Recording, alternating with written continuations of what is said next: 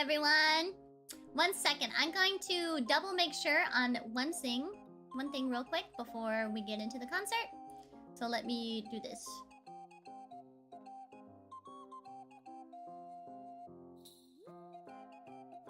Okay. Okay. Looks like it's all good to go. So I'm gonna transition over. Alright. Hi guys. Oh my goodness. Well, it is time for the concert. First of all, I need to get some music. Hold on. I need to bring music over here. Let's see. Where is my little Inugami track? There it is. I'm gonna bring it over to my karaoke spot. So guys, welcome to the concert portion of this Donathon. Dono alerts will not go off during the actual concert videos. They will only go off when I switch to speak and do MC. So that way, you know, they can go in uninterrupted. They won't have any kind of dono sound to, you know, go over the music and stuff like that. It'll just be you watching and the video. Oh yeah, I need to pin the dono link. Sorry about that. Let me do that really quick. Streamlabs. Let's see. Okay. 1 second. Only Streamlabs donos go towards the goal. Okay, there we go. Yeah. Imagine if someone paid 5K to fart in the middle of the song. It wouldn't even play. I'd hear it, but you guys wouldn't hear it. No, the announcement hasn't happened. The announcement is going to happen in 50 minutes. So about an hour into the segment, we will do it. All right. We're going to start off with the first song. It is a solo song, and some people actually guessed it at my membership stream what the song is going to be. It is for a series that I really, really love that is getting a sort of new adaptation next month, which I'm very, very excited about. And I hope you enjoy. I asked a friend to provide a single voice line so it would sound silly like the original. So yeah, let's get into it then.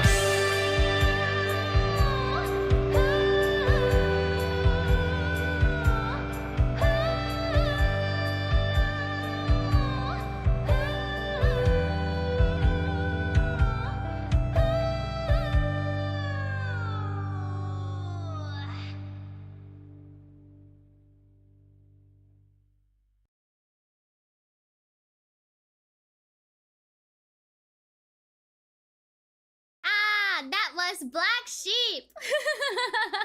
I hope you guys enjoyed it. Let me put my music back on while I speak. Thank you. I'm so glad you guys like it. Thank you, thank you. I love that song. It's so good. I love Black Sheep. It's so good. It is it's originally by Metric, but there's a really good Brie Larson cover in the Scott Pilgrim movie, and I really loved her rendition of it, so I decided to sing. I've decided to sing it for you all today. That was Black Sheep. And I'm really excited. I'm so excited for the anime to come out next month. I love Scott Pilgrim. It's gonna be a fun time. It looks fantastic. They got all the original, like, all the actors from the live action are doing the voice acting, and it's gonna be super duper cool. And that was Noro. Yes, my friend Noro.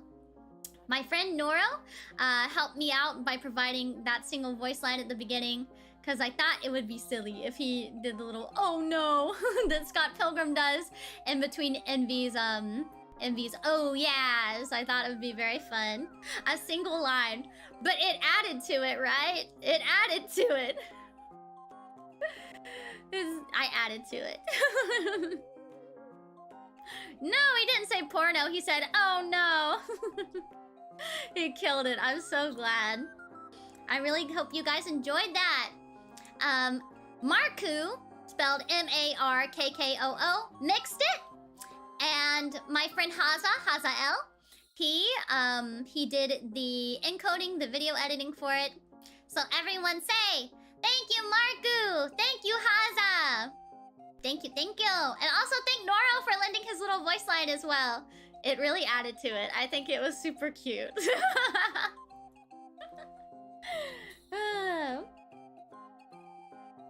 Yippee! Marku mixed 3 songs for the concert, actually, and Haza encoded for all of them. Yes.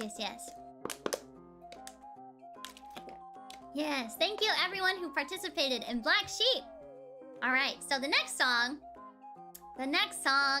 is from an anime that I recently started rewatching and re-getting into. I think I started rewatching it over the summer, and I sang it. It's the first duet of the night. I sang it with a kohai. But which kohai? Well, you'll have to find out. Hopefully, it adds a little spice to your life. Let's go on, shall we?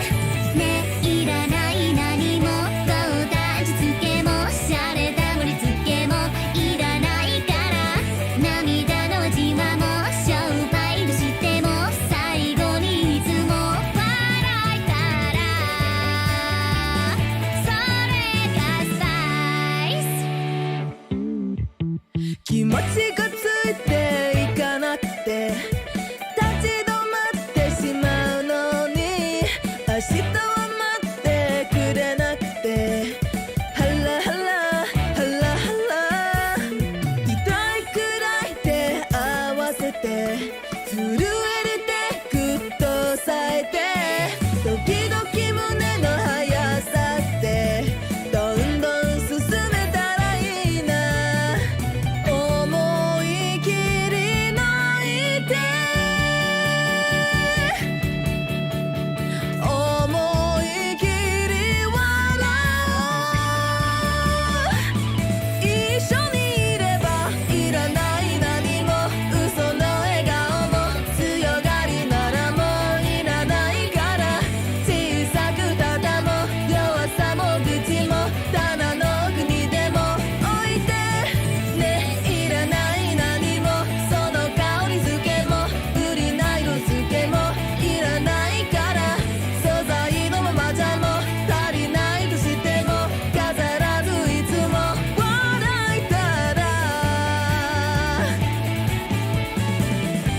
どんな人混みでも一人だったけど今は一人だとしても孤独なんかじゃない笑顔があればいらない何も高価な品も派手な飾りもいらないから食卓かとも昨日のミスも不安な明日も添えてねいらない何もどうだ味付けも洒落た盛り付けもいらないから涙の味はも商売としても最後にいつも笑えたら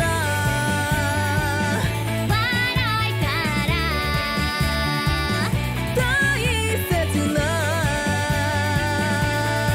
人と笑えたら何よりも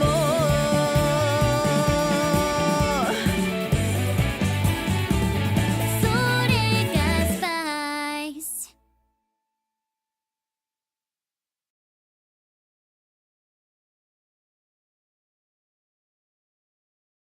Yippee! That was Spice! Let me remember who originally sang that. Hold on. Spice. Food Wars. Oh, okay. It's from a group called Tokyo Karankoron.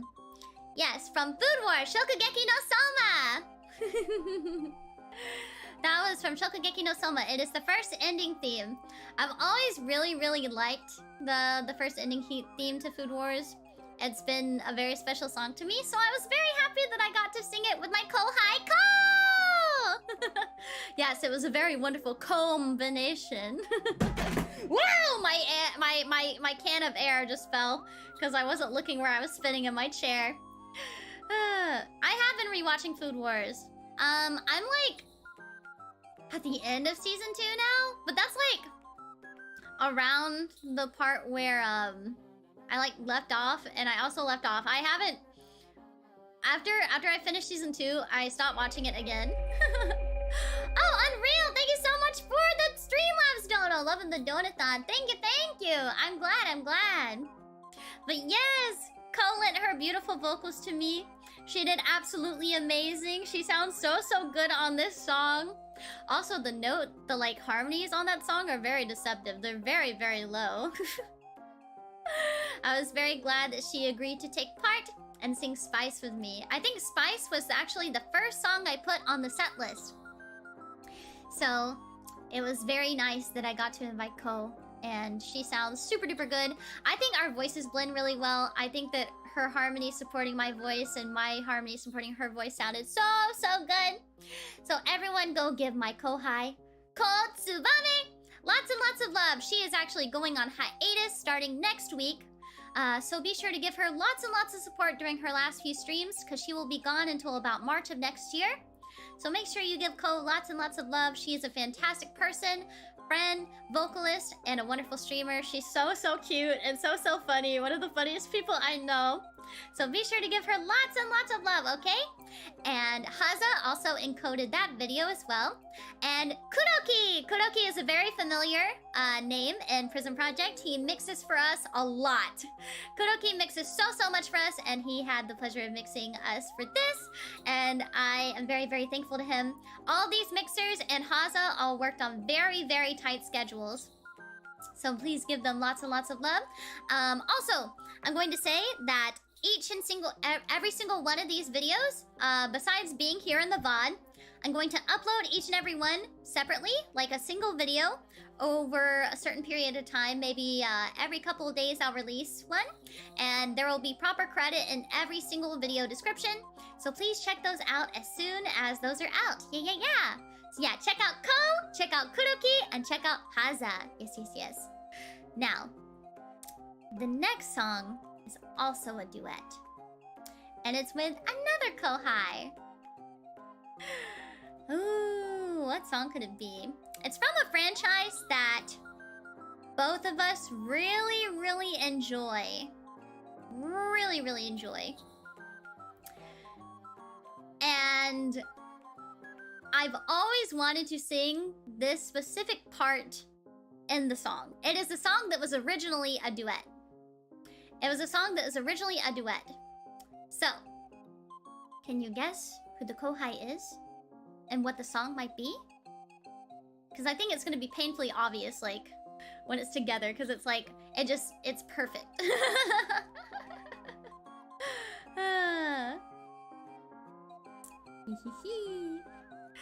We'll just have to see then, huh? Well, let's move on to the next song. Hear Us Roar.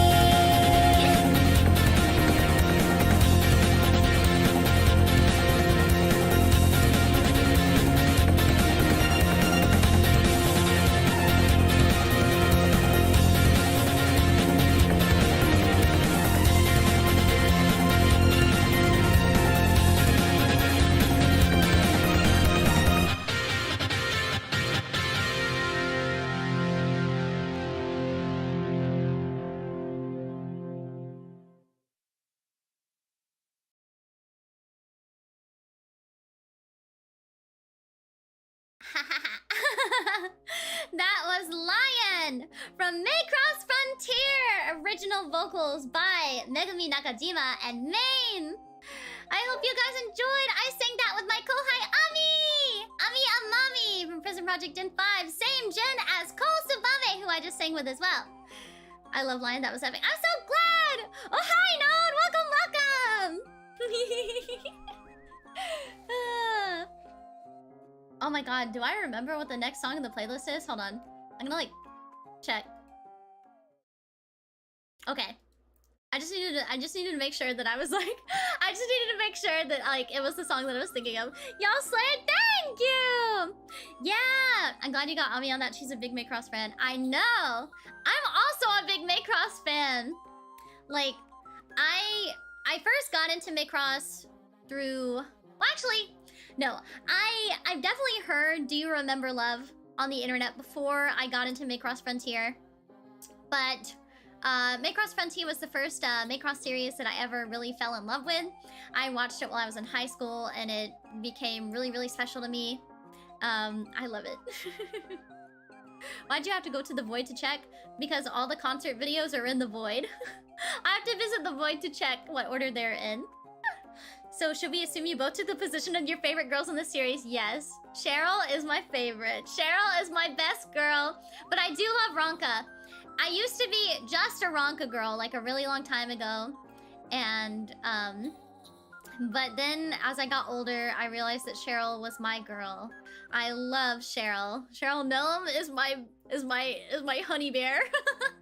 I love Cheryl Gnome.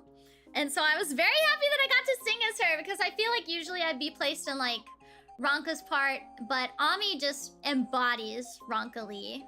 She really does. Yin Yun, thank you so much for the Streamlabs dono. Great cover. Thank you. I appreciate it. Void of the Voices, what is your wisdom? The wisdom is go support my kohai Ami Amami. She is quite the idol, isn't she? She's so good! She's so good. I was very happy that she agreed to join and got to sing a song that I'm sure both of us really love since she's such a big Macross F fan. So it was wonderful to get to hear her sing as Ronka, her best girl. Her best girl! Also, Kuroki mixed that one as well, and Haza also did the encode. Haza encoded all of them. But yes, Kuroki also mixed that. So please go make sure to support Ami, my kohai Ami Amami from Prison Project Gen 5. Go support Kuroki, the mixer, and Haza L as well for the video encode. Right! Her Ronka voice is so good. She's such the perfect Ronka. She's so good. She's so good. Also, guys, Gen 5 just celebrated their 6-month anniversary and they have merch available. You can go to the Prism Project official Twitter account and you can check out their new merch. I believe it's acrylic stands. If I'm not bugging right now, they should be chibi acrylic stands. I know that they have chibi merch right now, but those are on sale if you want to go support Gen 5 to celebrate their 6-month anniversary. Yes, Ami is pure Ronka reincarnation. So true. It was 2 acrylics. Yes. I always love the 6-month anniversary merch. It's always the same thing. It's always like really cute acrylics.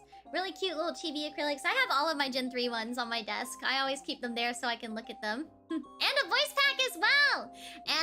pack as well. So make sure you support them there. Alright, guys. The next song is our only group song. So it has me and 2 other singers. It has a senpai and a kohai. And it's a song that I really got into last year? Oh!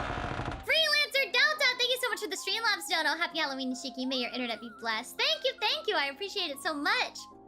Yeah, a triple threat. The next one is a triple threat, and it is a girl power song. So, I asked 2 of my favorite girl bosses to sing along with me. It is a unique combination of organization and chaos. So I hope you will enjoy these 3 women being in total control of themselves.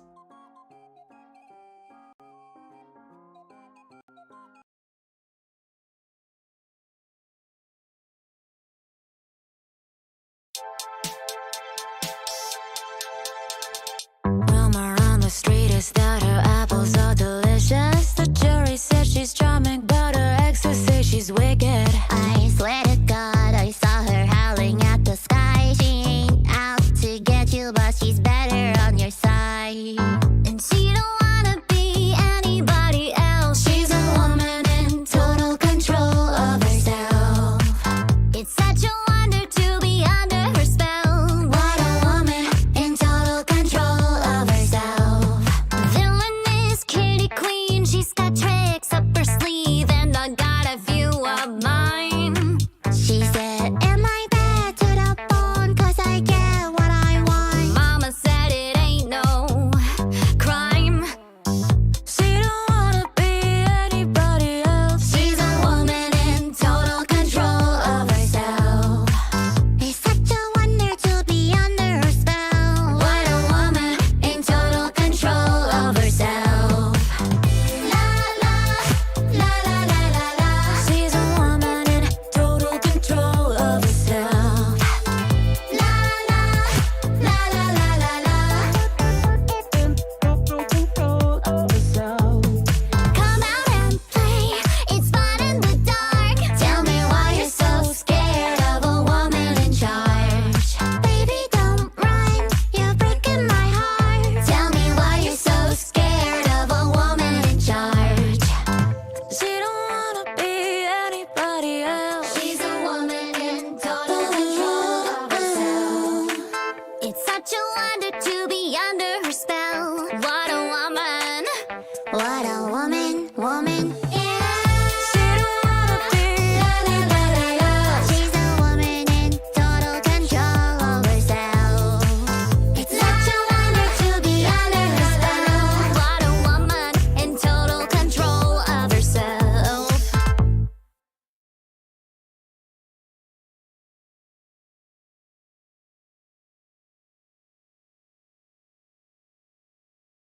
Hehehe, that was Witch! That was Witch, or Woman in Total Control of Herself by Devin Cole. Yes, Queen! Yes, Queen! She's in chat! Yes, Queen! Yes, Queen! Girl bosses! It's a short song, but it's a song that I constantly like play all the time when I have my phone hooked up to my speakers in the car, or like whenever I'm doing anything, I'll listen to Witch. It's so catchy. It's such a good song. I first heard it last year because Rie from FaZe Connect did a short cover of it. And I was like, wow, this song is really good. And I looked it up and I was like, wow, this song is really good. I want to sing this.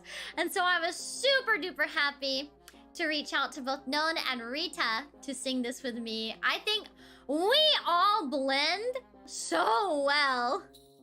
I'm actually so surprised by how much we all blend, because we all have very different like voice types, right? But the blend is real. The blend is real. So yes, that was my senpai, Rita Kamishiro from Prison Project Generation 2. And my kohai, Non Anon from Prison Project Generation 4. Yeah, I was so pleasantly surprised. We sound so good together. We really, really do. That was another song that Mr. Marku mixed for us. He also mixed Black Sheep. And Haza, of course, did the encode. And it turned out super duper well. It's honestly one of my favorite mixes I've ever gotten before. It just sounds so good. Like, everyone sounds so good. It's such like an empowering song, and it just, oh, we just sound so good. I'm so happy. Everyone sounded so good. So, Non, since you're here, thank you so much for singing with me. Thank you to everyone who sang with me. Yeah, Rita's deep voice is so good. We all have like a good like combination of voices. So Rita has like that low sexy voice. Non has like a nice like higher and unique tone. It's so cute. My mom heard it and Non's voice was actually her favorite in the cover. She was like, I love her voice.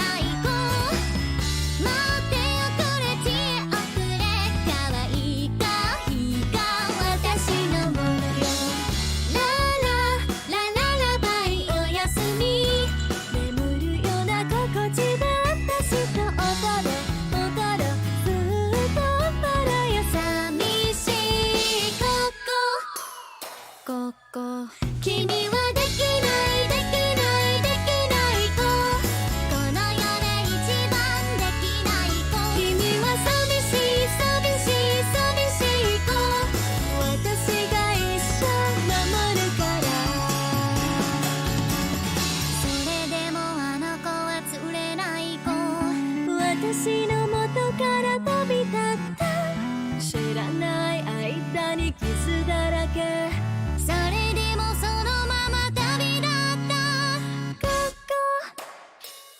こ私できないできないできない子できないあの子はもういません私できないできないできない子誰も助けてくれません私寂しい寂しい寂しい子寂しいあの子はもういません私寂しい寂しい寂しい子もしも時間を戻せたら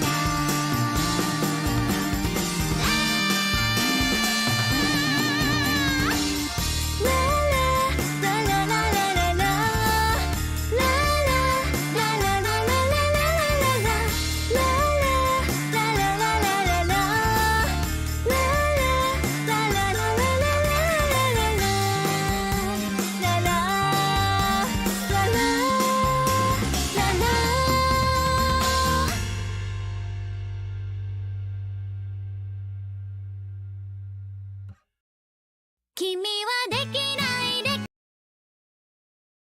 It was not supposed to start up again. Didn't mean for that. My mouse is still finicky. No, encore, no. Really? Oopsie, oopsie, oopsie. I hope you guys enjoyed that. That was Kimi wa dekinai ko. Kimi wa dekinai ko by Kikuo. In English, it translates to "You are a worthless child." It's actually a really, really sad song. But it's one of my most favorite Kikuo songs, and I hope you all enjoyed it. I got to sing with the fabulous Eru Nabura. That is E-R-U N-A-B-U-R-A. Eru Nabura! Yeah!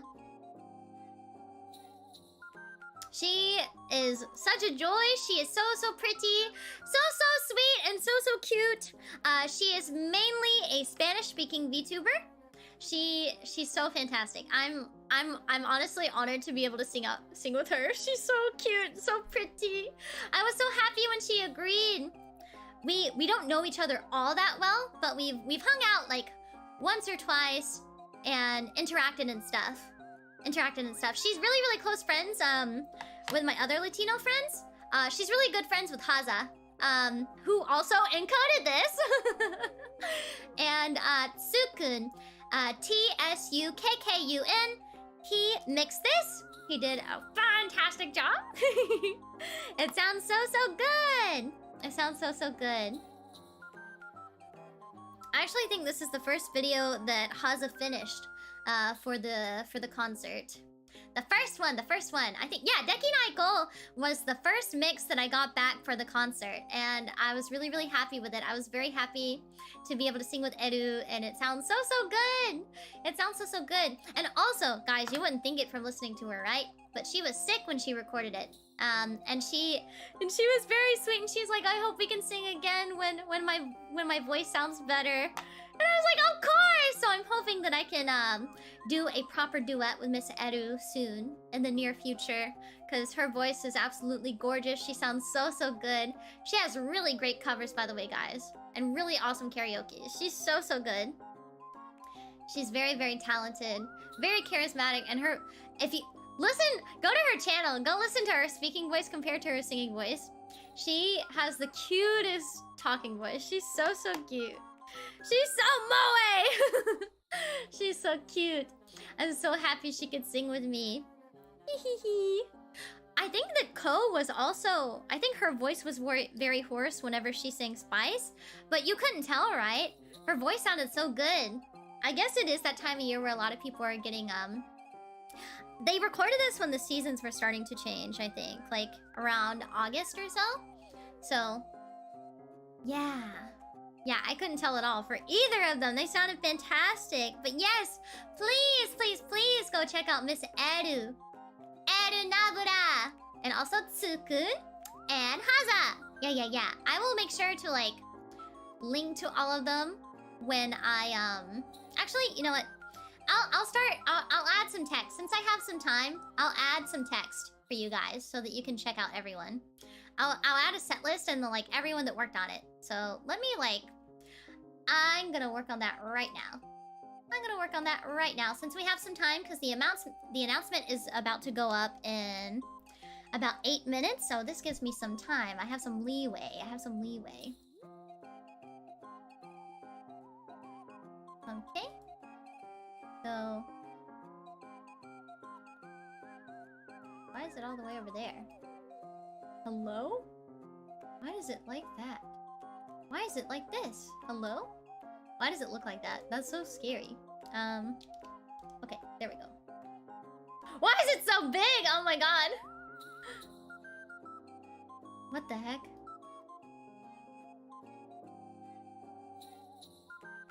Huh? Why does it look like that? Hold on. The text isn't working. Let me remove this. Remove, yes.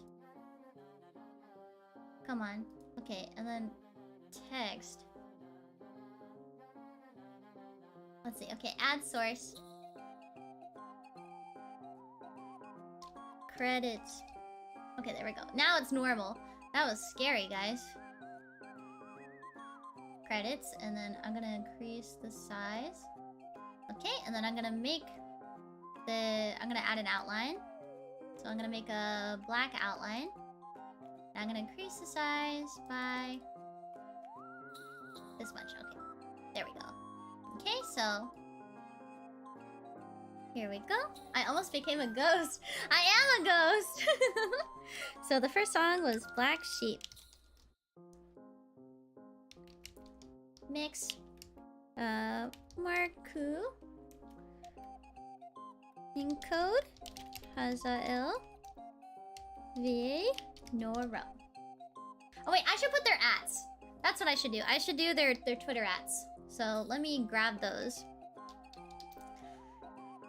Let me grab those so that everyone can find them properly. There we go. Okay, nope, that's not what I wanted to do. Nope, I wanted to just grab his at. That is fun. Okay, at. And then Hazael. I have time. Why is his at so complicated? Stop being so edgy.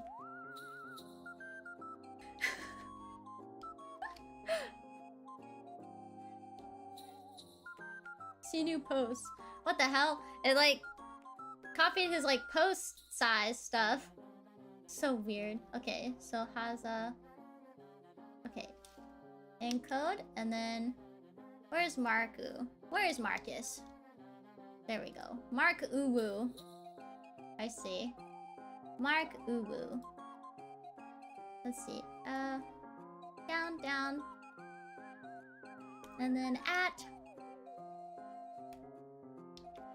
Nice. Okay. So we've got that started. Okay, let me make this smaller. I need to make this smaller and I need to put it like, whoa. Why did it get so big? Okay, let me move this. Let me move all the credits and stuff to over here. Let me make this a little smaller as well. Okay, and then that was for Black Sheep. Okay, and then the second song was Spice. Mix at, what is Kuroki's at? Kuroki? Hold on. My Chrome is frozen! Oh no, is my internet dying? I hope not. Okay. Kuron Gang. That's it. Kuron Gang. Kuron Gang. This is our little bathroom break. If you need to go to the bathroom, go to the bathroom now! Go to the bathroom now. We're only halfway done with the concert. Let's see. Mix Kuron Gang. And also at Kotsubame. Okay. And then the next song was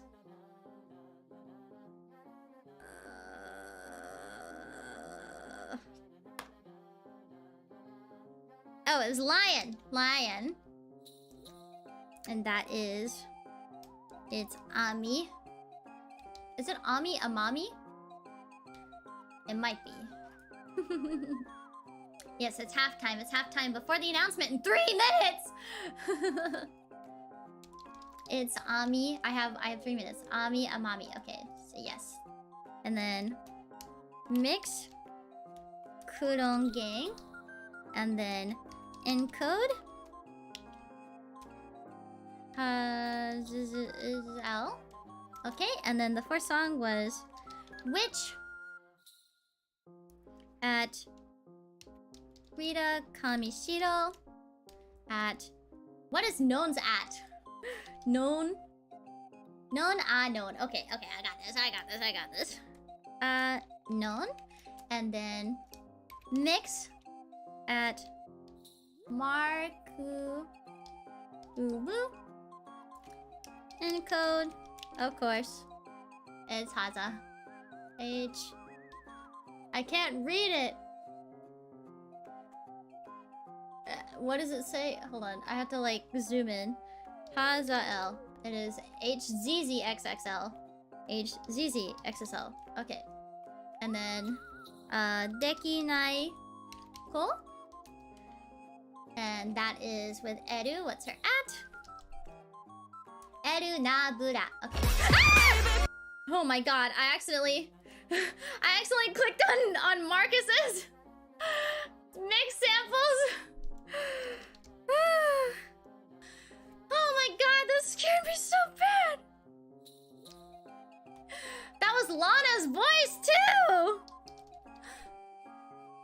Sukun 11. Okay, so it's Sukun underscore 11, and then encode is of course as is it XLL. Okay, yeah. So these are the credits so far. Lana cameo. All right, guys, it's almost time for the announcement. Woo! Almost time. Lana jump scare. Yes, please. Oh my goodness. But yes, all these credits will be put up in the video descriptions for each individual one. Yes. Okay, I'm so nervous.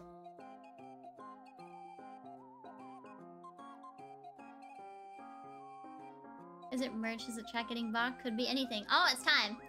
Okay, here we go. So, what I am announcing. I'm going to make the announcement before our next song. We still have 5 songs to go. It's something that we have been working on for a long time. We actually were reached out about this last year. So can you guess? Can you guess what the announcement is? Can you guess? Can you guess?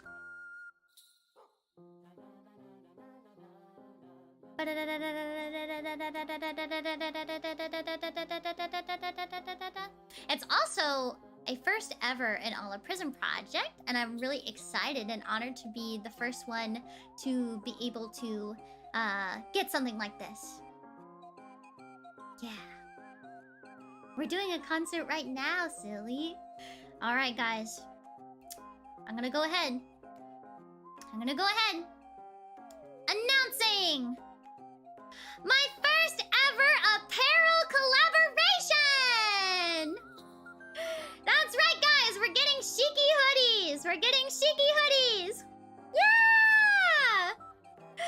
The company that is producing these hoodies is called Favorite. They are a fashion/design company that does a lot of fancy collaborations with anime franchises, VTubers, illustrators, and more! Yeah!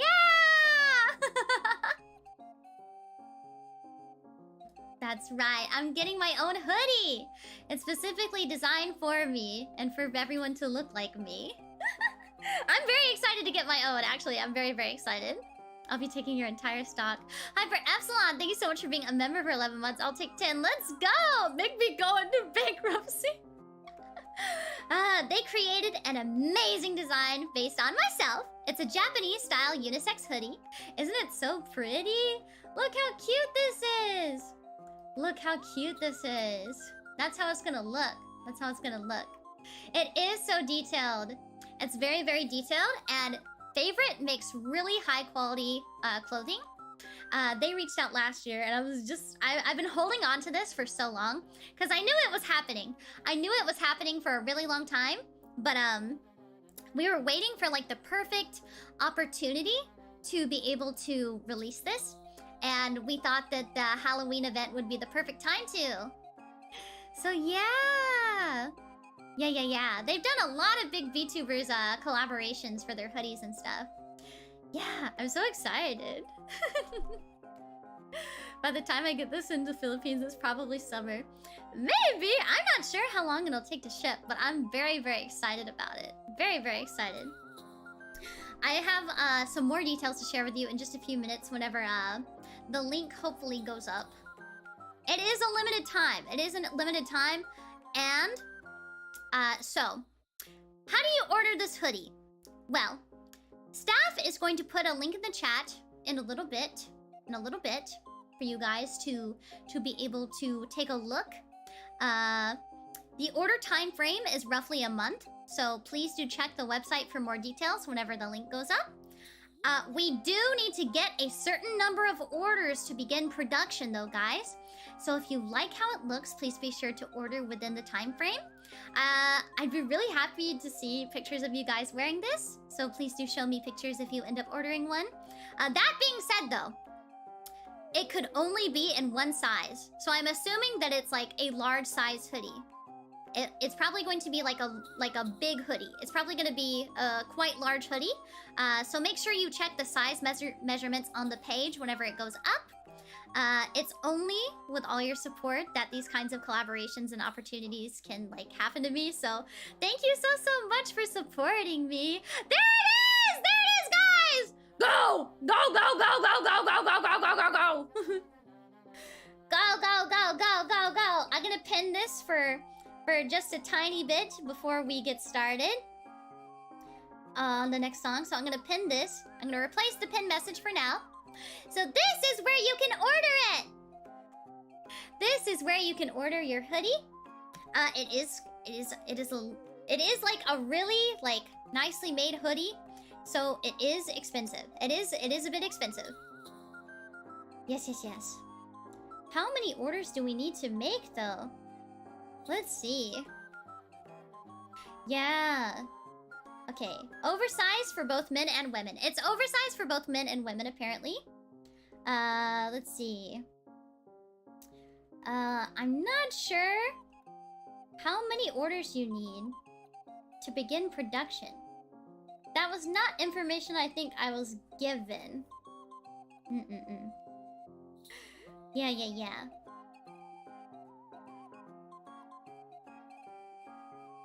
So I do not know exactly how many there are, because that was not information that I know about. But it is now available to purchase if you would like to purchase it. I just really like to say that I'm so grateful to all of you for like, I don't know. I'm just really happy that I could reach this point. Apparel is like really big. It's like a really big collaboration, so I'm very honored and very grateful to you guys and also to Favorite for reaching out. I didn't think that this kind of thing would be possible, so I'm very happy. Yeah.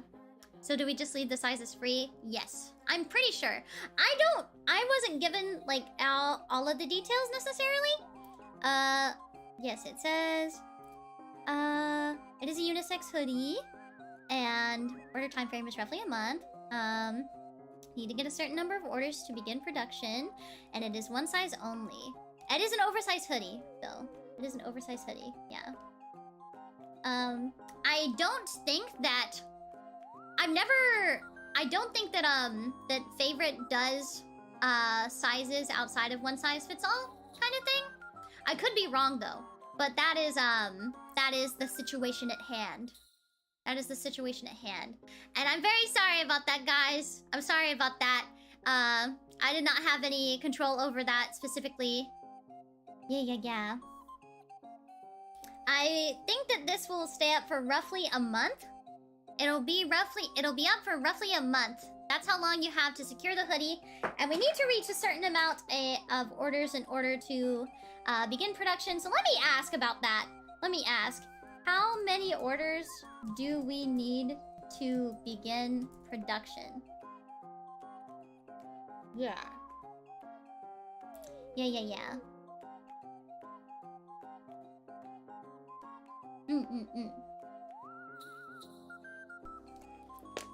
Yeah.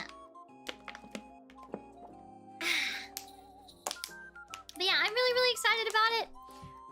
I do hope that in the future, we can have some more apparel collabs where there are more size options. For now, it is a one-size-all kind of hoodie situation. So I do apologize for that, guys. I do apologize for that. I will make sure that in the future that we have we have more opportunities and choices for that kind of thing. Yes. Oh, Miko! Welcome! Thank you so much for the raid. Hello, raiders! I have just made an announcement that I am doing a collaboration with Favorite to make Shiki hoodies. The link is available in the pinned message if you would like to jump in. Yeah.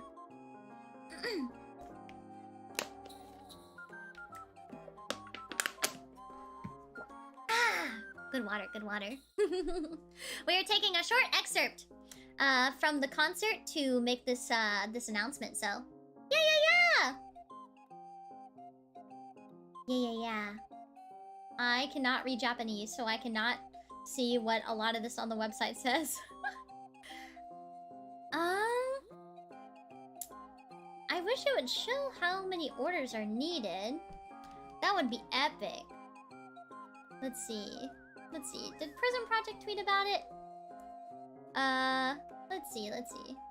No tweet yet, so I'm not sure how many orders are needed, but as soon as I know how many orders are needed, then I will let you guys know. Hopefully it's not too much. Hopefully it's not too many. Because I know that, this is a very expensive piece of clothing. And, I don't want anyone to be hurting, if you know what I mean. Yeah.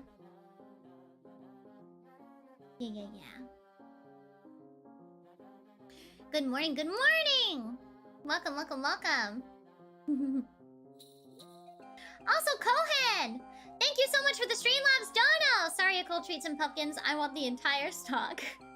Thank you very much, Kohen. I appreciate it so much. Thank you. Thank you for the Streamlabs equivalent of an Akasupa. Thank you. This will be the singularly most expensive piece of clothing I own.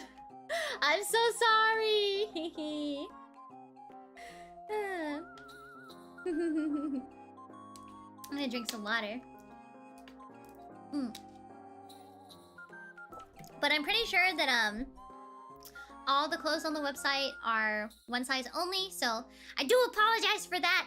It is one of those situations, but I am very grateful to them for reaching out to us and making this happen. The hood has to find out I'm a weeb somehow. So yeah, I also have like a transparent image of what the hoodie looks like a little more detailed. So this is like how it looks, the front and back. This is the way it looks. It's so cute. It looks like it'll be really warm. It looks like it'll be pretty warm. I'm gonna drink some more water.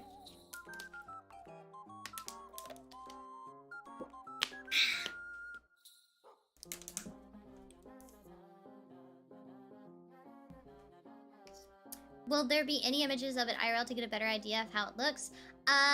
Well, the thing is, they're not going to start producing it until after it fulfills a certain amount of orders. Yeah. So, I will not see... I don't think I will see a physical rendition of this until all the orders are fulfilled. Which I know sucks. I'm really sorry about that, guys. I'm really sorry about that. Yeah. I was not in control of the circumstances of everything. So I do apologize for that, but I'm still very, very happy and grateful for the opportunity, and I hope to see many a cold treats wearing this very cute hoodie. Yeah, everything's gonna be a gamble most of the time with these kinds of things. But from what I've seen, they've made like a lot of really well-made hoodies. I think they did one for Girl DM. They did one for Isekai as well. I wonder if there's any examples of the apparel that I can find, because I wasn't sent any. I was just given information about like how to order, and that there will be limited orders, or not limited, but like there are a certain amount of orders that need to be given, and that it's one size and stuff like that. I don't suppose there's an American company that can... I'm sure there are, but Favorite reached out to us personally. It's not that PRISM reached out to Favorite, it's that Favorite, the company that makes these, reached out to us. And of course, we took it because it is a really wonderful opportunity, and we were very happy and grateful to accept. Yeah. I'm gonna drink some more water.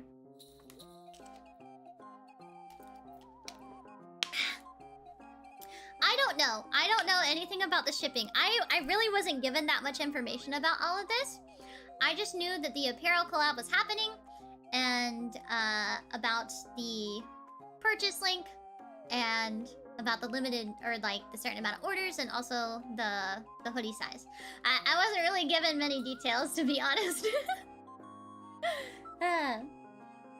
But as soon as I know more information, then I will definitely post on my Twitter account. But for now, I lack quite a bit of information. Yeah. Yeah. Yeah, I know less. I know less than you guys do. So is everyone getting their own hoodie, all the PRISM agents? No, I think I get like a complimentary hoodie, but I don't think anyone else in the company will get a free sample. I think it'll just be me.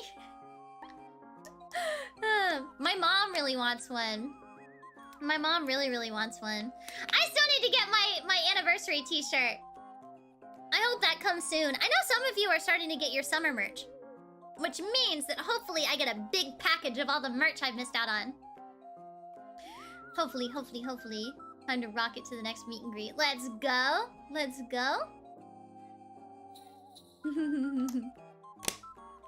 But yes, I'm very excited about it. I know that not everyone can get it. It's very expensive. And only around for a certain amount of time. So I completely understand. I'm pretty sure that if not all the orders are fulfilled, then you will be refunded. If not, that would be messed up. So just know that if all the orders aren't fulfilled, I'm sure that you will get your refund. And I'm not going to be upset. Okay? Yeah.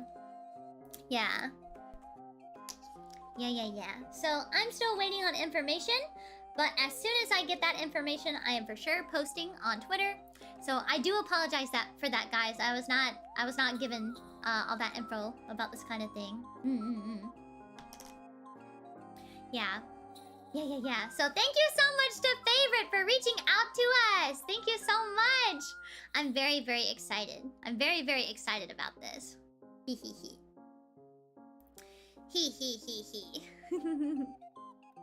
Oh, so you don't need Tenso. I see. Yeah.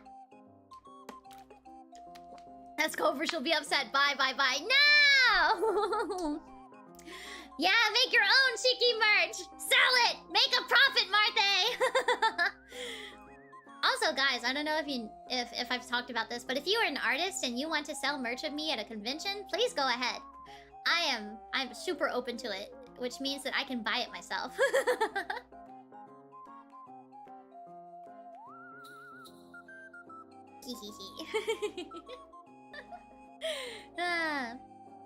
So yes. The link is pinned, but I think I'm going to move on over. Let's see. Greg, thank you so much for the super. Have you ordered your Shiki merch yet, Shiki? No, because I'm pretty sure I get a complimentary sample of a hoodie, so... I don't need to buy my own merch. I always get free samples of it. When is the deadline to purchase? It should be about a month. So I think the very end of November. But I haven't been given an exact deadline, and I haven't been given an exact number of orders. So as soon as I have that, I will tweet at you guys. I will let you guys know. I will post about it on YouTube community tab. I will try to get it to reach as many people as possible, so that everyone is in the know. Thank you guys for ordering if you have been. But I also don't want you guys to feel guilty if you can't afford it right now. Do not worry about it. Do not worry about it. Yes. All right, let me move over real quick to see what the next song is. Okay, I got it. I know what the next song is. So, the next song of the concert is with someone not in PRISM Project, but is a Sony VTuber. And she hasn't been around very much lately, but she still honored me with her wonderful voice. And she sounds so cute, you guys. She sounds so cute. I'm so happy that she agreed to sing with me. She was actually supposed to be in last year's concert as well, but due to time constraints, we could not do it. But this year, she was able to participate, and we managed to get it all done on time, and she sounds so cute. I'm so honored that she was able to sing with me. I'm so happy about it. And I got to sing a Love Live song with her that I really like. And it is Halloween themed. So, how about we head on over then? Or rather, dance on over. Haha.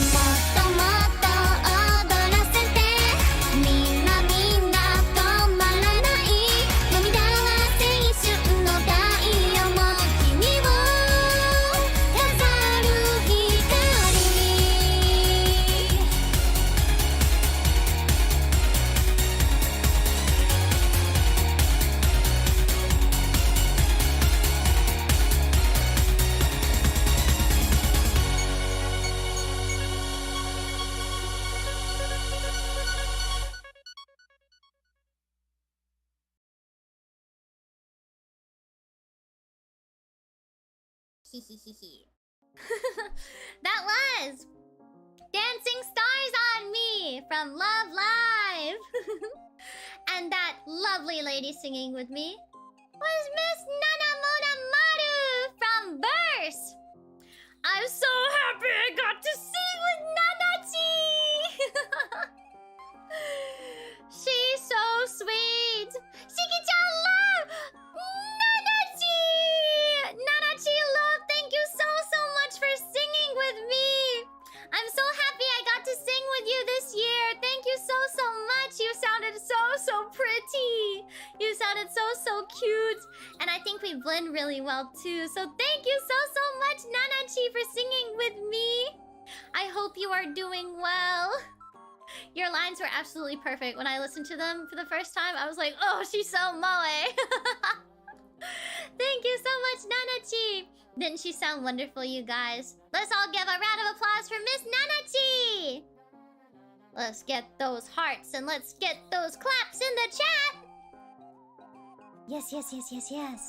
I'm gonna start my new bottle of water. She is so lovely. She is.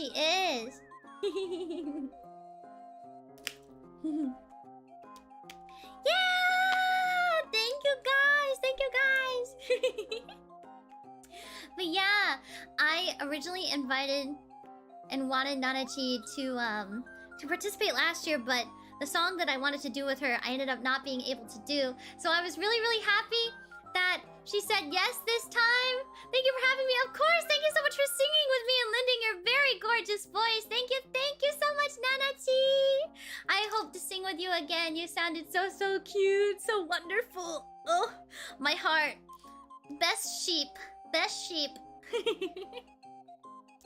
Thank you so much, Nanachi. I was so happy that she was able to participate this year. Yay! And it was a Halloweeny song, so like it all fits together, doesn't it? Oh my goodness. But yes, that was Miss Nanamona Maru from Verse. She is absolutely wonderful, cute as sheep. Go check her out. I will make sure to add the credit as I go. Here we go. Let me edit this. Let me go ahead and edit this. So, Dancing Stars on Me from Love Live. And let me grab your at Nanamona. So it would be Nanamona MR. Okay. Nanamona MR. Nanamona MR. And then mix was Sukun. Sukun did another fabulous job on the mix. And then encode was, of course, Haza. Okay. And that was Dancing Stars on Me. I should start putting these over here. I should put these up here. There we go. Shiki love. Kimi love. Hi, Miss Oops. Welcome. Welcome to our concert today.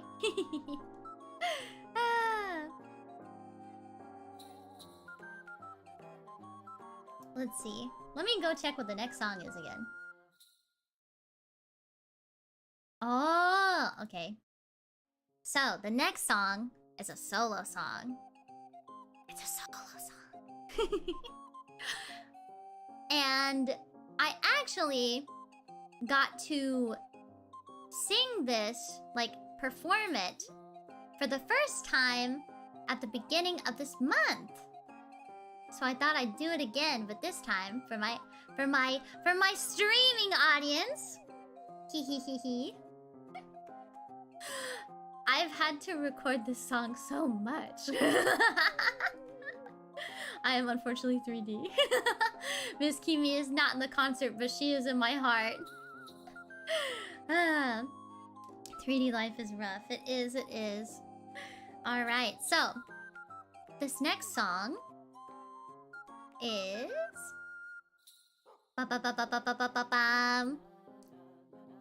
my first single under Sony Music Entertainment Japan. That's right, it's Hanahaki Syndrome! A whole new recording for this event. So, how about we move on over then?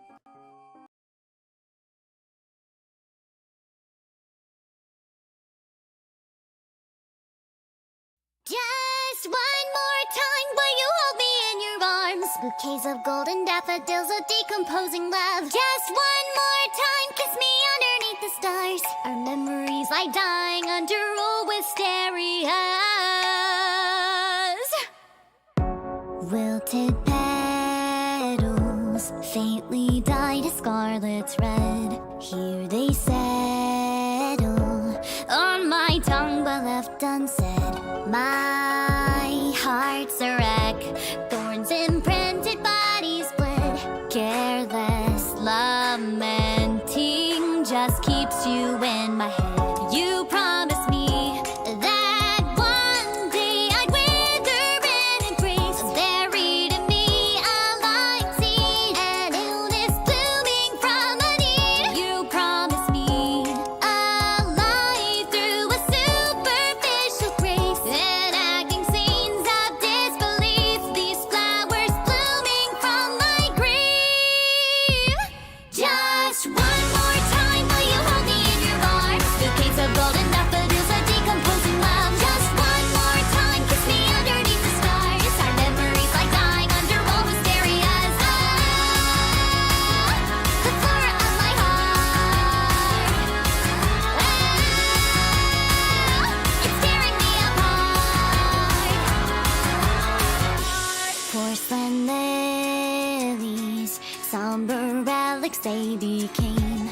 Though the scent lingers sweetly, things will never be the same.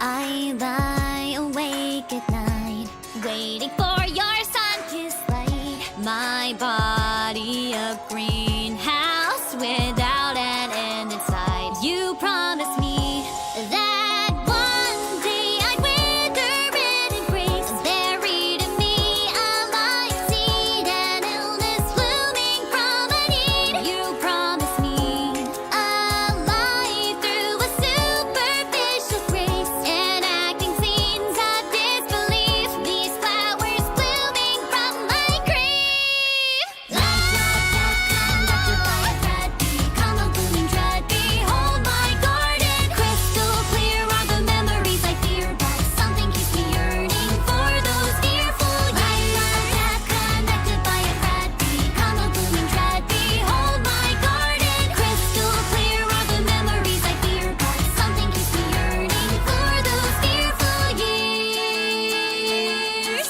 Just one more time, will you dry away my tears? The sickly world unfurling from your final words to me. Just one more time, say I love you, my dear. Chrysanthemums are blossoming for our eternity. Oh, one more time, will you hold me in your arms? Bouquets of golden daffodils, a decomposing love. Just one more time, kiss me underneath the stars. Our memories like dying under old wisterias. Ah, the flora of my heart. Ah, it's tearing me apart. The flora of my heart. It's tearing me apart.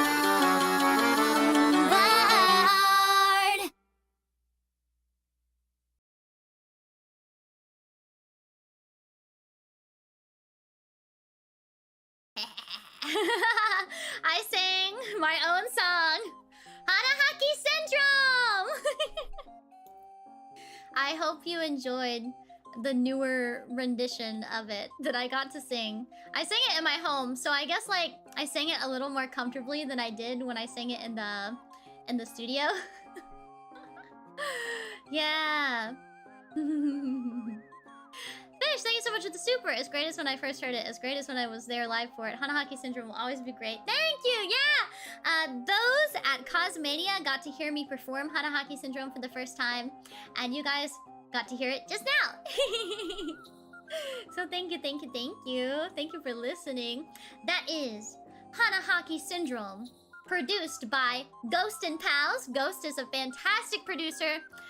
Absolute pleasure to work with. Their music is so good. I was very honored that I got to do an original song with Ghost. So everyone go check out Ghost. Please go check out Ghost. Ghost is so cool. Ghost music is so cool. So cool. I actually got someone to do the tuning and timing separate from the mix this time. I got Miss Esther to do the tuning and timing. She's fantastic. One of the best in the industry. Like, I see like her tuning and timing for like people in Hololive, you know, everywhere. She's super duper good. Super good. And she's just so great, and I wish she got more recognition. And Sukun did the mix for this one as well. And of course, Haza did the encode. Yeah. I think I like my high notes in this one better than when I recorded the original. So let me go ahead and edit this. Hanahaki Syndrome. Me? Let's see. Original producer.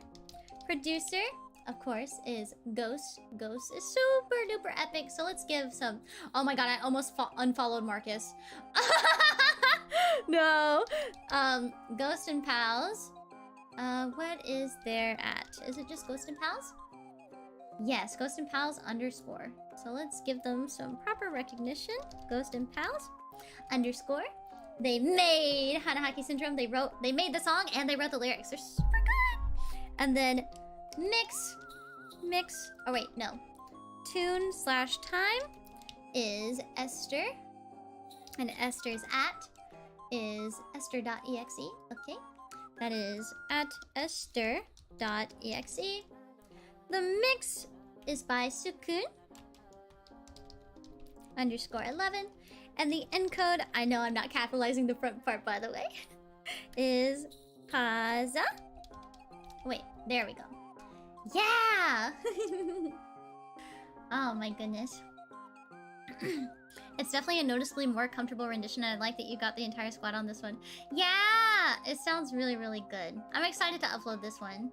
Yeah. Oh my god, me uploading a cover of my own song! It's kind of silly to think about it, huh? Hearing it live shook me to my core. Hateo. I hope you enjoyed. I can't wait to hear what you come up with next. Yeah! I think we're starting to, like, talk about it. I think we're finally starting to, like, talk about it.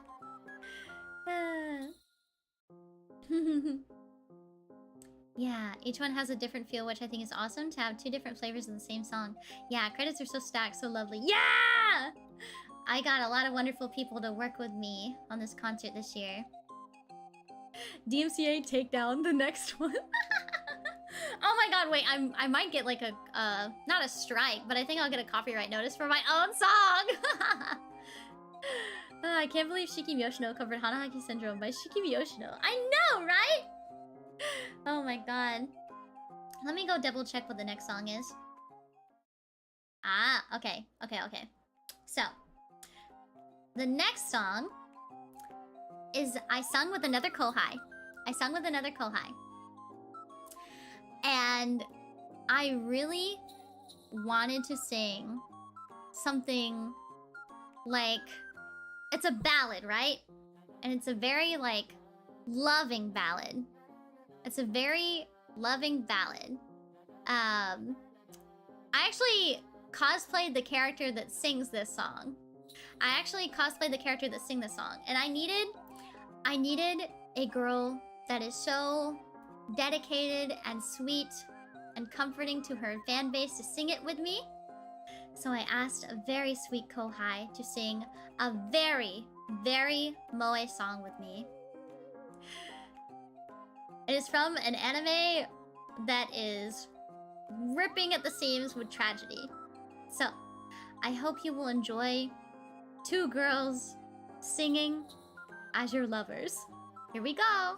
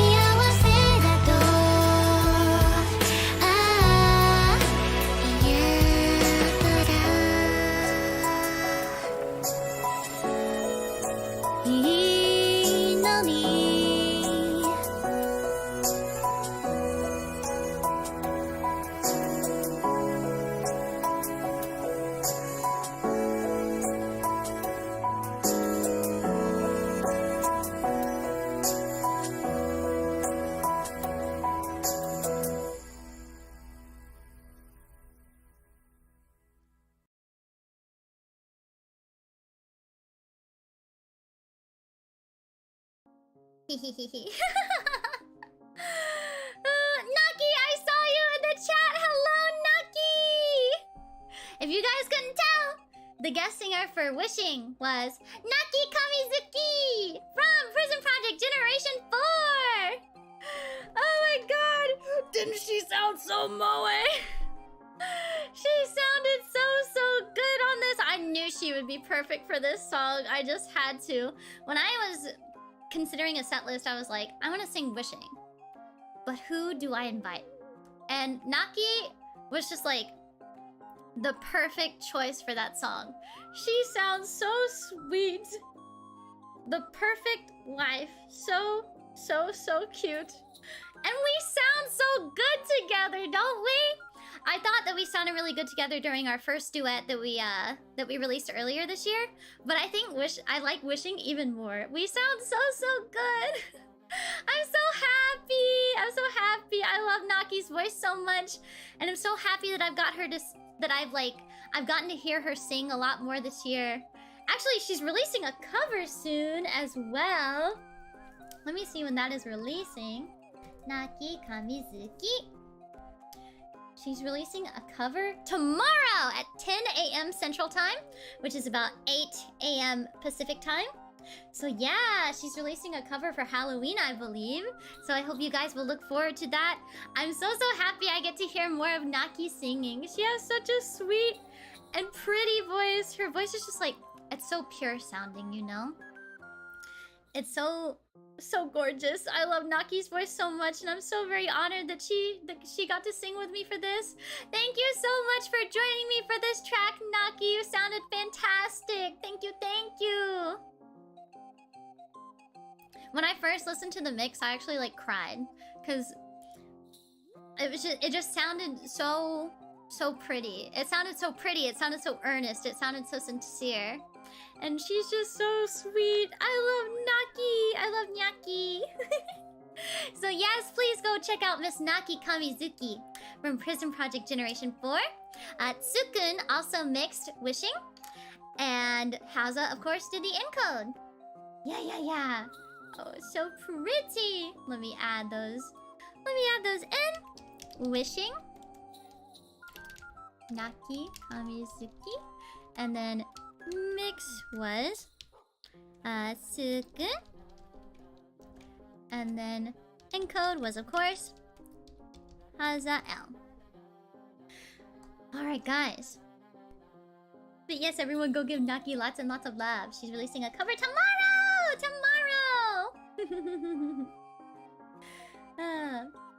Alright, so the next song is actually the last duet of the night.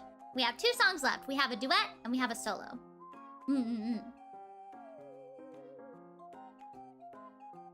And I'm very happy to say that I got to sing with my sweet, hardworking, kind, super funny, amazing wife. My genmate, Miss Yura Rikudo. And I got to sing one of my favorite songs with her. I got to sing one of my most favorite songs from Florence and the Machine with her. And I think it sounds so good. I love this song. It's very different from other songs that I've sung before. So I really hope you guys will enjoy it. So we are gonna go on over then. Here we go!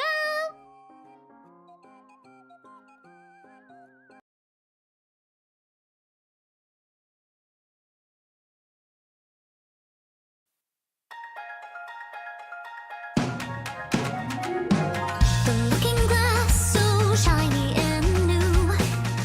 How quickly the glamour fades.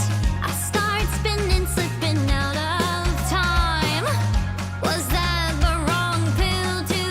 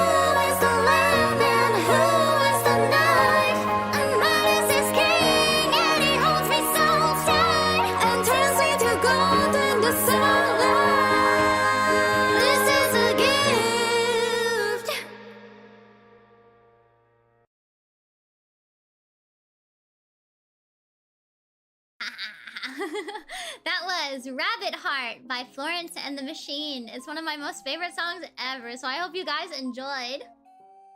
I really hope you guys enjoyed.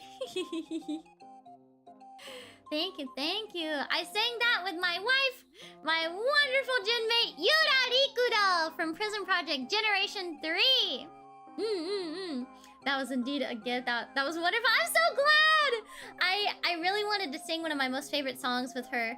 I really wanted her to participate in last year's concert, but due to time constraints, it just was not possible. So I'm really happy that she was able to sing for this year's concert. She sounds so good. I think it really fit us very well.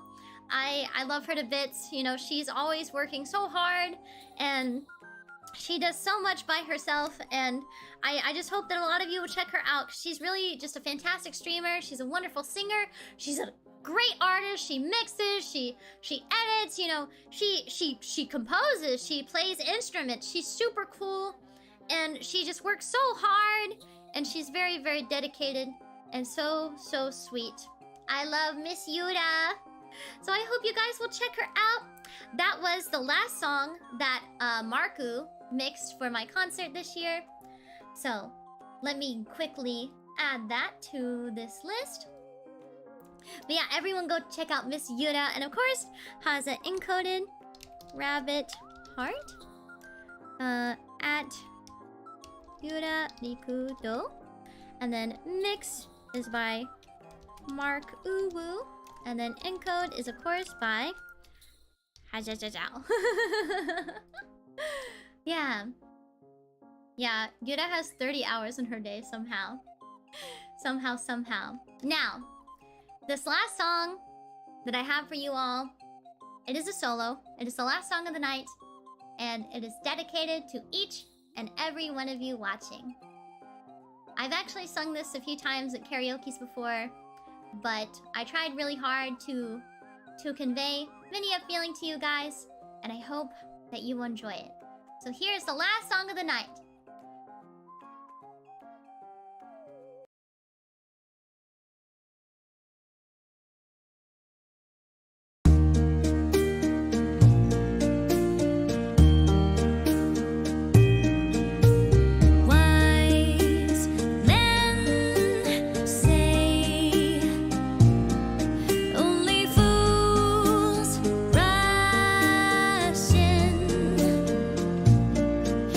But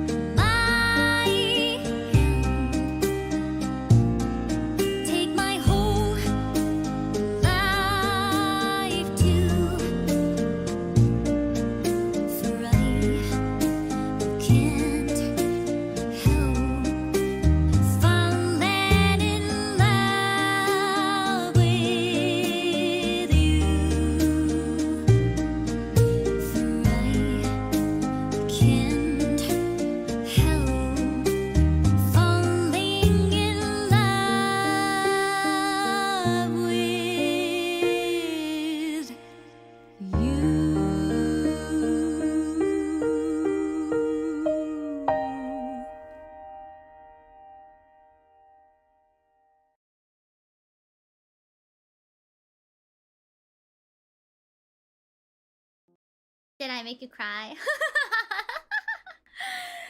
That was Can't Help Falling in Love by Elvis. And I sang it for all of you. That is a little gift for you. As all my feelings for you.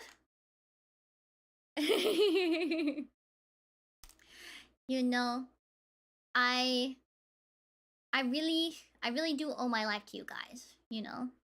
Cause I don't think that I would still be here if not for all of you and all of the support and happiness that you guys bring me.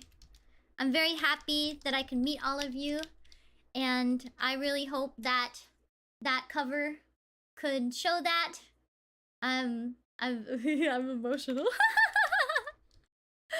The mix was of course by Kuroki, and the encode was of course by Haza. Thank you guys so much for listening all the way to the end. I hope you guys enjoyed. I hope that the entire concert was up to your expectations. I know that it may not seem like a lot for a lot of people, but I really tried my best for this concert, and I hope you all enjoyed. As a reminder, I'm going to be uploading each and every video individually on YouTube over the course of several weeks, I'm sure. So I really hope that you guys enjoyed. I worked really hard. I stayed up much for many a time to get everything. Oh my goodness. Oh, Malachite, thank you so much for the Streamlabs equivalent of an Akasupa. Thanks for the awesome concert, beautiful song, and fantastic work. Thank you, thank you. And Fly, thank you so much for the Streamlabs, Jono. Thank you. Yeah, I worked really hard. I hope you all enjoyed. I appreciate you guys so much. You guys really mean the world to me. And I hope this was an event that could show you guys what you all mean to me and how I want to keep working harder for you all. So thank you so much. Thank you, thank you, thank you. I really hope you guys enjoy. I really tried my best for the vocals and the organization, and we only got the last video basically yesterday morning. So if I had done any more, we would not have made it on time. Oh my god. All right, guys, my premiere is happening. We have to move over, guys. We have to move over. We have to move over, guys. The premiere is happening. The premiere is happening. The premiere is happening for my cover. Let me link it. Let me link it. It's starting. Let me link it. Here, we're all gonna watch it. We're gonna have a little after party. We're all gonna watch and have a little after party. Yes, yes, yes. Ah! Here we go. I'm glad I made it in time. I finished just on time. Thank goodness, thank goodness, thank goodness.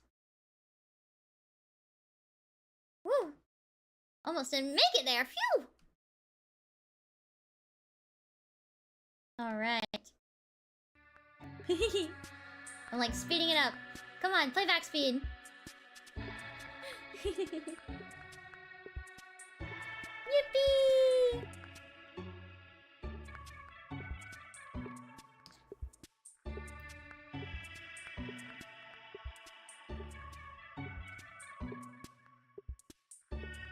Oh god, I think you guys can hear that. Let me mute that. Let me mute that audio. I didn't know you could hear that. I guess it's because I'm Bluetooth autoing this from my laptop so I can watch it. Oh, it's loading now.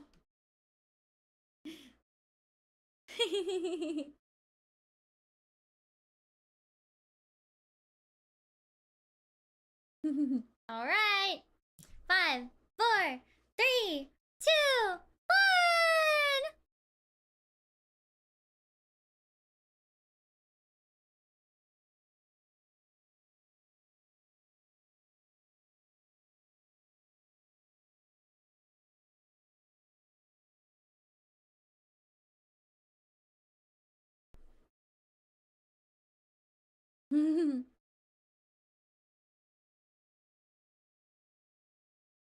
I'm so glad it's finally out.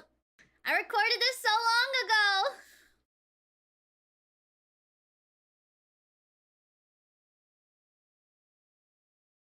I recorded this like 3 months ago.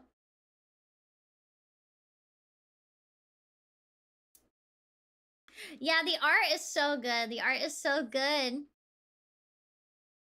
The video is quote unquote cute. Thank you. So the dress is actually you know the sunflower dress that I showed you guys last year that I wear?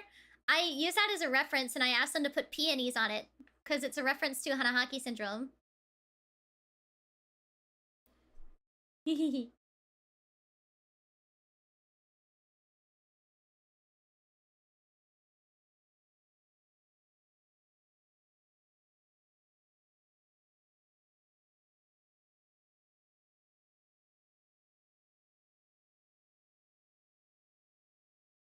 I'm so proud of it.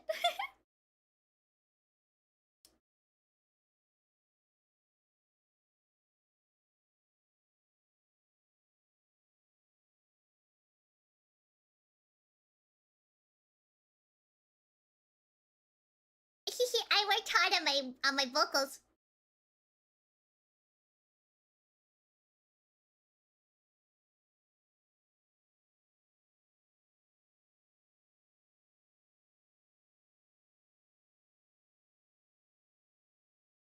It does go hard. Thank you guys for your compliments.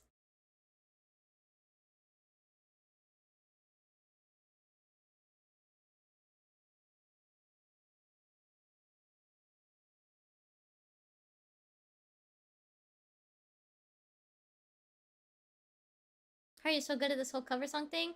Many years of experience.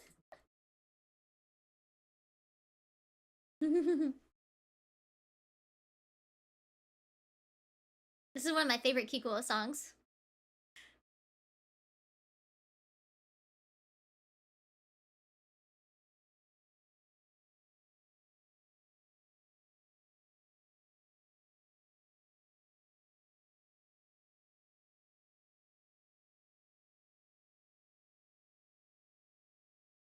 The art is so good.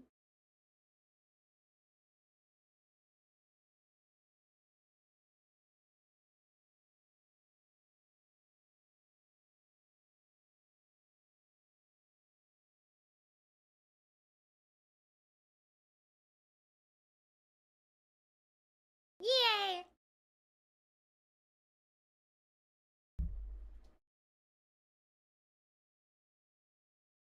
Song Doko? I linked it when it was premiering. You can find it on my YouTube channel though.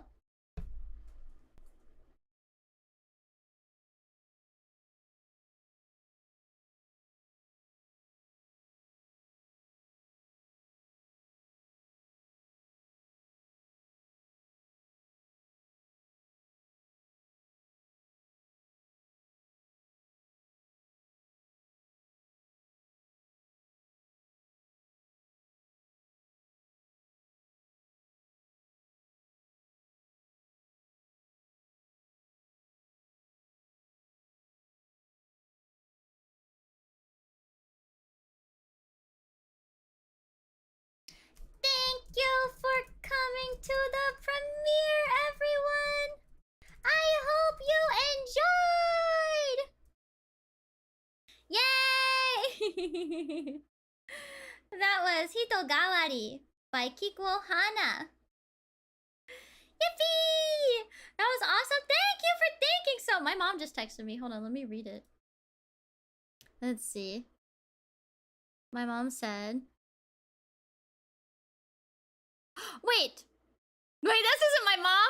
This is my my friend Kuda. His name in my phone is Mommy, and he said, "I'm so proud of you, and you deserve all the best, Shiki. Love you and keep it up." My friend Kuda, I forgot.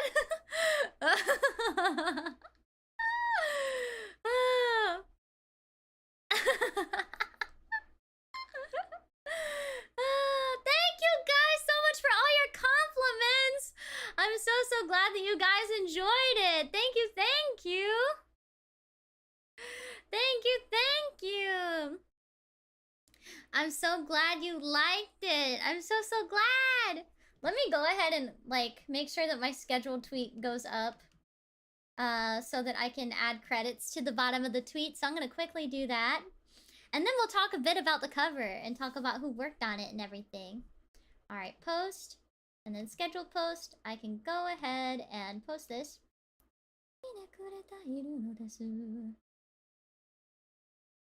Wait, what the heck? Wait.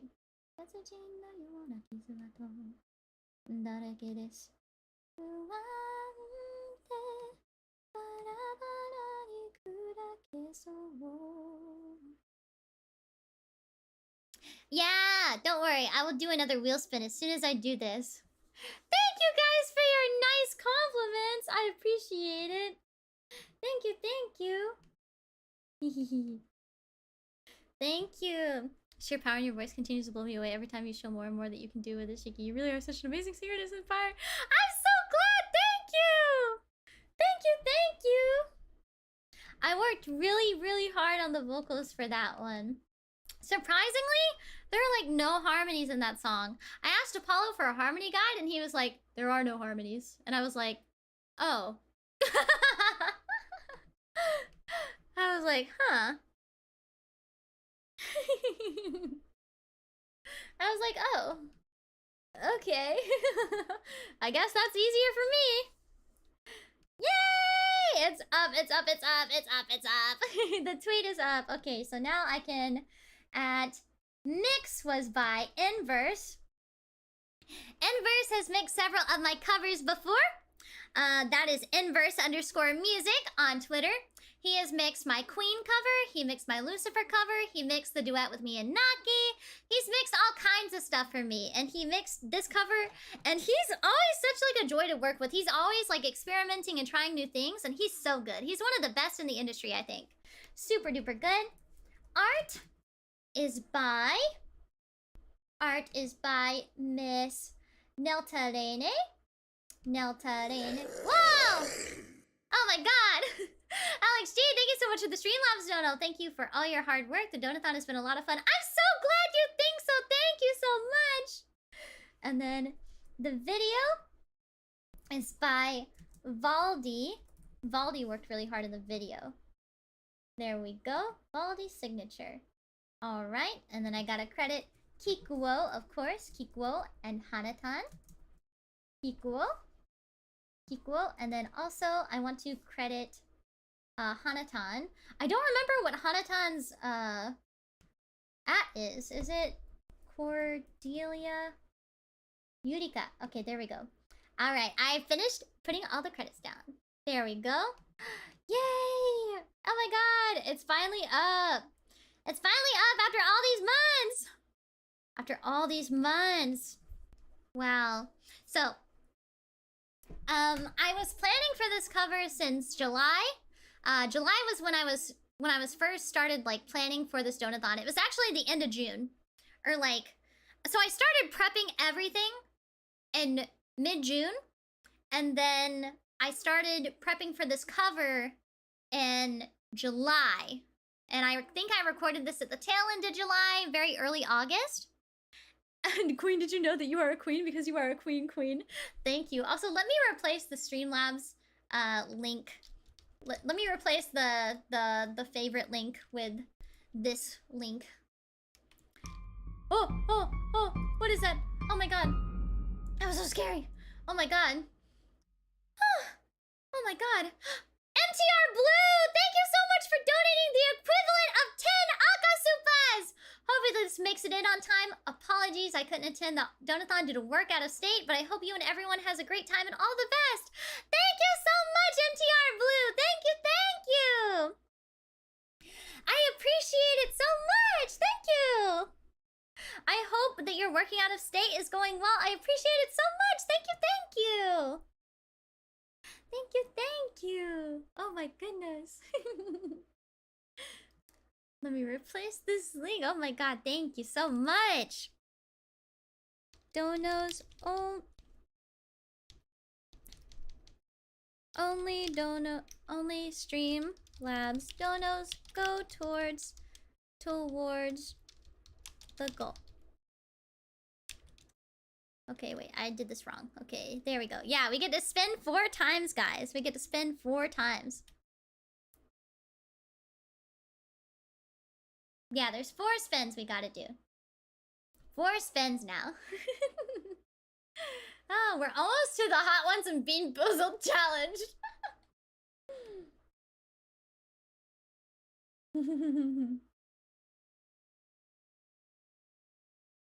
Alright. Let's do this. First spin out of 4.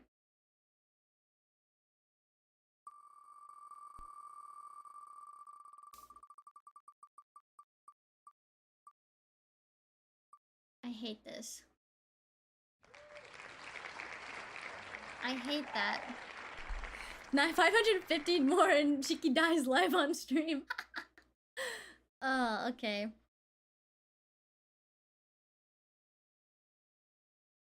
Okay. No problem. Okay. Oh god. Ugh. Okay. Let me move myself over a little bit so you can see me a little better.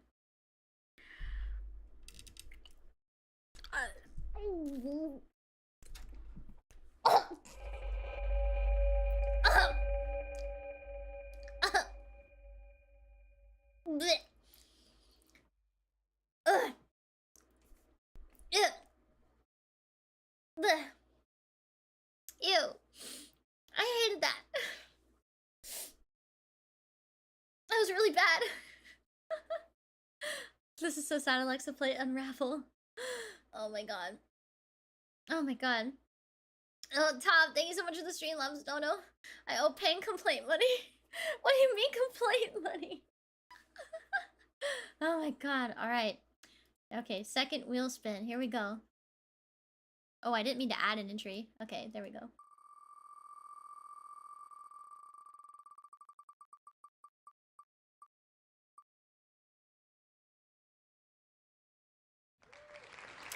Okay, I guess I have to talk in Uwu voice for 10 minutes. Hope that's okay with everyone. I will be talking like this until 8:25 p.m. Central Time. Jolene averted. Oh, well? What's this?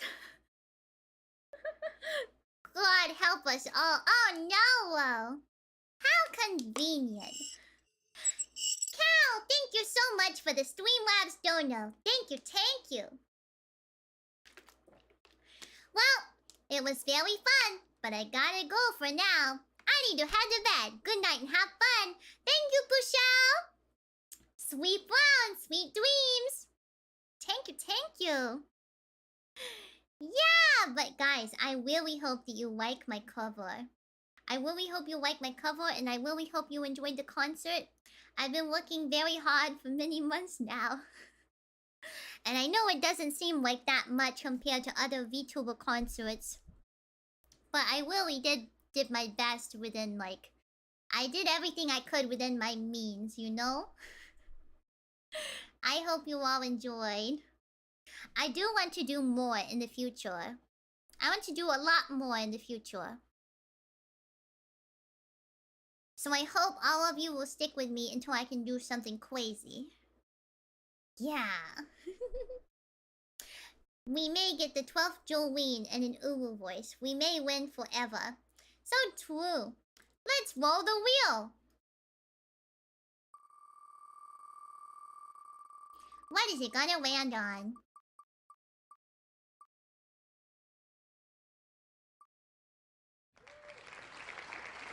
It's a new stream! It is a new stream! It's a new stream reservation, so you do have to abide. It is a new stream! Another set of commands, Commander. One more wheel spin.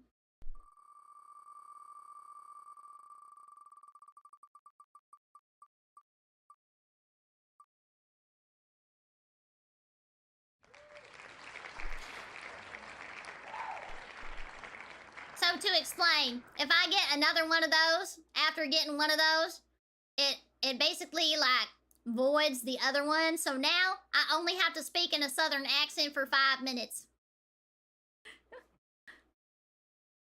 I'm freed from the uwu, and now I'm only stuck with a southern accent. Thank God, he says. History repeats itself. I do not combine it. I make the rules.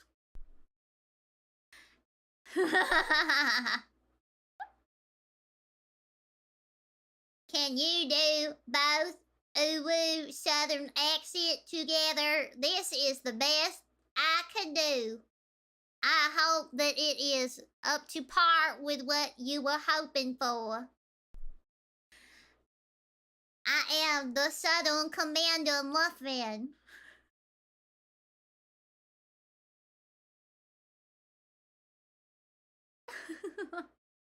That just sounds hillbilly. That's our cowgirl commander. Southern Commander, baby. You sound exactly like my great-grandma. Really? Do I really? Commander Banjo Cutie. I sound like a machine.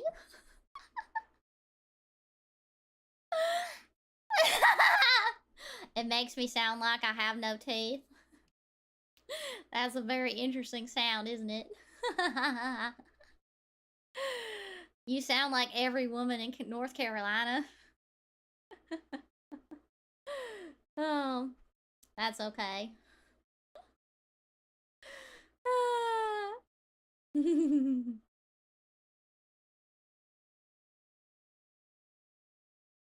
Not at all of them sound like that, Karma, just most of them.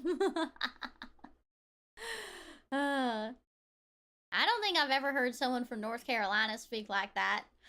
I don't think I've heard anyone speak like that. Except, you know, maybe a few grandmas down here, but nothing too crazy. Nothing too crazy.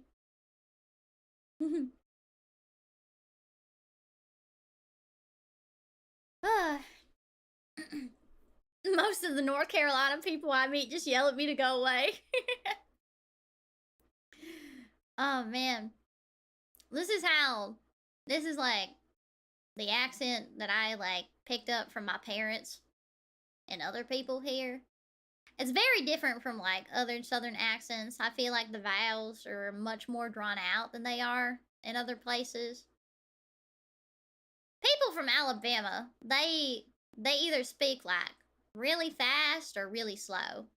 There's no in between. There's no in between. And most of the time, it's like really skinny men that talk real fast and all women.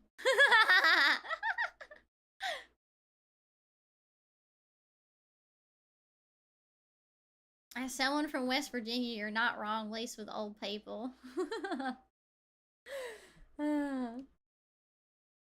Oh, yay. My cover's doing well. But yeah, everyone that worked on it.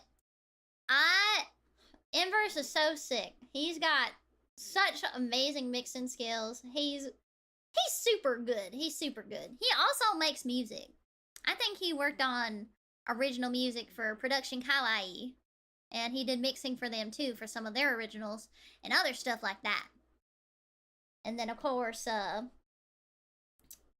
what is it? Yeah, Nelta Rene, Nelta_Rene did the art. So good. Did a fantastic job of cutting everything to make sure that it could all move in the video. It was excellent. Super excellent. And Baldi did an excellent job, you know, doing the live 2D, like the puppeting, everything. The background of the video was absolutely stunning. It was really something else. I was very impressed and very happy that I got to work on this with so many amazing people. It really turned out so good. I worked really hard on the vocals, and I'm so glad that the rest of the video could really, like, all come together to be... I'm so proud of it, you know? You have so much range. The news cover showed the most of it. That and your Lucifer. Inverse also mixed my Lucifer cover. My Kami Oshi is amazing. You're so sweet. You're sweeter than honey on a biscuit. You're sweeter than honey on a biscuit.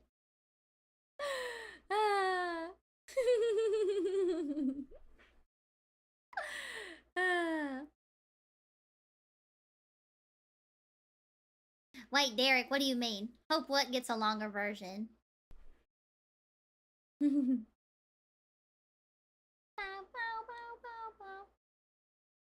That is the ultimate compliment. It is. It is so Jover. Oh, Dilemma! Oh, I just saw what you said. No matter what I do, all I think about is you. Even when I'm with my boo, boy, you know I'm crazy over you. No matter what I do, all I think about is you.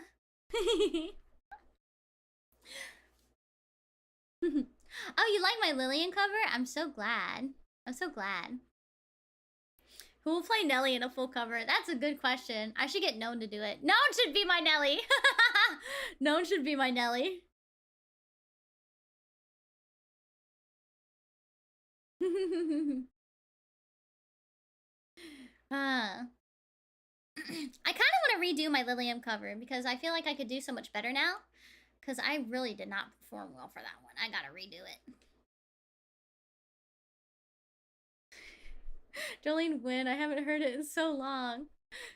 I guess when we hit the next increment of 300. I need Dilemma for the off part in the BG. It's the noise kid makes in this macaroni and chicken streams, but oh, that one, oh, ah. No matter what I do, all I think about is you. Even when I'm with my boo, boy, you know I'm crazy over you. I found you because of the light switch cover. If you never did that, I maybe wouldn't have run into you. I'm glad you did it, and I found a new VTuber to follow. I'm so glad! I'm so glad you found me. Thank you for coming, Logan. I'm so glad. I'm so glad. I was gonna do something, but I don't remember. Let's see. Let's see. Someone commented on my Hitogawari cover and said, "What happened with you?" Crying emoji? I'm okay! I'm okay!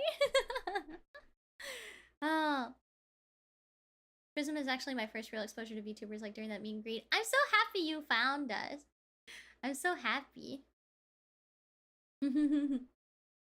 Light switch, that one was so good, like super duper good. It made a great birthday present. I'm so glad you enjoyed it. Yeah, that came out right after your birthday, didn't it?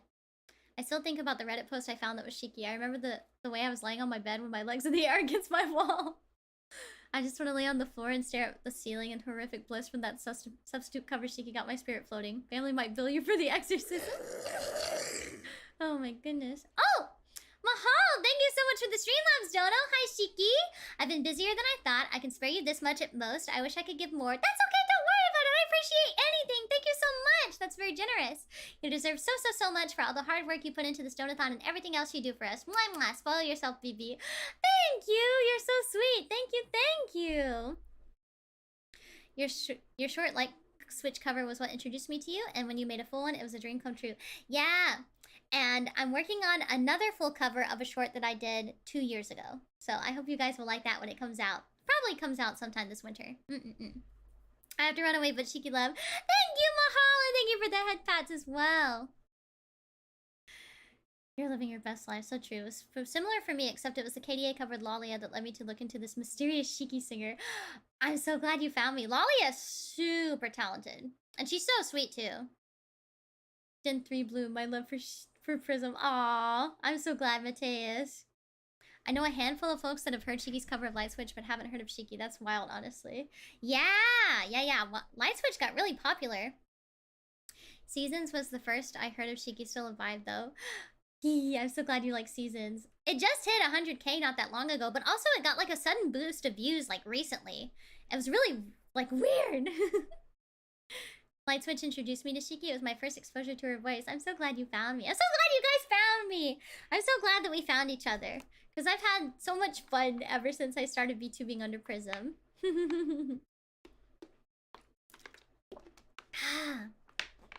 Shiki singing the baddest. That was our introduction to Thicky.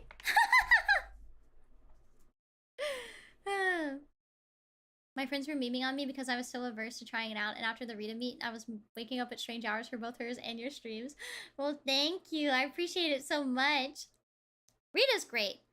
Rita is such a fantastic person. Like, truly so organized, so hardworking. She always thinks about everything. Like, every detail of everything, Rita's thinking about it. She's always thinking about it.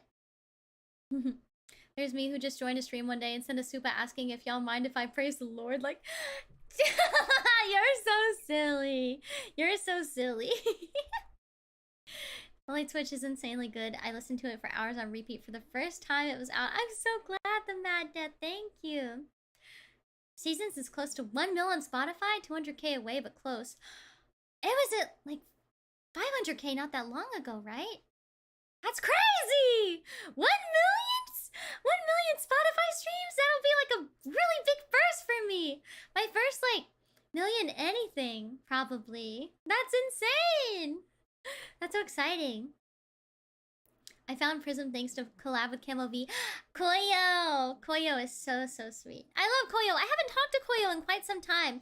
I feel so bad because, I didn't check my Discord messages while I was in Japan, but she asked if I wanted to meet up, and I didn't see it until I was literally on the plane going back home. So the next time I go to Japan, I really want to meet Koyo. Yeah, Rita has backup plans for backup plans. I'm silly, but I'm still here 2 years later, and you're still just as silly, and I love you as you are. Yeah. Kind of want to go back and see when each chat member joined. I wish I could know, like, I want to go back and see everyone's first ever chat message. I think that would be such a sweet little, like, time capsule thing. It'd be so sweet. I want to see everyone's first chat messages. I think that'd be so nice. Koyo's sick a lot recently? Oh no! Everyone's really sick right now. Everyone, like, traveled recently and got really sick. There's a lot of events that have been going on IRL, so I think a lot of people, like, got really, really sick. The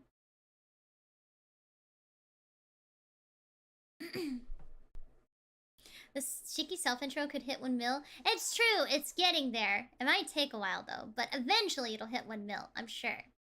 I'm so happy I got to watch Shiki during debut. I'm so glad. I was debut. You guys are so sweet. Please do not go look at my first chat message. Why'd you tell me not to? Now I'm gonna do it. There's too many to scroll through, I see. Yeah, weather isn't good and people are at cons, yeah. There was like TwitchCon and also some kind of idol festival? Yeah, I think I discovered you through a song. Probably. Most people do find me through music. And a lot of people only listen to my music, which I'm still really grateful for. I think that anyone that consumes my content in any way, even if it's not through streams, I appreciate it. It's always worth it. It's always worth it. Yeah. How far would you like to take your talents? Do you want to VTube long term down the road? I'd like to do this as long as possible. Like, I'd like to still be doing this when, like, when I'm, like, you know, settled down and, like, have, like a full-on life. I'd like this to, like, continue to be my full-time job, you know? Because VTubing is my full-time job. I do have a side job right now to help pay for my dog's vet expenses. But I'd like to keep expanding my horizons. One of my, like, big goals is to, like, I want to sing for an anime opening or ending, and I also want to I want to be a mascot for, like, a curry commercial or, like, a curry brand.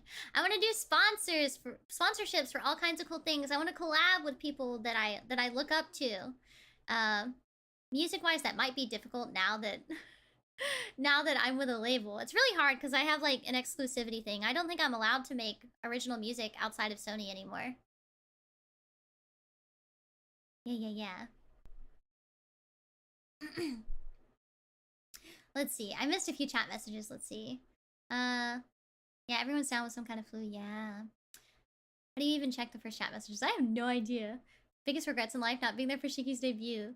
It's okay. I think for next year's, for my next anniversary, I think I'm gonna do a redo of my debut. Without the scuff. I seem to never get sick. Ugh. Oh no. I hope you don't die. I think the algorithm recommended Peanut to me twice, once many moons ago, and then she popped up again on my page. Found her. From her, I found everyone else via collapse. Ah, I see. We need an evil teehee emote of Shiki. I would love more emote slots, actually. I would. Catching lives is hard, usually. It is a lot of the time. Still remember the first meme I sent you? Then it all started with a dang...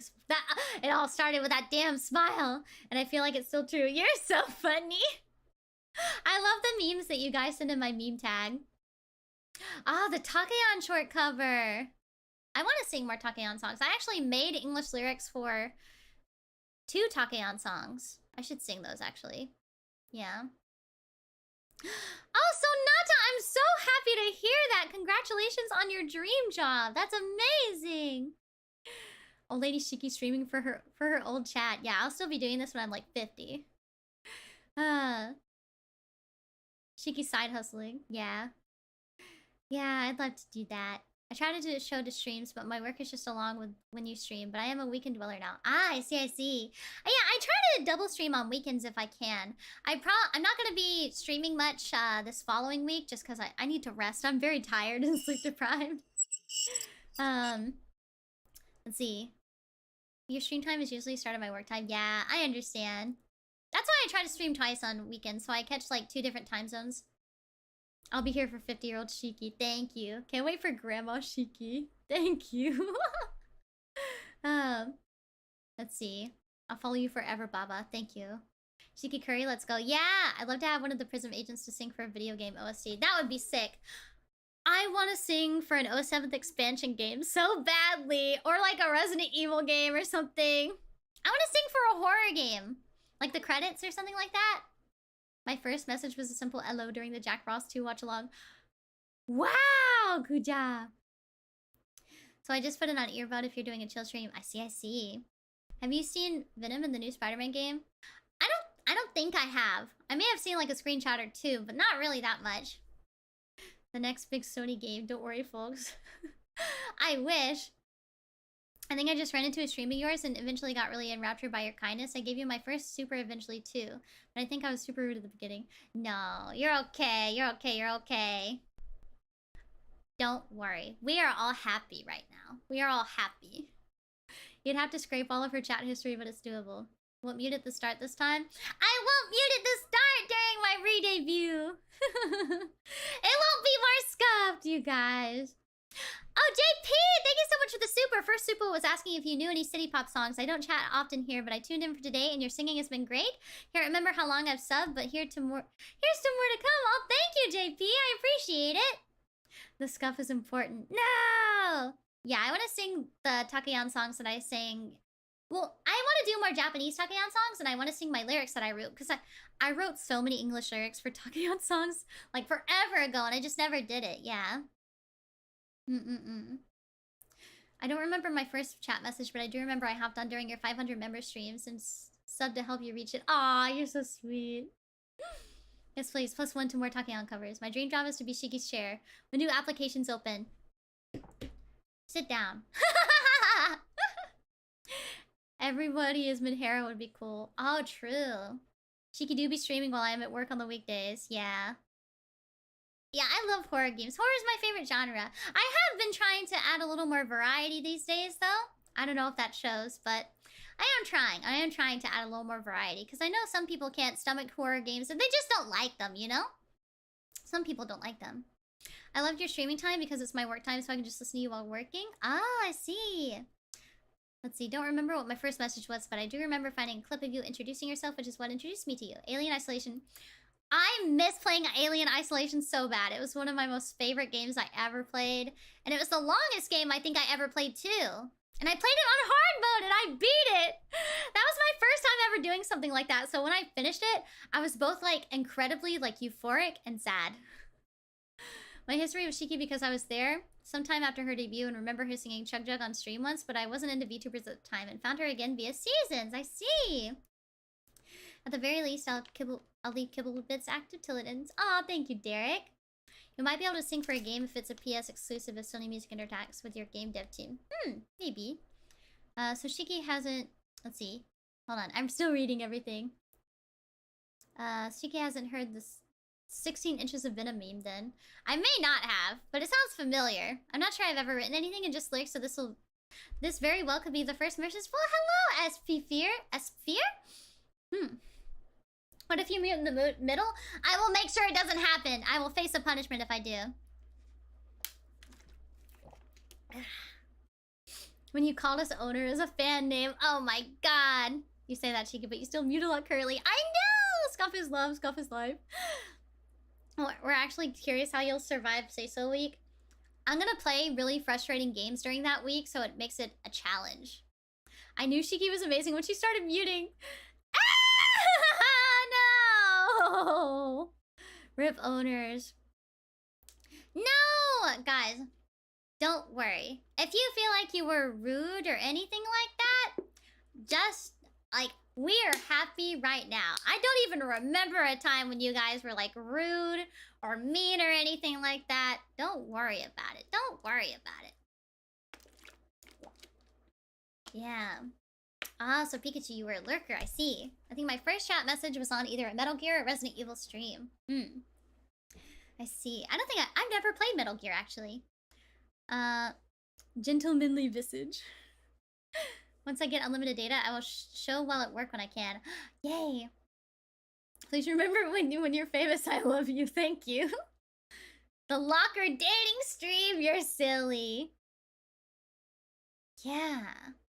My long-term goal is to make the next big production company like Disney. If Shiki made one of the movie soundtracks for me, all I'm doing is introducing the world's real talent. You're so sweet, Logan. Thank you.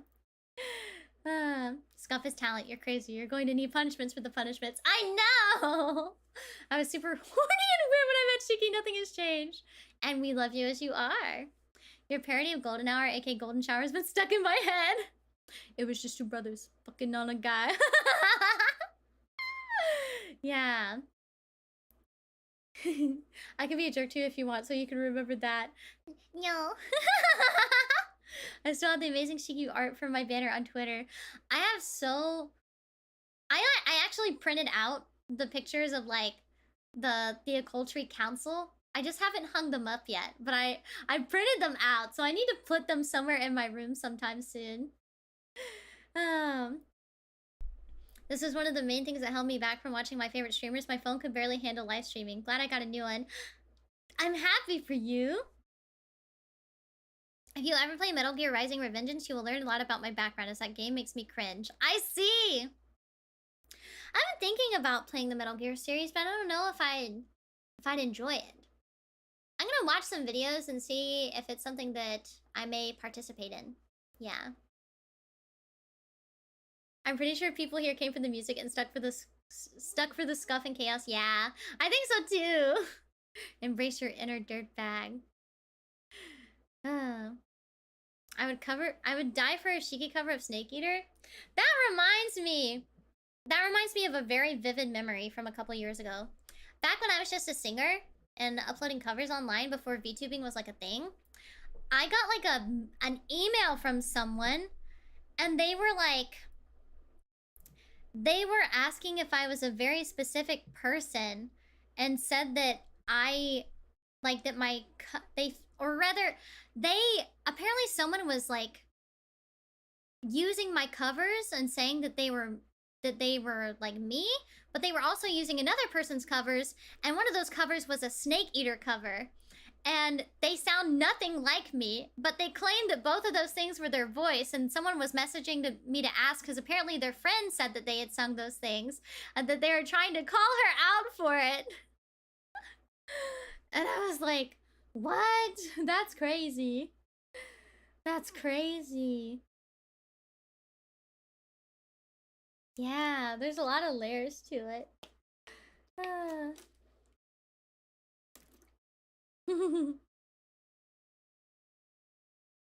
Oh, show by Otto? I'm not really into the song. I think that the dance is cool, though. I think that if I do anything related to show by Otto, I just do like a little bit of the dance for the 3D model if I could. Yeah. Calling to the night?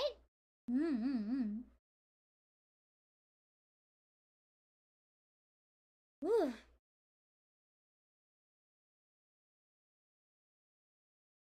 Fake Shiki, aka Shiki. No, my evil twin, Miki Miyoshino. Miki Miyoshino.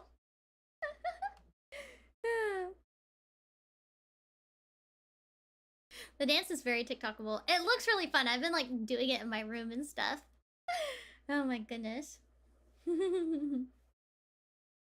I prefer freaky Miyoshino. You're so funny. Oh, tell him about Shikardo. Oh my god, Shikardo. I haven't seen him in a while. I have to bring him back sometime. Miki Slushy Machine. Alright guys, I'm gonna quickly go to the bathroom and also get another bottle of water and go say hi to my dogs. And then I'll be right back. You guys stay here, okay? You guys stay here.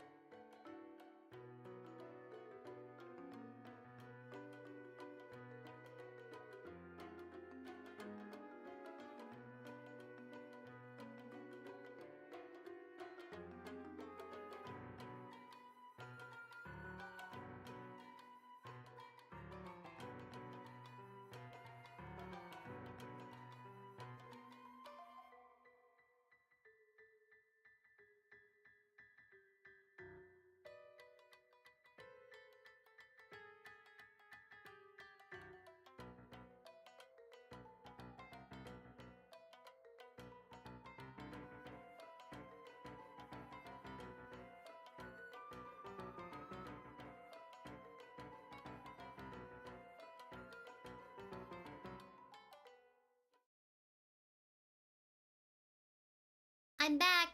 Hi. Hello, everyone.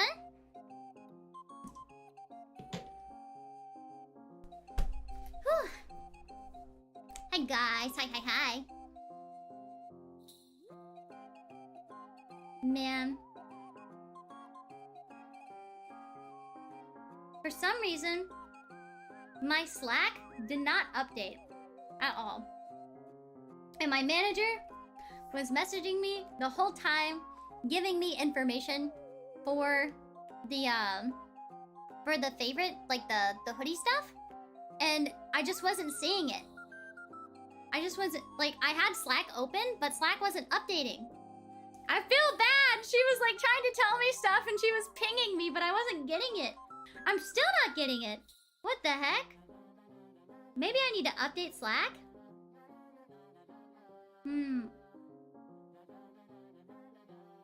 How do you update Slack? Man. I feel bad.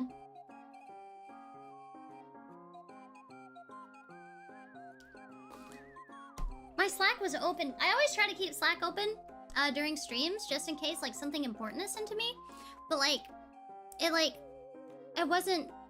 I had it open, but it wasn't updating. It was like that yesterday too. Man.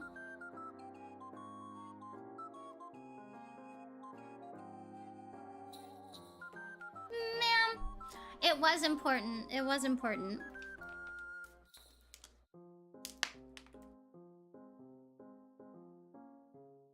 It was important.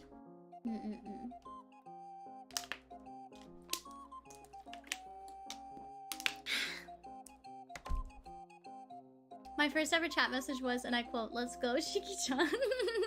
That's so cute, Nitro. That's so cute. But yeah, she was telling me that usually the orders, in order for production to start on the hoodies, is about 20 orders.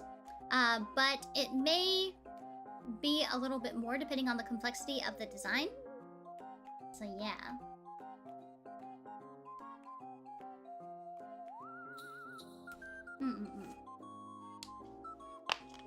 Yeah. You chatted muted 4 times! That's so embarrassing! Yeah, that's not bad at all. I was like, scared. I was like, what if it's 100? What if it's 100?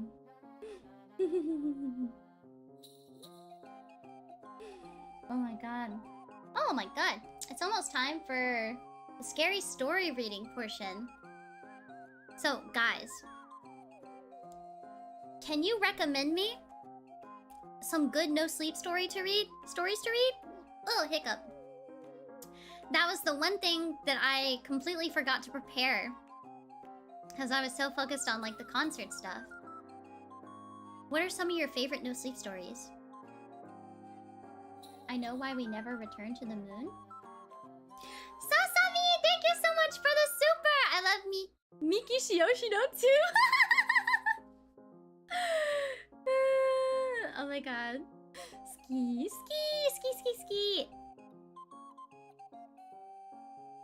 Hold on, I'm gonna check my Slack again. Oh my god, I just feel so bad. I think I spoke too much. I think I spoke too much when I was talking about like the hoodie stuff and said things I wasn't supposed to say, and I feel bad. I feel bad. Cause I have like a naturally like apologetic nature, and so when I was apologizing for things that I shouldn't have apologized for, it can reflect badly on stuff. So I feel bad. I didn't mean to come off that way. Oh.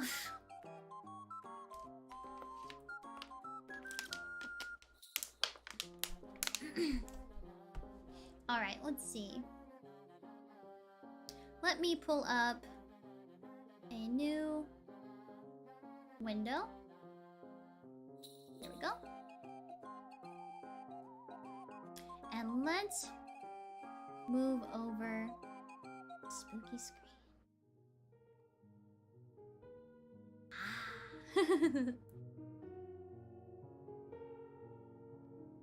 Hi, guys. Hi.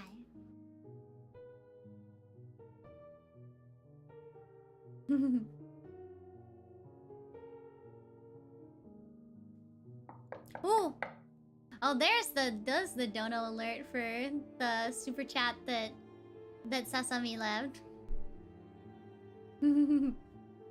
Hello. Hello, hello. Let's see. What was that one that someone recommended? I know why we never returned to the moon. Returned to the moon.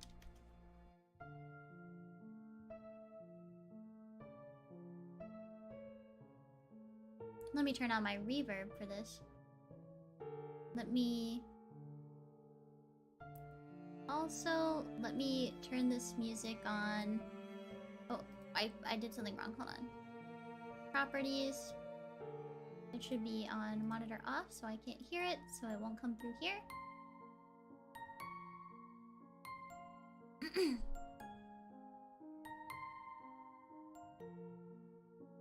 There we go.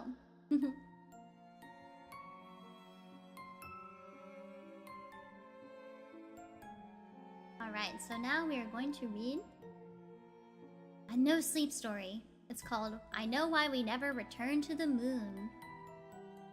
I wonder if there's a way that I can...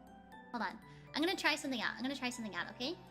I'm gonna see if I can make my body look a little darker.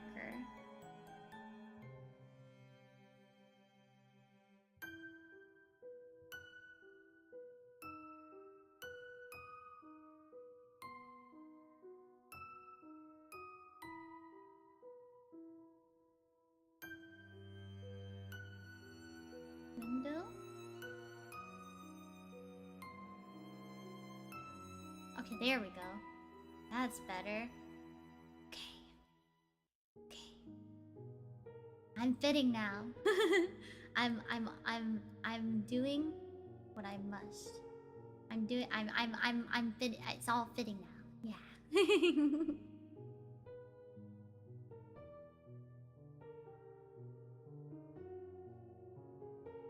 Yeah, I found out I can do this. Okay. Let's get started then. But first, let me check Slack.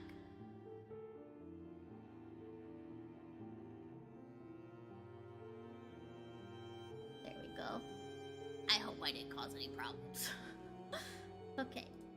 Here we go. This is I Know Why We Never Returned to the Moon.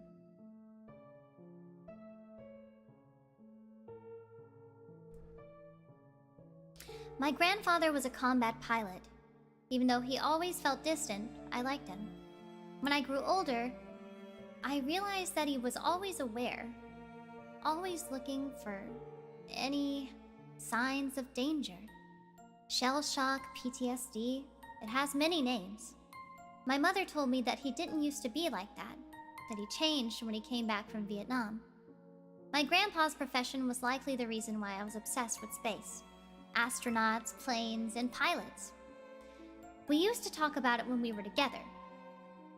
He was a really skilled and high-ranking officer in the army, and he knew some people, even a couple of really well-known astronauts. When I once asked him if he met anyone who went to the moon, he simply replied, "Don't ever talk to me about the moon, boy. It's a dark and evil place." He died back in 2004 from natural causes. About 2 months ago, we decided to renovate my grandparents' old house. While clearing out the attic, I found an old metallic box. In the box, there was a number of things which, as I assumed belonged to my grandfather. There was a military medal, a stack of papers, and an old picture of my grandfather and 2 other men I didn't recognize. My grandpa looked around 40, so I assumed that the picture was taken in the 70s. All of them were wearing spacesuits, and the scene was a typical backdrop used by NASA. But the logo was missing. Only a blank, monochrome background. The mission patch was titled Dawnbreaker. I didn't understand anything. My grandfather was an astronaut? Why did he never tell anyone about this? Dawnbreaker? I never heard about such a mission. It must have been covered up really well, but why? I found the answers in the paper on the bottom of the box. I'll rewrite the literal contents below, but I warn you that many people might find it very disturbing. Ooh. My dear family, if you ever find this, I must confess something. In 1972, I wasn't in Vietnam. I wasn't supposed to tell anyone, but if you have found this, it probably doesn't matter anymore. Back in 1965, me and a handful of other pilots were selected for a non-public team of astronauts who would participate in covert missions in space for our government. We wouldn't get the glory and fame of regular astronauts, but our country needed us, and so we were there. In early 1972, we were told for an unspecified period of time our country had a secret satellite orbiting the moon. They never told us what it did, or why it was there, just that for a few weeks prior it had crashed to the surface on the dark side of the moon for unknown reasons, and that the data it carried was crucial. The government needed to recover it, and thus was sending me and 2 other astronauts to reclaim the satellite's memory module.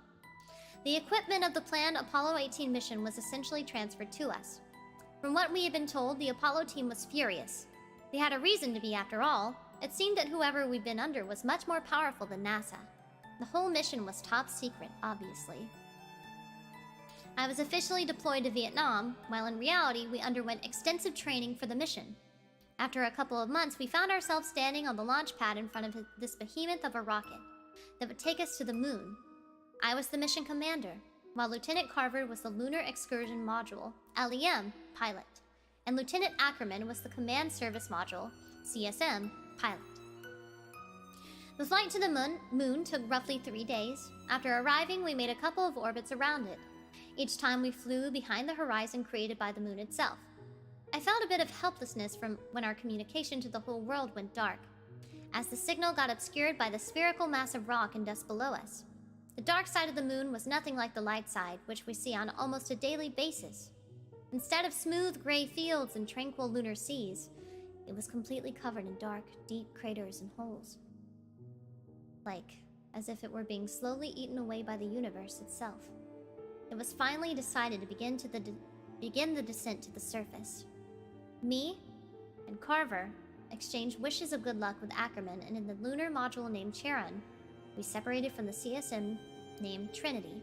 Also, I just got scared because I got an email from Ancestry that says, Shiki, you have a new DNA match.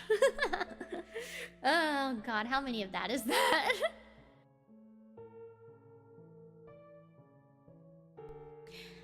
After we announced Sharon has touched down, our response wasn't cheers and applause, but just mere, "This is Trinity. Congratulations, Sharon. I'll relay the news on the other side. Be safe out there, pals." Just like that, we became cut off from the rest of the world. Ackerman was our only link. While he was above the light side, he could communicate with ground command, and while above the dark side, he could communicate with us. Never both at once, even though the CSM's orbital period was roughly 2 hours, we would be in touch for only about 35 minutes each orbit. We landed on a flat plane inside a huge crater. Contrary to what most people believe, the sun shines at the dark side of the moon the same way as the light side. The amount of light depends on the lunar phase. It was still shining daylight in the place where we landed, but we knew that it would go dark in a few days. I felt excited and curious about what awaits us in this alien world. We waited for about an hour and a half to get the command's reply from Ackerman and spent the time by preparing our suits. Command sends their congratulations. You're to proceed with the recovery. Everything was dead silent as I stepped on the surface of the moon. I tried to think of something excessively inspiring to say, but that those times were already over. With Carver, we assembled the rover, and after planting our flag next to our spacecraft, we drove off. As we drove across the surface, I saw what I thought was a flash, like a glare reflected by something metallic in the far distance. Since it was fairly common to see flashes of light because of an interesting physical phenomenon caused by the space radiation interacting with our eyes, I didn't give it much thought and soon forgot about it. After driving for a couple of hours, we reached the satellite, or what was left of it. We immediately noticed that something wasn't right. There were dozens of footprints around the probe leading to a set of 2 tracks. dragging out into the distance. What the hell is this? Asked Carver in disbelief. I don't know, but it seems that somebody got what we came for before us, I replied. Both the tracks and the footprints were different than ours. Whoever took the data wasn't here under the American flag. As I expected, we didn't find the data box. We found the part where it was supposed to be, but it was missing. Luckily for us, we were just in contact with Ackerman, so we reached out to him to describe our findings. This doesn't make any sense. Who would take it? Russians? They don't even have a lunar program. Even if somebody took it, how could we not be aware of that? How can the Russians land on the moon without us noticing? He responded. As far as we know, the Russians have no idea that we are here, you know, said Carver on the radio. We're going to follow the trail. I cut off their conversation. Are you guys sure about this? Asked Ackerman. Hell, I'm not sure about this. We're clearly missing something here, but I'll do as you say, Cap, responded Carver. Copy that, Sharon. I'll relay your whereabouts to command as soon as I can. Be careful out there. Our oxygen was about at half capacity now, but we moved on with hopes of solving this mystery. It wasn't long until I saw something in the distance. As we got closer, I realized that it was a spacecraft. Its design was different than ours, and it was decorated with the flag of the Soviet Union. I couldn't explain why, but I felt that something was really odd about the spacecraft. There really were Russians with us on the moon. They would have picked up our comms long ago, but there wasn't a point in hiding. To the unidentified Soviet lander, this is the crew of Dawnbreaker. Please respond. We know you're here. We have you in sight. Nothing. We attempted to contact them several times again in both Russian and English, but always received only silence in response. We got closer, and I realized why I found the spacecraft odd before. It looked like it had been there for a while. We didn't see much of the interior, though, through those small windows, which had been covered with something from the inside. Our air is running low, and I don't like this, Miller. We should really head back now, said Carver with clear uneasiness in his voice. I know, but we have to find out what's going on here. It took some time until we figured out a way to open the airlock. No one was home. The inside was a mess. The interior was splattered with brownish-red fluid, presumably contents of one of the many open food packages lying on the floor. Or was it? No. I quickly pushed that thought out of my head. It was a two-seater craft, and there was a small amount of leftover supplies and samples, but no signs of the satellite's black box. There was a spacesuit hanged on the wall near the airlock, 2 occupants, and 1 spacesuit with a clearly missing name tag. We both quickly realized that the other one must still be out there somewhere, along with its occupant. At this point, we were really low on oxygen, so we rushed to get back to our spacecraft. As we reached Charon with the last bit of oxygen in our suits, I realized something. Tell me, Carver, was it just me, or did we not pass the wreckage on our way back? I asked. Fuck, don't even mention it. It wasn't there, that's right. We shared our intriguing discovery with Ackerman later, and he was as surprised as was Command when he informed them in turn. That night, I took watch for the first time in 4 hours. For the first 4 hours. It wasn't really a night, since the sun was still shining, but for the sake of timekeeping, we referred to the time when we slept as night. When it was finally my turn to sleep, I had a dream about following the flash that I saw the previous day. I walked on and on until I found the same spacesuit from the Russian craft just lying there in the dust. The limbs were twisted and contorted in gruesome ways, but it was clear that someone, or something, was inside that suit. I approached and slowly began opening the sun shield that obscured the light of the inside of the helmet. I looked in terror as I saw the inside. It was my face, covered with brownish red blood. In place of eyes, there were only 2 gaping holes. The next day, we started picking up something on an unused channel of our radio. It was a faint signal coming from somewhere in the crater. We tried to patch it to the speakers, but it didn't make any sense. It was just a repeating sound resembling a person vocalizing the sound of a single letter or vowel, but stretched to about 3 seconds, followed by equally long pause. I'm gonna sneeze. Sorry. It was very distorted, and it clearly wasn't a loop, since each sound was just slightly different from the previous one. We ate, and once again prepared for moonwalk. It was darker than the other day. The sun was still shining, but it was steadily creeping its way under the horizon. We followed the source of the signal for about an hour when we found something lying in the dust in front of us. I tensed as I looked closer and found out what it was. It was a spacesuit. The same as the one in the Russian lander. Well, it looks like we found our missing friend, said Carver with disbelief. I didn't say anything. I simply jumped off the rover and slowly, silently approached the suit. What are you doing, Miller? Continued Carver. Just as I was about to open the sun shield with my shaking hands, the suit came alive and grabbed my hand. With the sound traveling through our suits, I heard a weak Pomogit? Or Pomogite? I'm not sure how to pronounce that, meaning help in Russian. We carried him to our lander. The patch on his suit revealed his identity as Tarkov. He was in shock and hypoxic. I don't know how long or why he was just lying there, but he was lucky to be alive. For the next couple of hours, he fell in and out of consciousness. He eventually woke up. Our Russian was bad, but luckily he spoke English enough for us to understand each other. He didn't remember why he was there, what happened to him and his crew, or what his mission was. When I looked out the window, I realized that our flag was gone. There were no footprints, and it looked like as if it was simply vanished. At this point, each one of us was really concerned, and we asked to terminate the mission. The command refused, explaining that the recovery of the satellite's data was of paramount importance. We decided to continue our search tomorrow and went to sleep.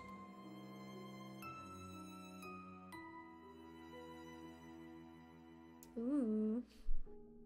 Let me check Slack very quickly just to make sure. Okay. I again had the same nightmare as the day before. I woke up terrified and drenched in sweat. I saw Tarkov standing by the window and looking out. He then walked over to Carver and just stood there, looking at him while he slept for about a minute or two. Silently, I asked him, Tarkov, what are you doing? But he just mumbled something like them, or when, and lied down. I didn't sleep for the rest of the night, and I kept an eye on him, but nothing interesting happened. The next day, we found a picture or a map of the crater we were at in a pocket of Tarkov's suit. There was a point in a few miles from where we were that was marked with a cross. Tarkov didn't know what was there, but I soon realized that it was right in the direction where I saw the flash on the first day. We had to check it out. Me and Carver later took off and headed towards this mysterious target while Tarkov stayed in the Charon. In reality, our rover had enough power to carry all three of us, but I insisted that it didn't, and that he should stay behind. I don't trust this guy, I said to Carver after I was sure that Tarkov was out of range of our short-range radio. We landed on the moon. We don't find the box and suddenly the probe is gone. Then we find a supposed-to-be-dead Russian who doesn't remember when was the last time he took a shit, and now we're heading towards an inconspicuous place that was marked on his map he knows nothing about. You bet I don't trust him. Hell, I don't trust a single step I take in that direction, he replied. What are we gonna do with him, he asked later. I don't know yet, but we can't take him with us. Neither the LEM or CSM is built for an extra passenger, and you know that, I responded. And I'm afraid he knows that too, explained Carver. We're going to leave him on the moon. The sun was setting. After driving for a while, we reached something that puzzles me to this day. Right there in front of us was something I can only describe as a three-sided pyramid. It was about 10 feet tall and its surface was completely smooth and black as night. What in the world is this? Asked Carver with a shiver in his voice. We walked around it and took pictures. What the fuck? I suddenly heard through my radio. I turned around and saw Carver frozen in place staring at something. There in the remaining faint light was a space suit about 20 feet away from us. I recognized the missing name patch and realized that it was the suit from the Russian spacecraft. It was standing upright on its feet. The sun shield was open to reveal a sight that terrifies me to this day. It was empty. The suit was empty, but it was standing upright. I came back to my senses after I heard a crackling noise coming from my radio. You don't belong here. It spoke in a low, deep, distorted voice. Then out of nowhere, I was blinded by an intense flash of light. When I recovered, the thing was gone. Carver? Are you all right? I asked. He was silent at first and then replied. Man, fuck NASA, fuck the army, fuck the satellite, fuck this whole mission. I want to get out of here now. Without any debate, we ran to the rover and drove off back to the Charon. When we came back, the sun had already fallen below the horizon, and it was almost completely pitch black. The airlock was open, and Tarkov was standing in front of the module in his suit. Damn it. In the rush, we completely forgot about him. I approached him and started. Oh, sorry, I had a little hiccup.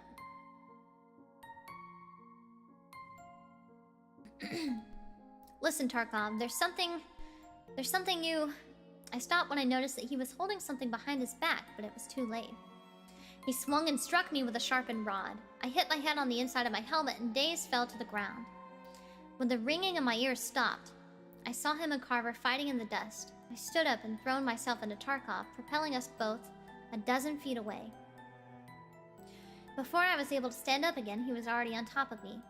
We struggled, and just as he got grip on the lever that was usually to release my helmet, I struck his head with a sharp rock. His visor cracked, and while his air was slowly escaping his suit, I picked myself up and grabbed the rod. It was already stained with blood.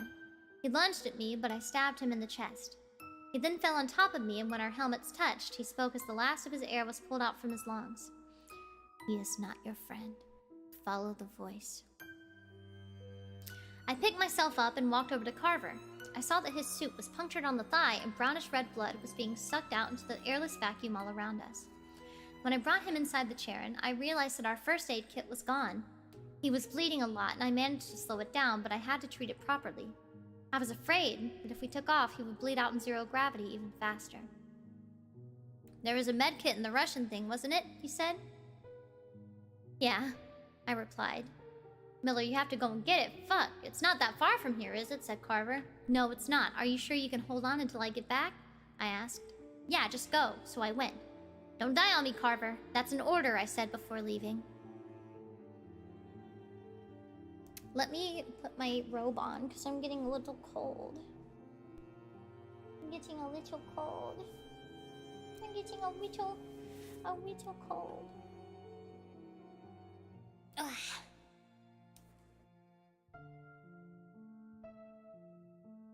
There we go.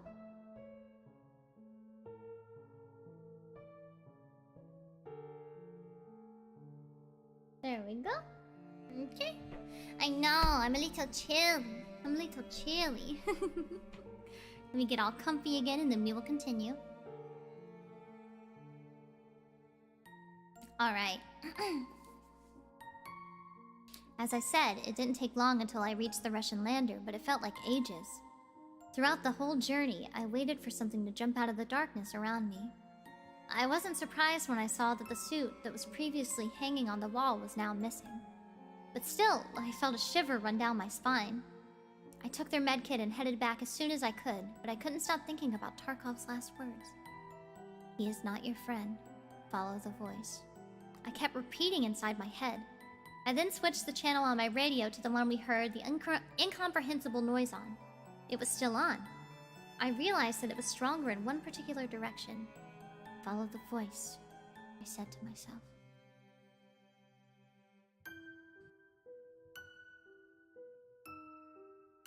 Was this the voice Tarkov meant? Who's not my friend? Tarkov? Carver? The mission commander back at Earth? I had to find out. I drove off in the direction of the signal. After driving for at least 15 minutes, I reached a small crater about 30 feet in diameter with my headlight on. I immediately saw that something was inside, but I couldn't recognize it yet. I stepped over the edge and walked into the crater and switched my light to full intensity. I stood there paralyzed with raw terror for what felt like hours. There was a rectangular block of the same material as the pyramid in the center of the crater. A body was lying on top of it. Its limbs were contorted in the most twisted and gruesome way possible. His eyes were missing, and in their place were only 2 gaping holes. It was Carver. There was a small box stuffed inside his mouth. It was the black box from the satellite. I took the box and ran out of there as fast as I could. But Carver was dead.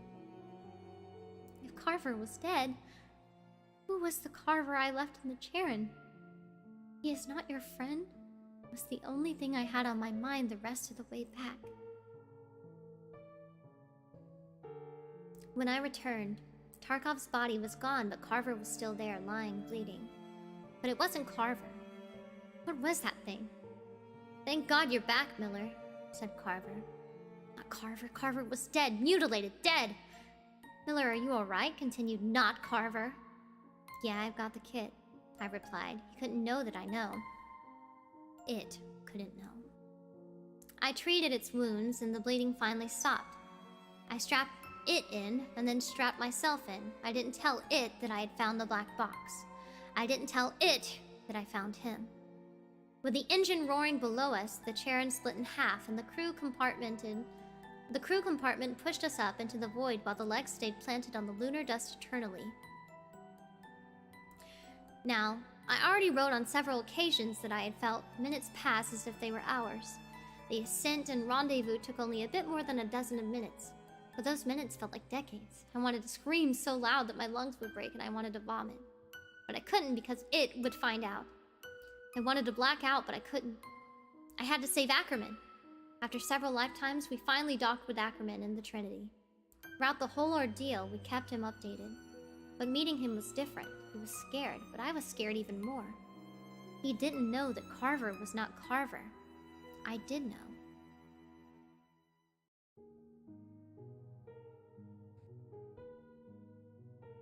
I did unstrap first and push Ackerman out of the docking tunnel. I did kick Carver right in the face when he followed. I did close the docking tunnel behind me. What the hell are you doing, Miller? What's wrong with you? Shouted Ackerman and slammed me to the wall of the command module. Don't open it, Mike. It's not Carver. That thing in the LEM is not Carver. Do you understand? I shouted back in pain. Even though he was a battle-hardened soldier, Ackerman finally broke into tears. I floated past him over to the controls, and before I undocked the Charon, I glanced at the docking tunnel window one last time. There it was. A thing with Carver's face and body, but not Carver, staring at us. But his eyes were completely smooth and black as night itself. He opened his mouth in a way that was simply not possible for a human, and let out a loud, disturbing screech that I wish I could forget so much. In a heartbeat, it turned to dead silence as the Charon detached from the CSM and drifted into the void.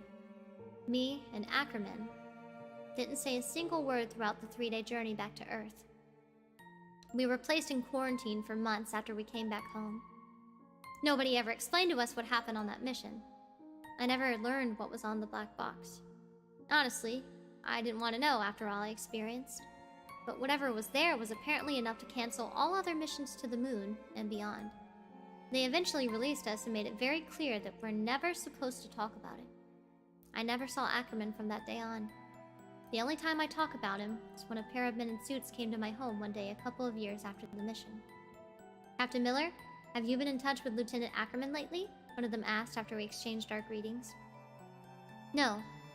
I never spoke or heard from him since the mission. Did something happen? I replied.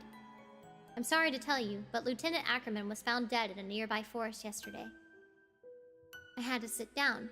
I didn't know him that well, but we spent a considerable amount of time together in training. And we lived through hell itself together, so it was more than enough for me to consider him a friend. Poor Mike. How did he die? I asked. We don't know yet, but he had multiple fractures on all of his limbs, and his eyes were gouged out. Ooh. That was part 1. That was part 1.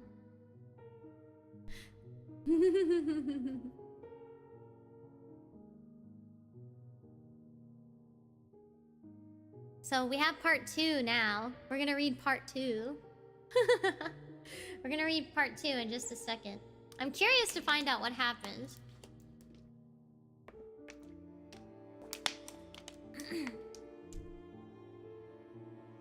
Yeah. Alright, we're gonna start part 2.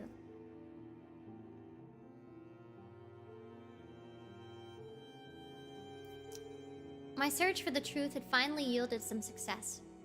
Oh, where did I even start?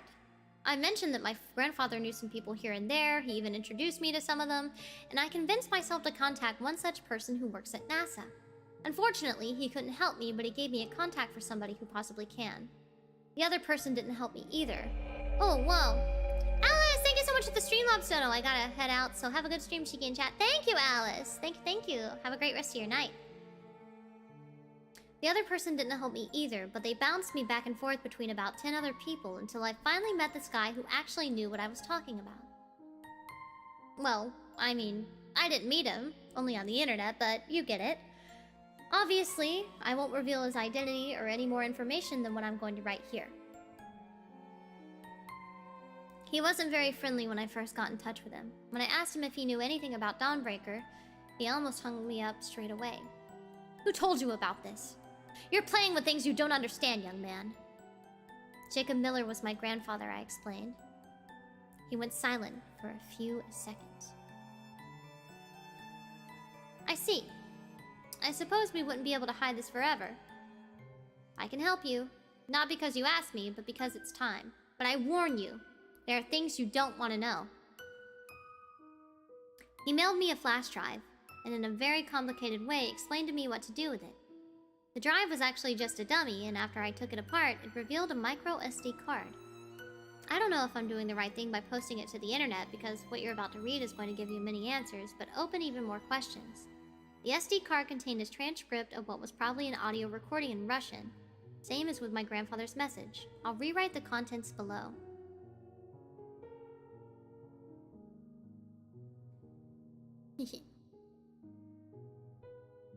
Damn piece of crap, is it working? Oh, thank God it is. Apologies for my rude introduction. My name is Leonid Ivanovich Tarkov. I was a cosmonaut on the Kamchatka station. Now let's cut the crap and get straight to the point. You know that we are here, and you've been spying on us with your little stay putnik for a while, and while I hate giving this to you, I hope you'll use this information well, because I have no other hope. In case you've really been living under a rock, I'll explain what's going on. We've been here for 2 months now. Me, Lenko, and Novak, and Commander Polyakov. God bless their souls. Our station is tiny but serves us well. It's a small dome with 4 rooms, a laboratory, a storage room, a machine room, and a central living area. Our purpose was to research the moon and its structure long before you Americans found out. We already knew about the crater anomaly. On every other celestial body, the size and the depth of a crater vary depending on the strength of the impact, but their shape should stay consistent. But on the moon, it is not like this. The craters here are too shallow. They never extend below a certain depth. We placed this station in one particularly large and deep crater with hopes to learn more about this curious phenomenon. All was going well until we started digging. It was the 64th day of the expedition. We all gathered there to watch the results of our hard work. The drill was a true engineering marvel designed specifically for this mission. The plan was to drill a hole as deep as we could. Ready to start rolling, comrades? Excitedly asked Lenko, our engineer. We all cheered after he hit the switch. The drill came to life. Silence transitioned to buzzing, buzzing transitioned to spinning, and spinning transitioned to drilling. I was very proud of being here, doing a service to the Union. But I look forward to returning to Earth. This was the first step to our journey home. After we made sure that all was going well, we started packing and heading home. Naturally, Lenko was last, since he behaved like if the drill was his little child he must watch over. What do you guys think I'm doing? What do you guys think is down there? He asked as he rushed to catch up with us. Our equipment couldn't pick up anything below some 5 meters under the surface, so there must be a layer of some very dense mineral, or maybe some unknown element. Who knows? Elaborated Novak, our geologist. I think we're gonna find cheese, I said, and we all laughed. Even Commander Polyakov chuckled. I was wrong. We were all so wrong. The drill jammed the next day. Lenko and Novak went there to elaborate while I stayed at the base with the commander. He didn't talk much, and when he did, it was mostly to criticize someone. He was the kind of person who wasn't satisfied no matter what you did, but deep down he cared for us and we respected him for that. Lenko and Novak later returned with a handful of sharp black rocks and rather surprising news. As we predicted, about 4 meters below surface, there's a layer of this immensely hard black material. It's so hard, in fact, that it broke the drill head, explained Novak. So do you have any idea what it is? Asked Commander. Not yet. It might be some metastable crystalline mineral formed under high pressure, but we know now what it is. But we won't know what it is until I have a look at it. So no cheese. The next days were very interesting. Me and Lenko spent almost all the time by replacing the drill heads. Novak was completely consumed by studying that strange material. The fact that he didn't make much progress only fueled his amazement. I was just doing some maintenance on the drill with Lenko when the drill suddenly plummeted down the hole, almost taking us with it. Did you see that? Asked Lenko with confusion. Of course I did, you idiot! It almost pulled me into that hole in case you didn't notice, I responded. I then realized he probably didn't mean the drill, and I thought that he was going to say something, but he didn't. I looked into the hole. I pulled a glow stick out of the pocket of my suit, cracked it, and dropped it into the hole. It fell into some sort of cavity. The rest of the team arrived shortly after, and the commander started cursing at the drill, then at us, and finally he congratulated us to making the first major discovery on this rock. I knew what was going to happen next. Prepare your gear and get some sleep. We're going down there tomorrow, said Polyakov. When we returned to the Kamchatka, Lenko insisted that he needed to service the exterior equipment. I thought that it was a bit odd because he serviced the exterior 2 days prior. But our equipment breaks all the time, so I didn't consider it as a big deal. I wanted to stay with him so he wouldn't be left alone outside, but he refused with any possibility of convincing him, so I gave up on that. He returned inside some 30 minutes after we did anyway. However, a couple of minutes after he came back, we heard a bang from the airlock. Then another. We rushed there and Novak took a look out of the window. He widened his eyes and scanned the outside with a blank expression on his face. What is it? I asked. I don't know, he replied. Lenko, do you know what's going on? You returned last, inquired Commander. No, I swear I have no idea what that was, he answered. Novak continued watching the outside for a few seconds and then went back to continuing his work, so we did as well. The next day, we descended down the hole. The commander went down first, and then I followed. I rappelled down some 4 meters when I reached the layer of the black material, as if it wasn't hard enough already to fit through the narrow opening with the suit on. I had to be careful, not to cut the suit on the sharp jagged edges of the dark substance. I then got into a hollow section and descended some further 10 meters down, until I hit solid ground. It was pitch black, but with my headlight on, I saw that we were in some sort of cavern or dome. The walls were out of sight. The floor was the same material like the ceiling. The drill was down there. It had collapsed down the hole when the ceiling gave way. We waited for the rest of the team and then headed into the darkness. After a few minutes, we sighted the wall. It was made out of the same material as I expected. Do you have any idea what this is, Novak? Asked Commander. I can't figure it out. It's like a really tight-packed crystal, but I couldn't find out what it's made out of. It's completely inert, doesn't melt, and doesn't conduct heat very well, he explained in return. We followed the wall and circled the whole cavity until we came back to where we started. The walls, the ceiling, the floor were just this completely smooth black material. We headed back to the opening, however, on our way back, we came across another opening in the ground. There was a ramp that went down like a spiral, and after hesitating for a while, we walked down. We descended into another smaller cavity where tunnels extended in 4 directions like crossroads. Nobody asked the obvious question. This wasn't a natural formation. There was 4 of us and 4 tunnels. One might think we would split up to cover more ground, but again, we were soldiers, not a bunch of stupid school kids, and so we stuck together. We walked for maybe 40 minutes. We passed several other intersections. The whole place seemed like a maze or a web of tunnels, and it would be really easy to get lost here. So each time we passed such intersection, we left a glow stick in the mouth of the tunnel we came from. The whole place was eerie, and the farther we went, the more uneasy I felt. Somewhere deep in my mind, I felt that we are not supposed to be here. We just came to maybe the 10th or 11th intersection. We continued straight, but after a couple of steps, I noticed that Lenko wasn't by my side anymore. I turned back to see him looking into one of the side tunnels at the intersection. Guys, stop! I spoke to the radio. Lenko, what is it?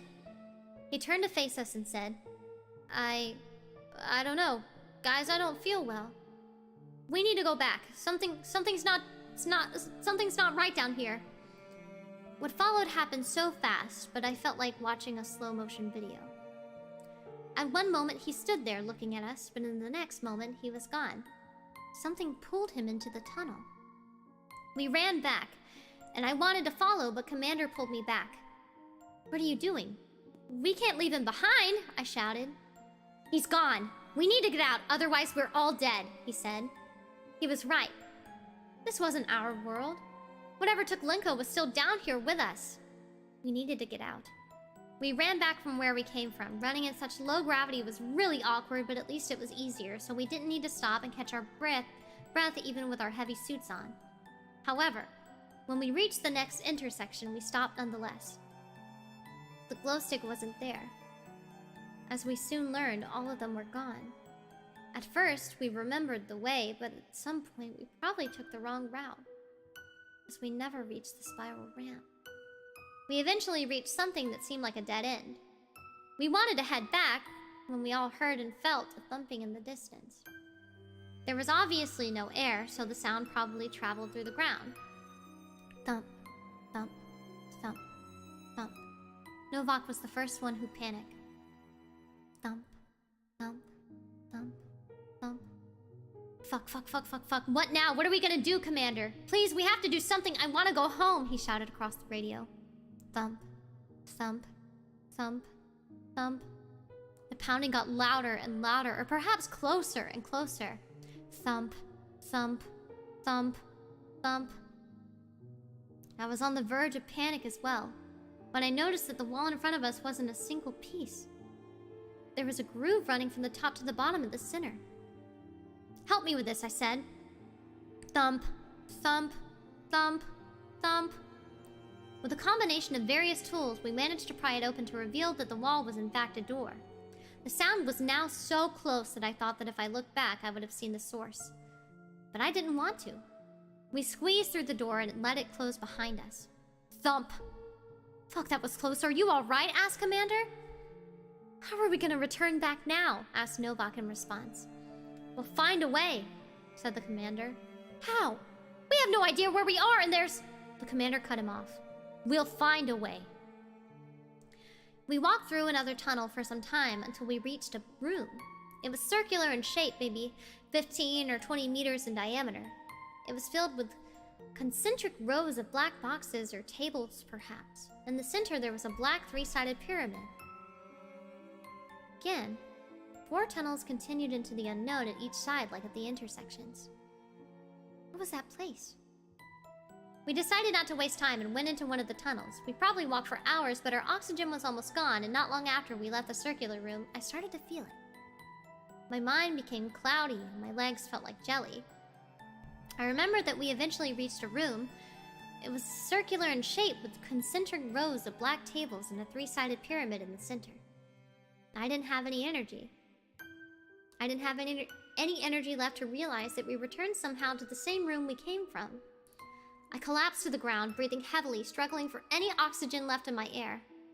In the final desperate measure, I detached my helmet. I took a deep breath, and cold air filled my lungs before I collapsed. I saw something while I was unconscious. I can't remember it clearly, like when you wake up and you remember your dream, but you forget it in a couple of minutes. I remember that I saw some kind of being. I can't remember how it looked like, but I knew that it was sleeping. And then it woke up. Tarkov? A voice said at the edge of my consciousness. Wake up. I woke up to see Novak. Wake up, Tarkov! He repeated and shook me.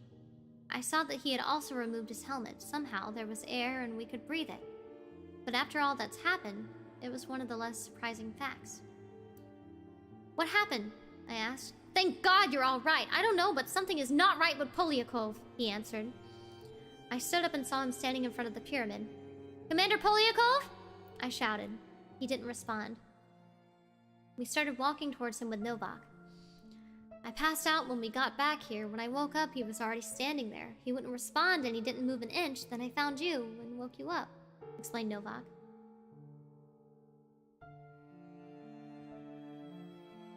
Sorry, I just heard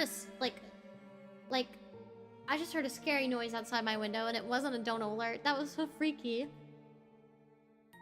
Oh my god. Polyakov moved his arm and touched the pyramid. I don't know why I didn't notice it before, but anyway, his helmet was still on. There's no way he had any oxygen left. Suddenly, the surface of the pyramid went black.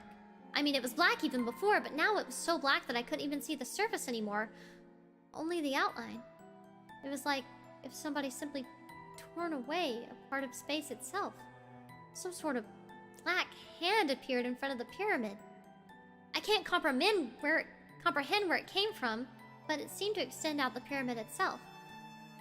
It grabbed Polyakov's arm, and in a blink of an eye, it pulled him into the darkness. How close is your setup? It's literally right against the window! It's like... there's a corner, and the window is directly to my right. I'm touching my window right now. And then I'm sitting in front of my desk, which is right next to the window.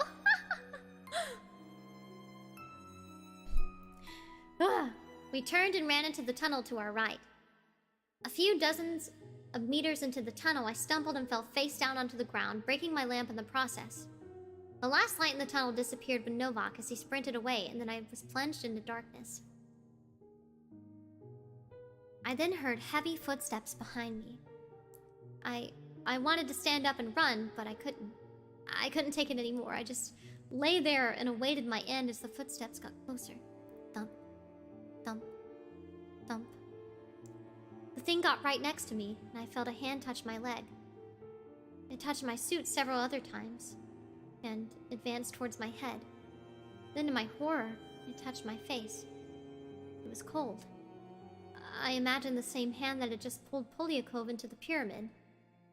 I imagined it dragging me backwards and pulling me inside the pyramid to do terrible things to me. This was it. This was my end. But that didn't happen. Who is this? A shaky voice asked. I was startled and I didn't know what to do. It was Lenko's voice. It's Tarkov, I said after a while. Thank God I found you. I thought I would die here alone, he said. I stood up and we walked through the tunnel together in pitch darkness.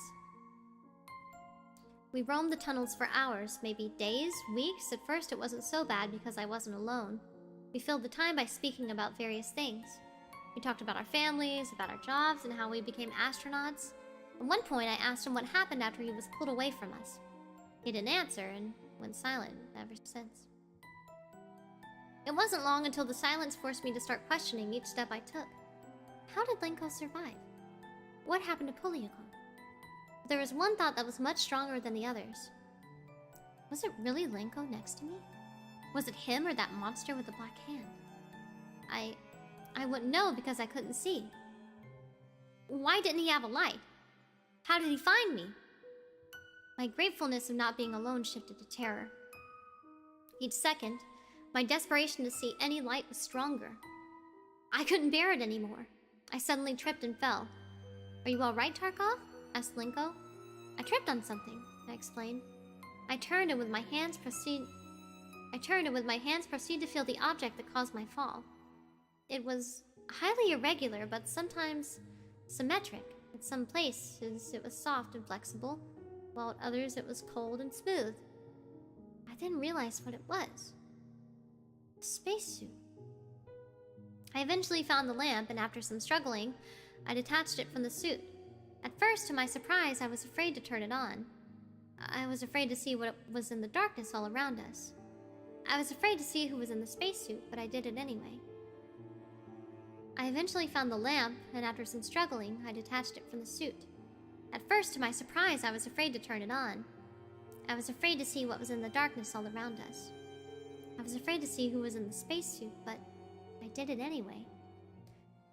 The brightness blinded my eyes, and after they adapted to the light, I saw Novak's face in the suit and Lenko standing over us. Our eyes met, and for a brief moment I felt that his eyes were somehow unnatural. Something wasn't right about them. I was just on the verge of realizing what it was when the body beside me twitched and took a long, deep breath. Novak, are you okay? How did you get here? I asked. He was very disoriented. I don't remember. Is that... He said and looked at Lenko. He then looked at me and we both stood up.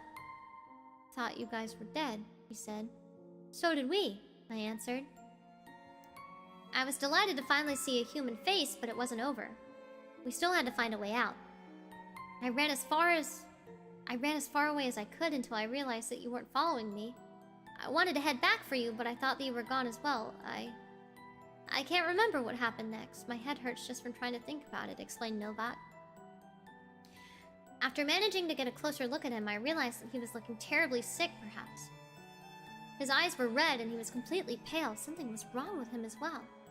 After a few hours, we decided to stop and take a break. I finally drifted into sleep. This time I didn't have any dreams, just pitch darkness.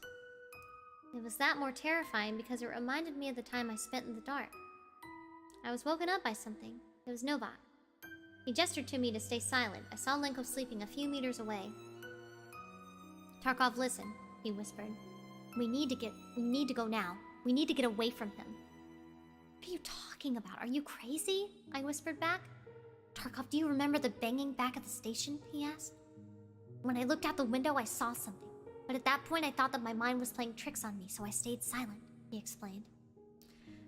In the far distance, I saw a figure, standing with its back turned to us. It was walking away, but it stopped when I focused my eyes on it. It turned, and it looked at me. It was him. It was Lenko. Finished Novak his revelation.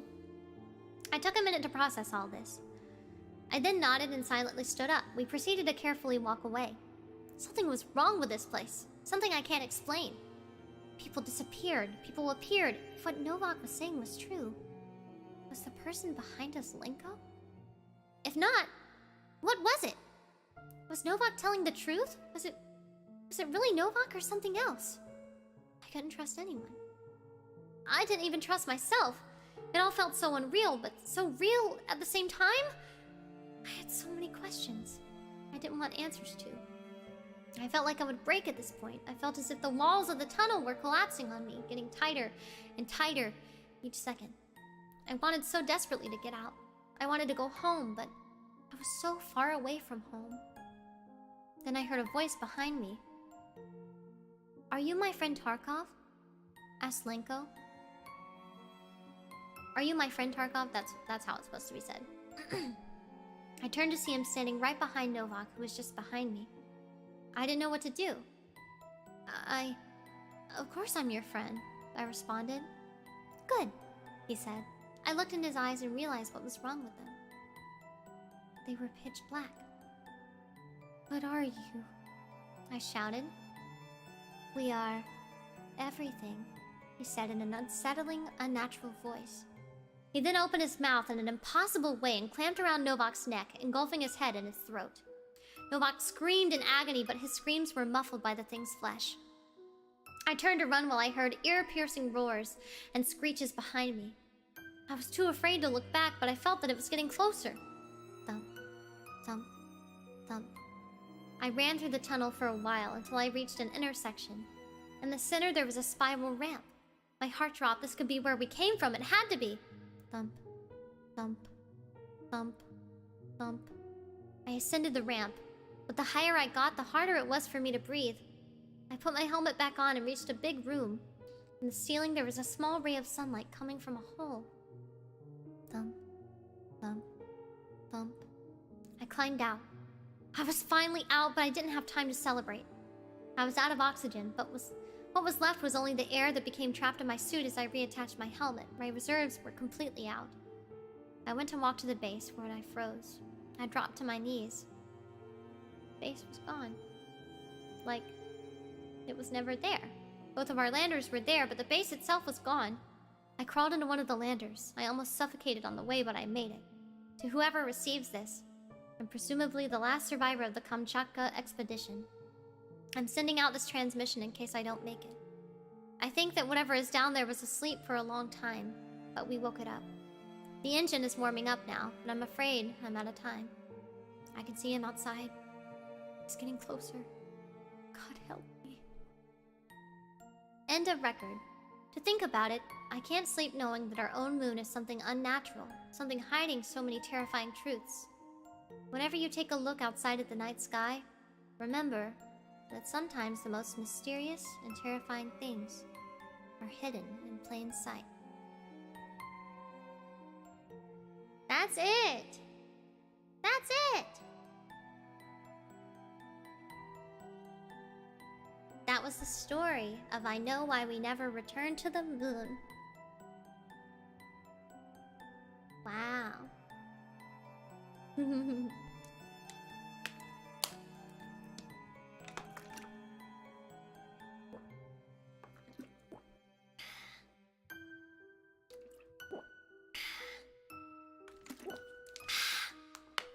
Oh my god. There were many theories about it being hollow and artificial. An emergency meeting has been called. I liked it. I liked it. I wish there was more, because I want to know more. Because, like, obviously someone was murdered on Earth, and they died, like, a similar way. So I want to know more. I want to know more. Yeah.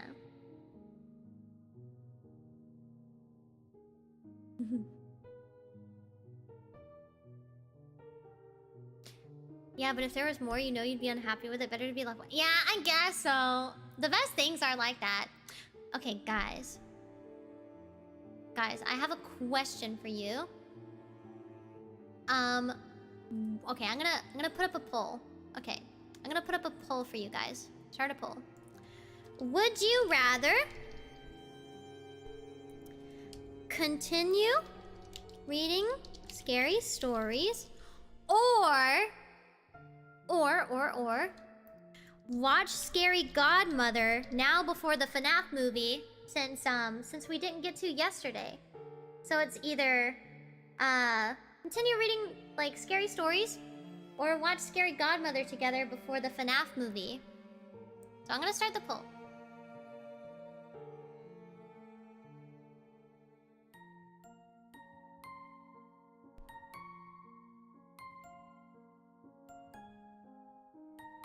I'm gonna check my Slack while we vote.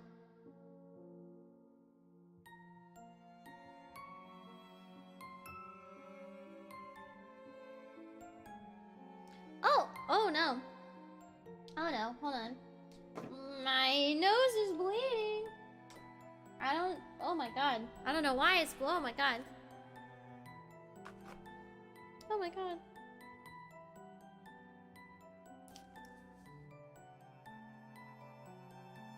I'll probably be headed to bed soon. You guys enjoy the night. Thank you, Hermit. Sleep well, sweet dreams. Oh, my nose is bleeding so much. Ah!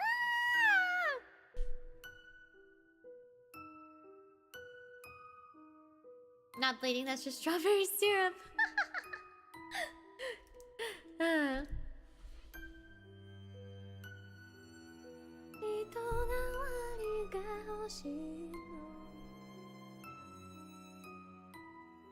I think the air is a bit dry. My nose feels really dry and my lips are really chapped. Ugh. Oh my goodness. Oh. Sorry about that. Oh my goodness. Ugh.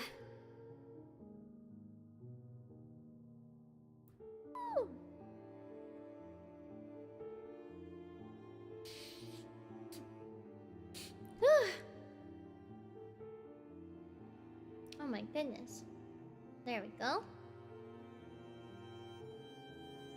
I'm gonna leave the poll up for another, like, few minutes and then we will decide what to do.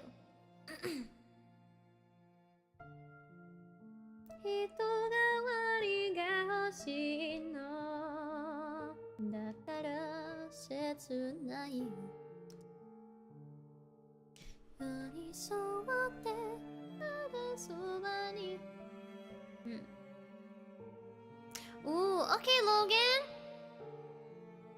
I hope you sleep well when you go to eat.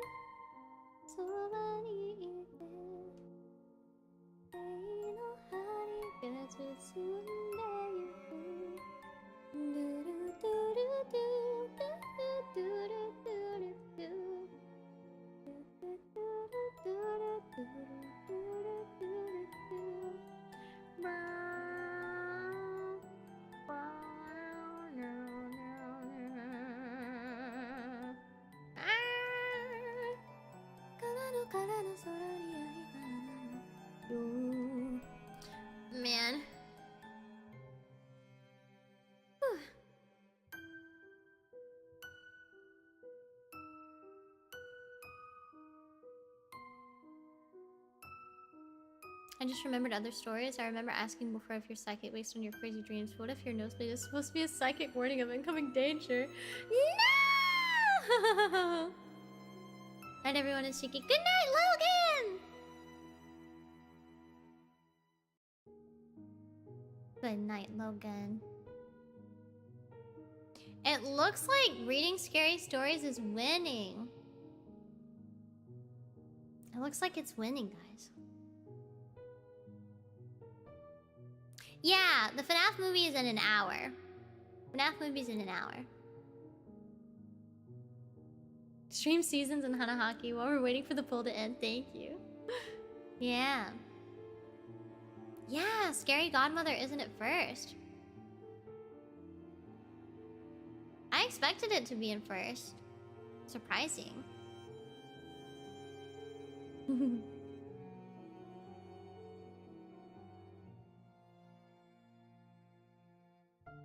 It was for a bit. It was in the lead at first. It was. Oh, my nose is done bleeding. Good. Wow. Thank God I just saw your video announcing this stream. Hey! Oh my God, is my ad finally working? Is the ad finally going out to people? It is! The ad finally went out to people for day 2. I think there was like an error. There was like an error yesterday, and so the ad never went out. And now I guess the ad finally worked today. Let's go. Yay! The ad is being targeted on specific videos, so not everyone's seen it. Do you guys want to watch it? It's kind of silly. Was it the ad or the moon people? Oh no. Okay, hold on. Okay, I guess we're gonna read another story. Yeah, I'll let you guys see what the ad looks like. It's really silly. It's really silly. I made it specifically, or I had it made specifically for this day. It was made by the same person that made the channel trailer that I uploaded. Oh God, did I never download it? I never downloaded it. Hold on. Let me find it and download it so I can show you guys.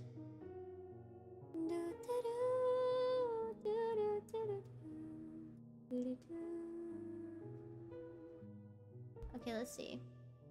Let me pull it up. Specifically Target. Oh no, Shiki now knows I'm a weeb. Of course you're a weeb. You're watching me, aren't you? Wait, where's ad number 2? Is it not in the folder? No! Did I not have it anymore? This is so sad. It's like... What the what? I don't even have my own ad.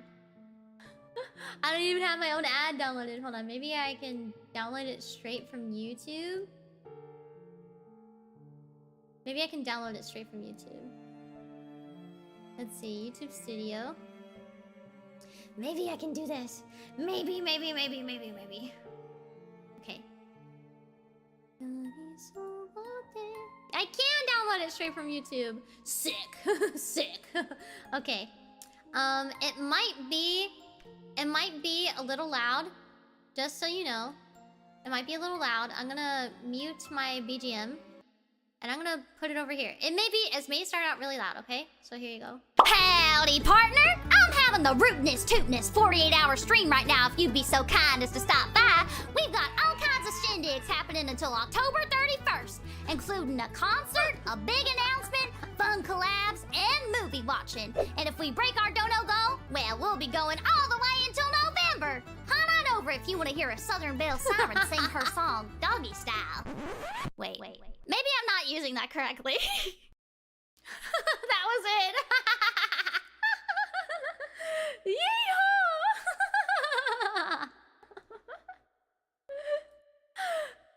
I thought it'd be funny. I know you gave a heads up, but it still scared the shit out of me. I'm so sorry.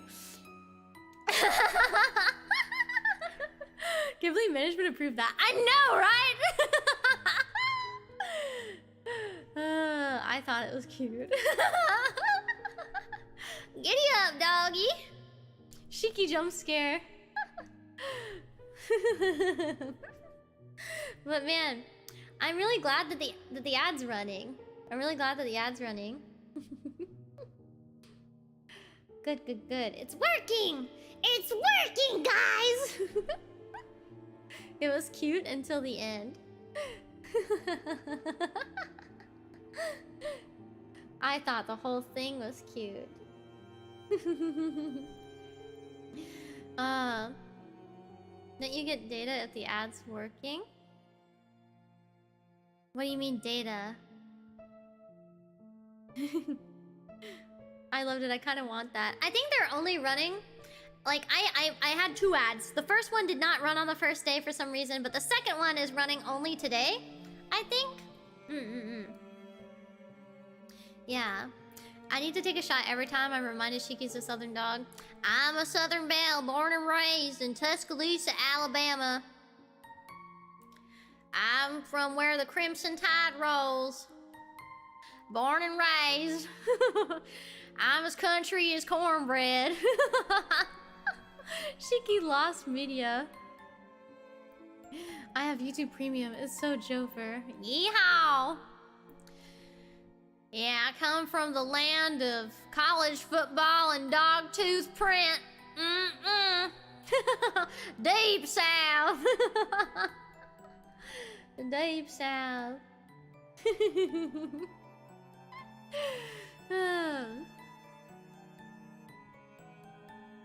It likely depends on how you set up the ads. There are several services that you just have to watch your channel to guess if it's working, not a direct causality.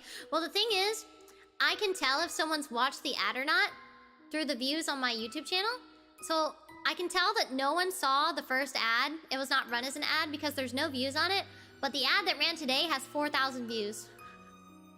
So it's working. The second one's working at least. Yeah, it has 4,000 views. Yeah. Yeah, it's working, it's working. Yeah.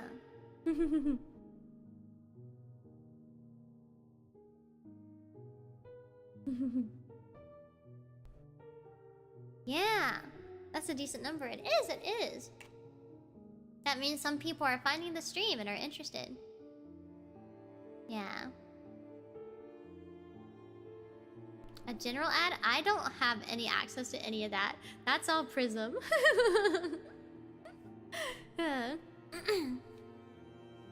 Alright guys, I need a suggestion now for the last scary story that we read before stream is over.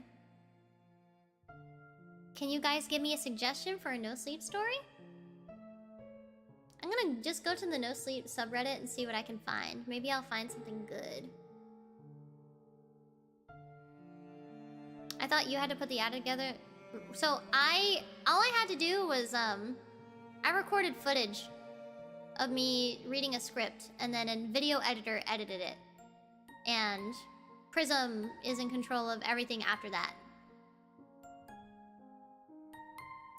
Oh, we're not allowed to run ads unless it's for an we can't do ads unless it's for an event. At least not yet.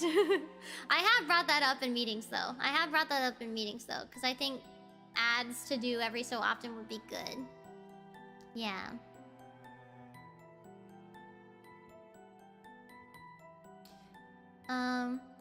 Let's see.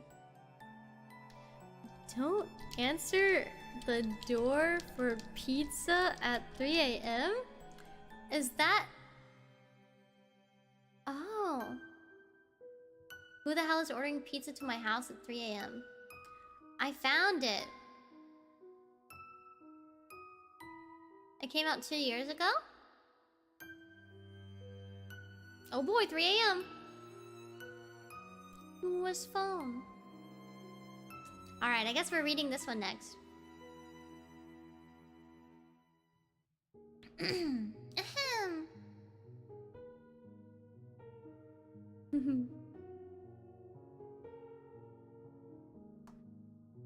Okay, here we go.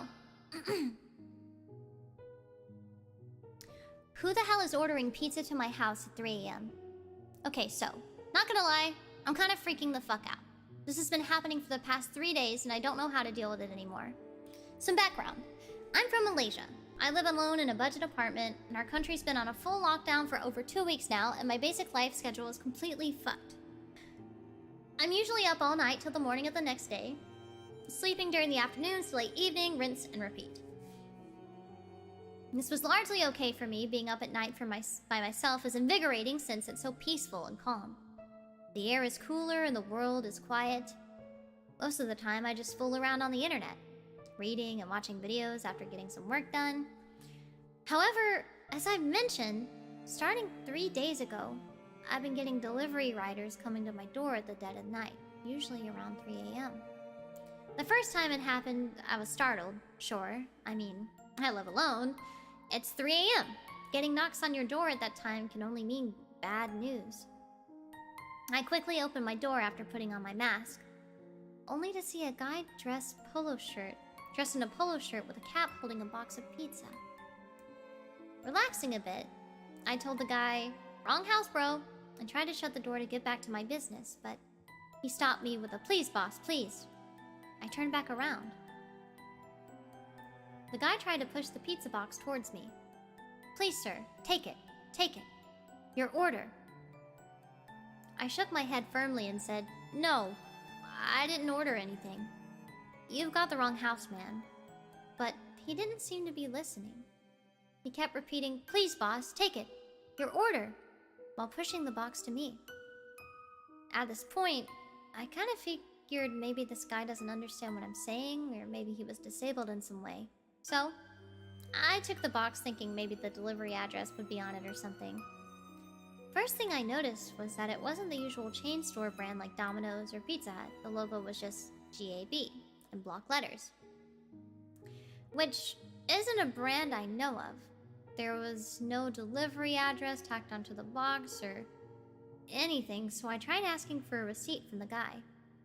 But he just shook his head and said, No, receipt," while backing away, ready to leave. I tried to stop. Oh my god. I got a notification that said I paid a certain amount to Apple services. God, that was spooky. But he just shook his head and said, No. Okay. I tried to stop him to hand him back the box, but he just wouldn't have it. He left hurriedly, and I ended up with a free box of mystery pizza. No pizza without a Diet Dr. Kelp. Ah! Oh my god, it's another notification saying I paid for the Apple service. Go away! Now, I probably should be stoked because it's free pizza, but it's 3 a.m. It's from an unknown place from a brand I've never heard of. And it's delivered by one of the shadiest dudes I've ever met in my life. So, I did what any reasonable person should do and left it outside my door, thinking, I'll just throw it out with my trash in the morning. My sister always told me to never pick up strange things from outside. Easiest way to avoid bringing in any bad luck or trouble, she'd say. After that, I got back on my computer, feeling just a tad weirded out, but not really anything too much. Eventually, the sun rose and I went outside to take out my trash. When I got outside, though, the pizza box wasn't there anymore.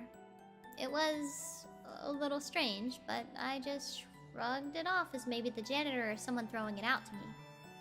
Out for me. I proceeded with my day as usual and almost completely forgot about the whole thing. Until the knocking came again. I looked at the time. 2:45 a.m. What the hell? I got up, put on my mask, opened the door. A different guy in the same uniform from yesterday stood in front of me, holding yet another box of pizza. Sir, your order. Please, take it. I shook my head, no. No order. It's not mine. Wrong house, man, I told him. This time I managed to just shut the door behind me before he could stop me. I stood by for a few more minutes, watching the guy out of my peephole. At first, he just stared blankly at the door. After it became apparent I wasn't coming back out, the guy just put the box down in front of my door and walked away. Satisfied, I went back to my desk and sat back down, grumbling to myself about how bizarre and annoying it is to have this happen twice. Did some troll find my address and is pranking me? But the guy didn't ask for payment or anything. Is it just to harass me? Who would do that? Why me?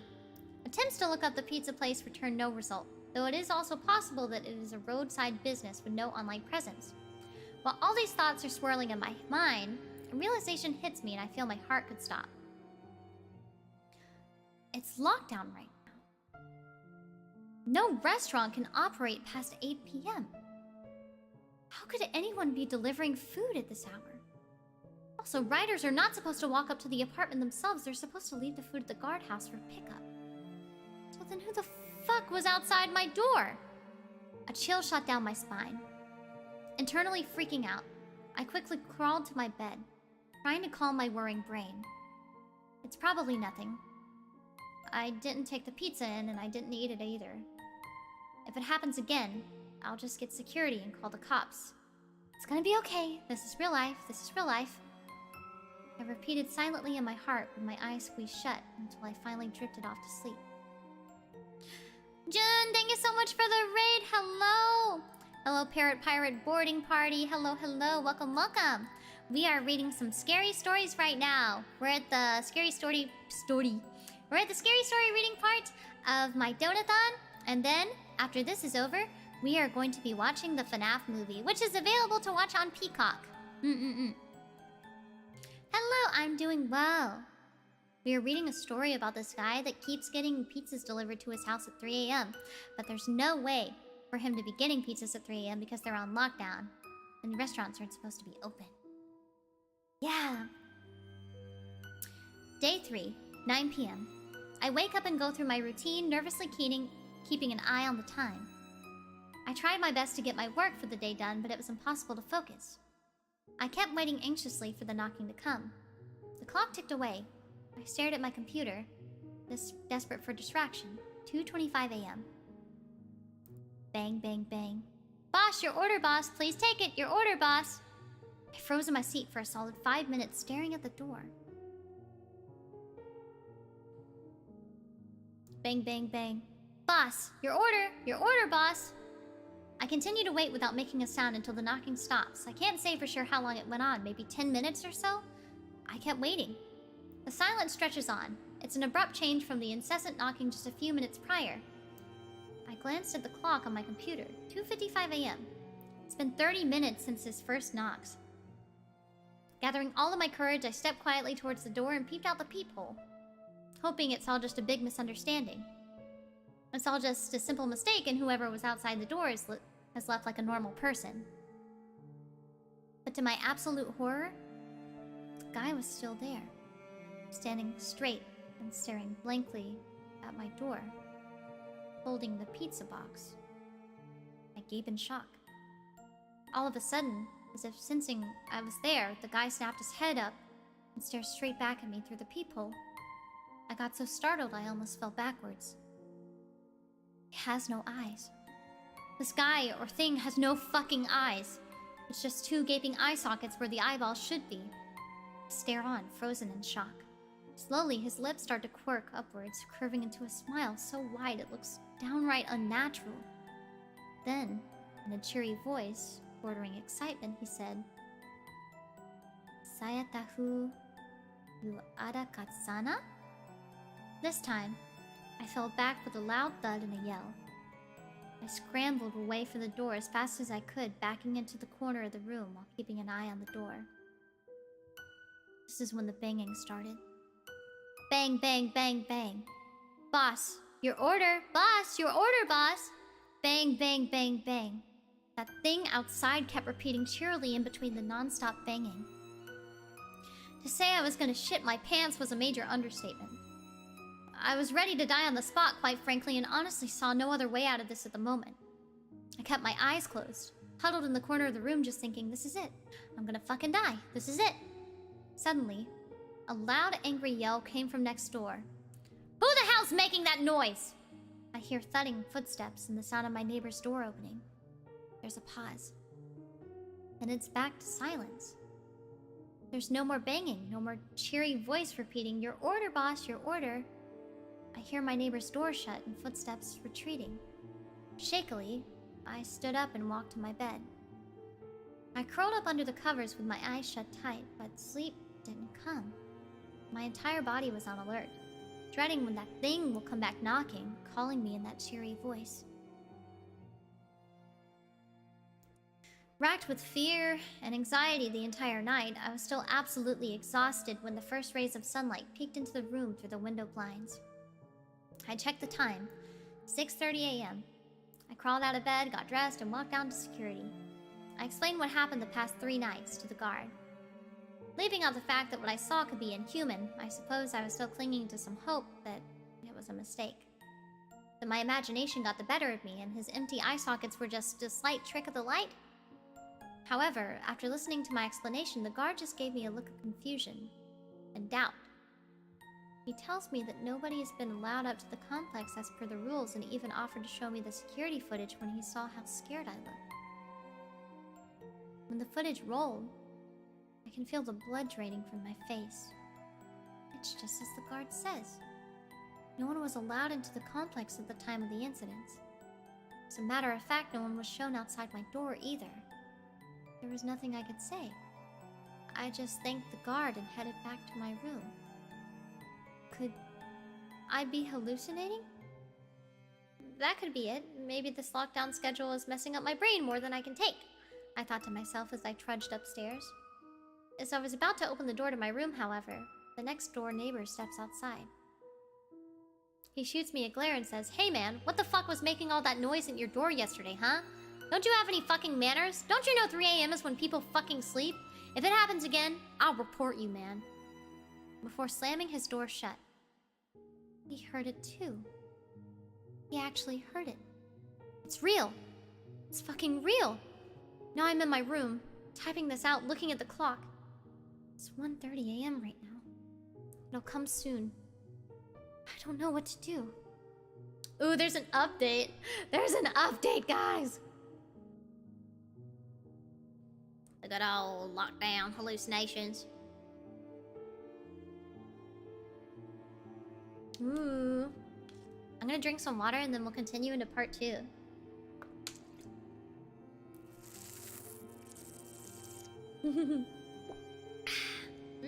Yummy water. Yum, yum, yum.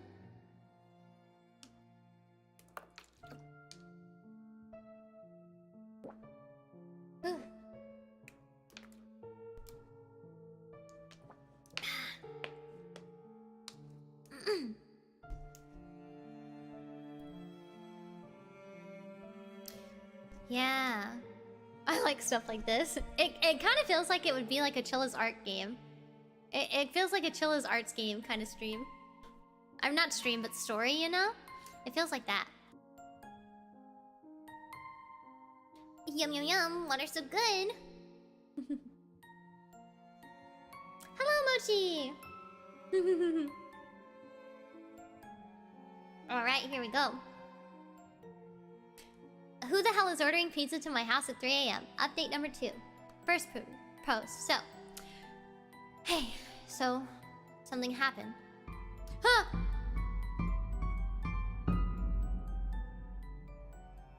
Huh? What? Huh? Nitro? But you said yesterday. Are you sure?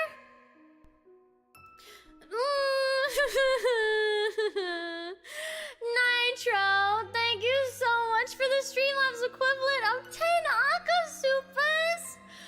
Hey, when you said it's coming, I was like, what is he talking about?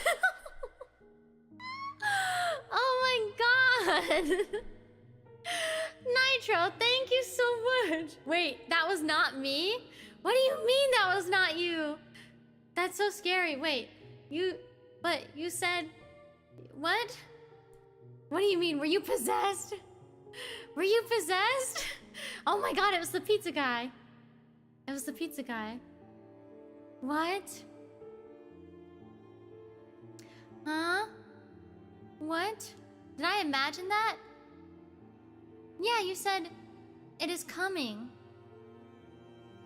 You said it is coming. But it said your name. Did Meteor you... It was Meteor? Was it really? Oh my god. Hold on. I gotta fact check this. Hold on. Streamlabs sign in. I got to fact check this. 1 second. I need to double make sure. No. It doesn't have a platform ID. Oh, Meteor! Meteor! Oh my god, you are here! Thank you so much for being a member for 26 months. Hi, Shiki. Sorry I can't attend the stream right now. Gotta run to a meeting in a minute. Just wanted to say, miss you and all the culture so much. We miss you too! I hope your meeting goes well. Thank you for stopping by. Was that Dono you? Or was that Nitro? I can't tell. I can't tell who actually sent it, because Nitro said, it is coming. It says Nitro did this. Hold on, I'm gonna...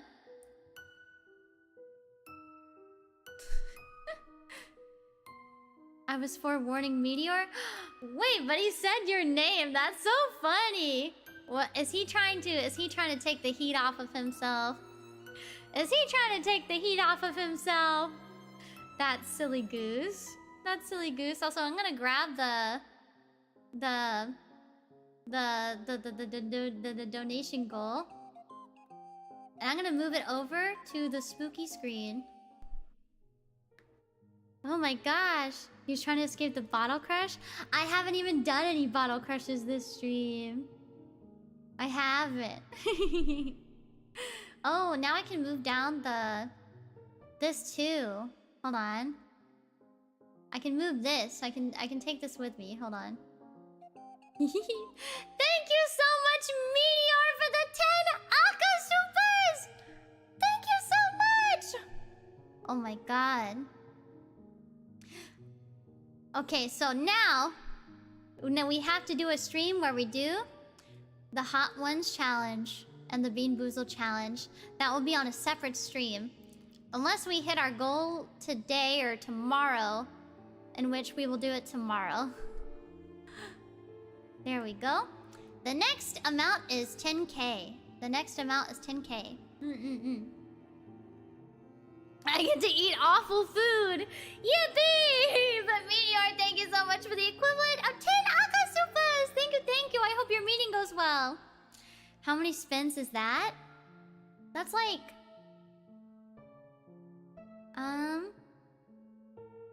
4? Yeah. I guess we can go ahead and do that now then. We can go ahead and do our wheel spins. Let me grab my wheel. I gotta scroll back up and grab my wheel. Copy. And then, where's Spooky? Let me grab my wheel. Here we go. Stay dangerous? We're not ending the stream. Hello?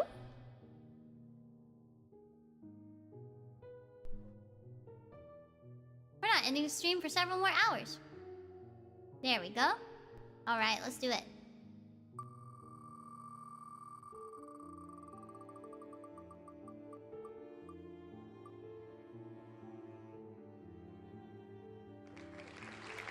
Okay, so now I have to read some of the story in a southern accent. If we get that far after, so like, it's like 3 wheel spins, right? So, that was the first. That was the first. The second one. Are you fucking kidding me? Well, now it's 10 minutes. Now it's 10 minutes, okay. Okay, and this is the third one.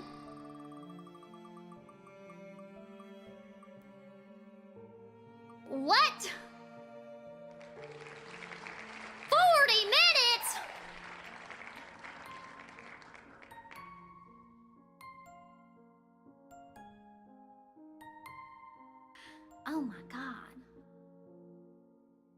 kidding. You're kidding.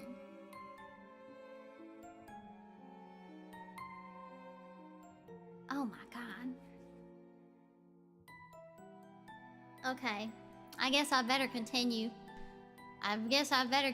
this story then. Oh, one more. One more, okay. I gotcha. One more. What?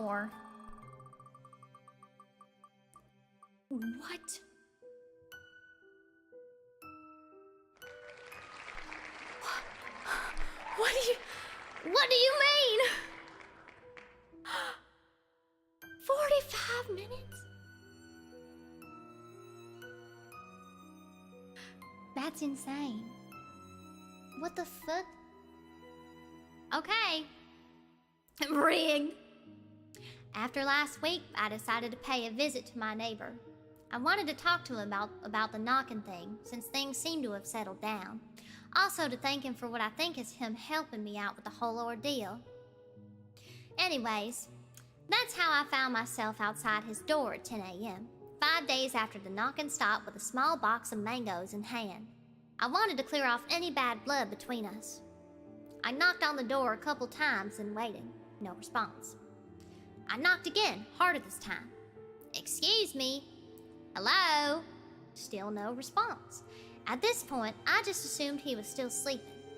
Like I said, lockdown schedule really be fucking with us all.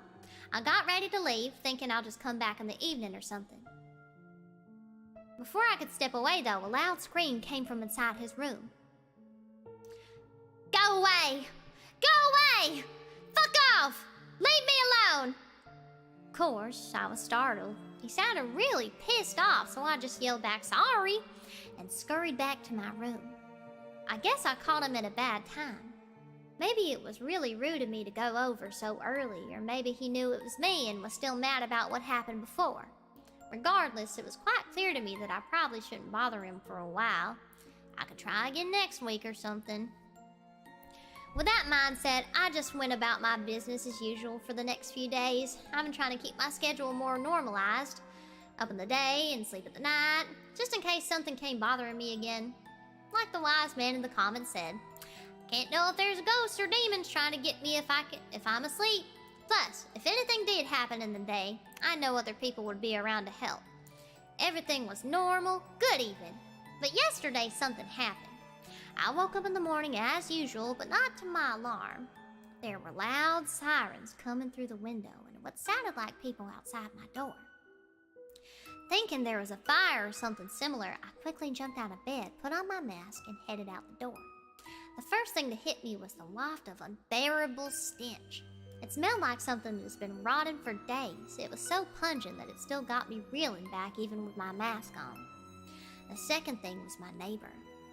I haven't mentioned this before, because I didn't think it was relevant, but he is a fit man in his early 20s. Very much the kind of guy who works out on the regular and watches what he eats.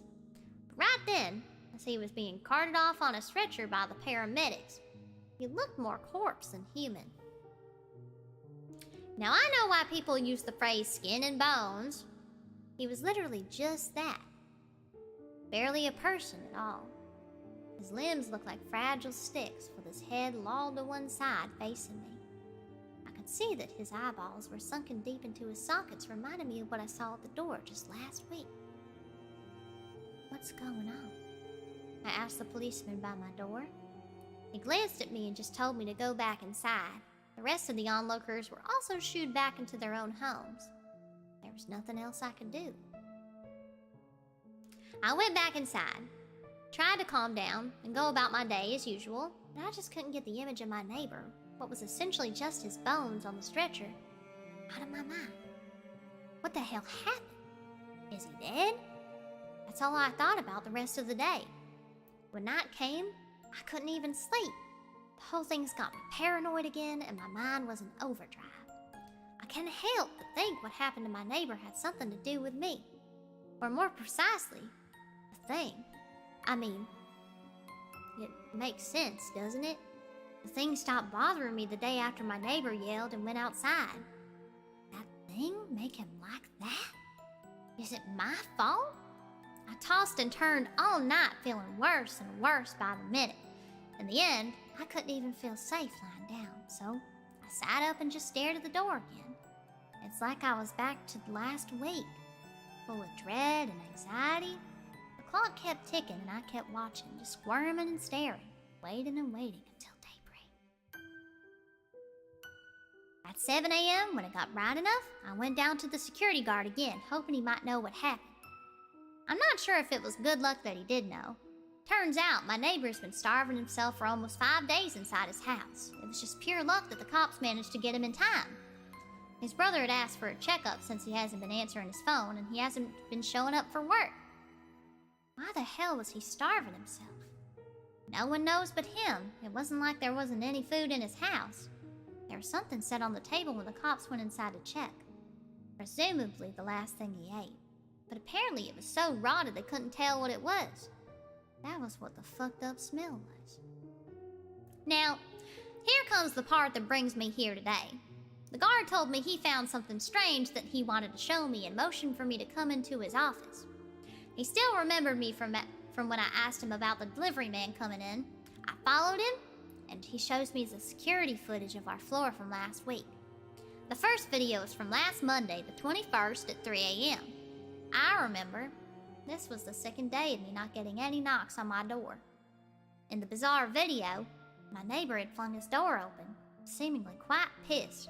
However, after that, he just stood by the door frame. It looked as if he was talking to somebody in front of him, despite there being nobody. He was gesturing angrily, shaking his head and hands like he was saying no. It was reminiscent of the Elisa Lam security footage, just downright unsettling. After a few minutes of that, he seemed to stop abruptly, pick up something from the bottom of the screen, then he turned around back into his house and shut the door behind him. I paled. The footage over the next 2 nights just showed similar footage of my neighbor angrily flinging open his door, looking around and going back inside. Always at or close to 3 a.m. On the 4th day, though, I saw myself with my box of mangoes waiting outside his door. That was the day he screamed at me to go away. My worst fear was being confirmed right before my eyes. It got him instead of me. I know, I just know. You guys might think it's just me overthinking, but how else would you explain it? It could have been me on that fucking stretcher. It could have been me starving to death in my fucking house. The only reason the thing left me alone was because it got someone else. After seeing that, I just rushed back to my room as quickly as I could. I gotta leave this place. I'm not fucking sticking around until whatever the fuck it was comes back to get me. I packed up my things. I'm gonna move back into my parents' house tomorrow. I can't deal with this shit. I don't want to deal with it anymore. It's currently 12:52 a.m. I'm still looking at the door. Ooh. Okay. That was the end of it. Fancy.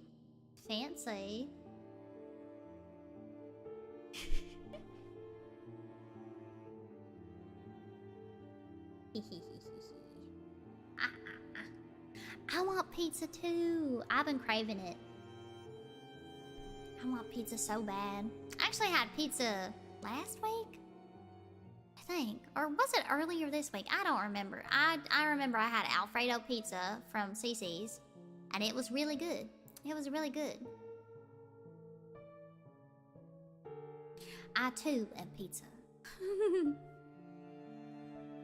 2.5k more until the cursed pizza wait wrong donathon.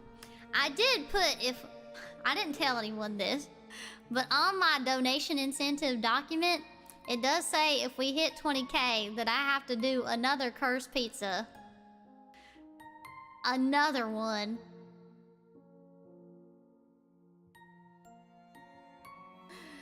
I know.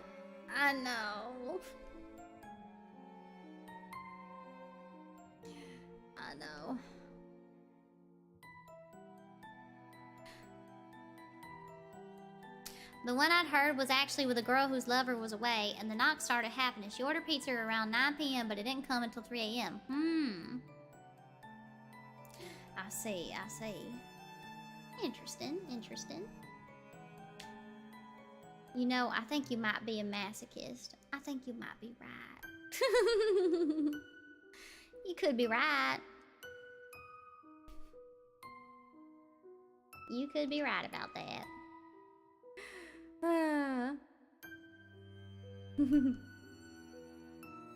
Suffering from success. That's how it goes, ain't it? I'm gonna take my headphones off for a little bit because my ears are starting to hurt. Something fierce. Something fierce. Or perhaps just suffering. It is what it is. It is what it is.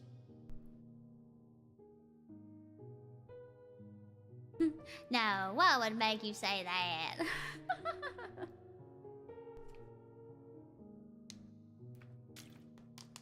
I think in about 15 or so minutes. Oh god, my water bottle fell. I think in about 15 or so minutes, I'm gonna set up the comfy puppy cam for you guys. So you can see little Bip before we watch our movie. And during, I'll put him on the screen so he can watch with us. Are you feeling alright? My jaw hurts from talking so much. But aside from that, I'm pretty okay. I'm pretty okay.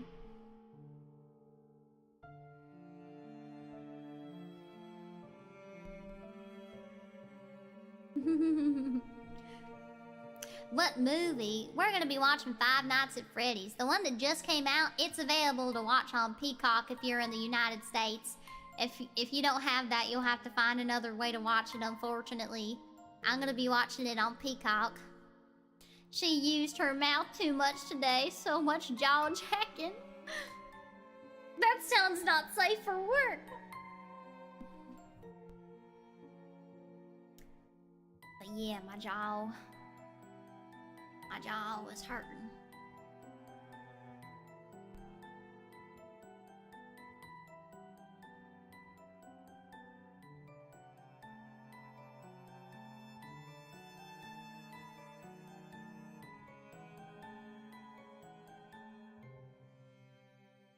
Current plan is to do a group watch along on PRISM Core for those without Peacock. That's really sweet of y'all. She worked her mouth with Jolene. I guess if y'all can't watch it through your own means, they'll be having a watch along on PRISM Cord.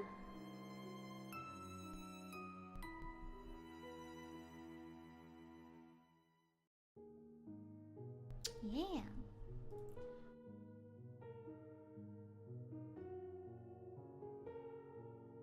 Ah, my back, my neck, my back, my anxiety attack. Blood of my enemies, thank you so much for the Streamlabs dono equivalent of an Akasupa. Hi Shiki, I'm finally off work. Did I miss the watch along? Nope, we're gonna start in a little bit. We're gonna start in a little bit. Is that another wheel spin? Can Tov get permission to link it? I can link it. I can link it. Let me find it. Twitter. Next one is 7,800. Oh, Kuja, thank you. Thank you, thank you, thank you.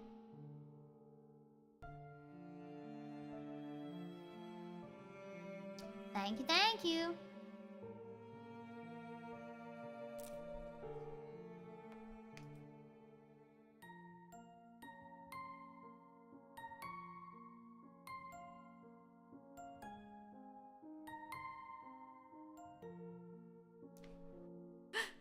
Does like Meteor's dono count for me in the top 3? Ask him, ask him. Oh, guys! Guys. An interview that I participated in, finally went up. It finally went up after, a little while. Here, if you want to read it.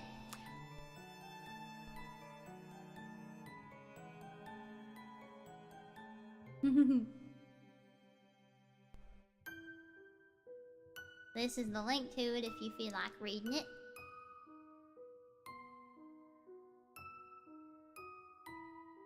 I wonder, I don't remember what I said.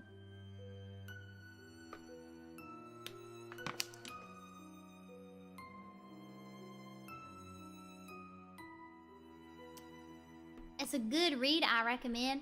Really? Lots of saucy things. Yeah.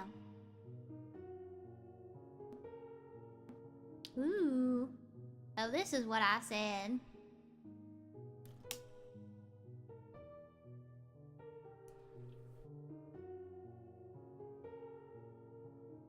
Huh?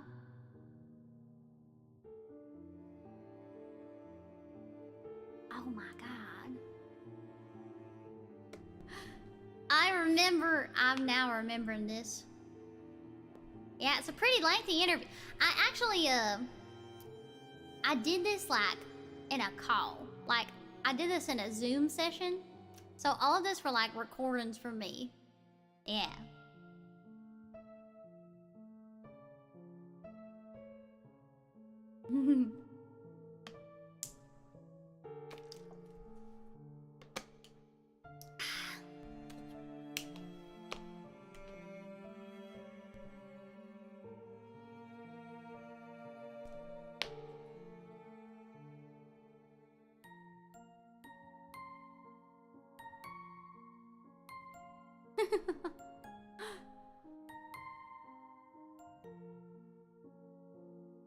Hee. Wow. 45 minutes of it. Sure am.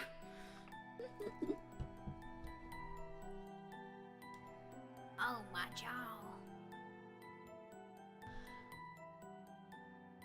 What's that one song called? Balls in My Jaws? Or something like that.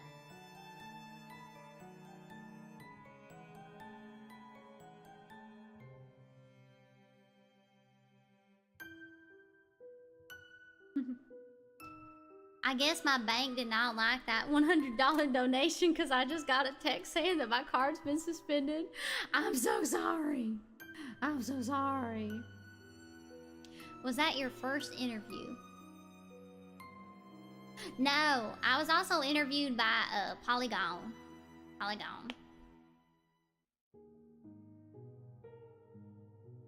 Your jaw must have really been pushing it back, huh? I hope it feels better soon. Thank you.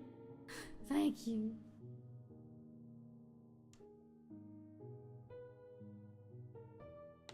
Yeah. Ow, I hit my microphone. Ooh. I'm watching the spooky stream while working on a project about Michelangelo. Somehow looking at an old portrait of him while hearing spooky stream makes him look so scary and menacing. I'm doing my job. I'm doing my job. Will you have a timer up for the film? Yes, I will. So you guys will know exactly what time we are at. I will also do a proper countdown to let you guys know what is going on.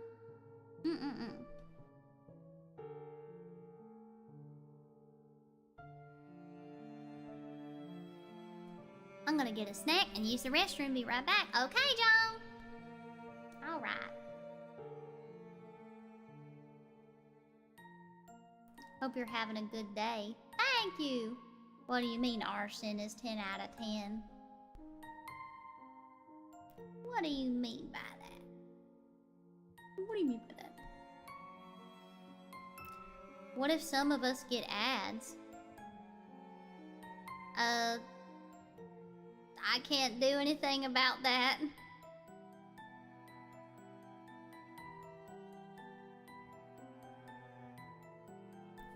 I can't do anything about that. Yeah. Peacock does have an ads tier.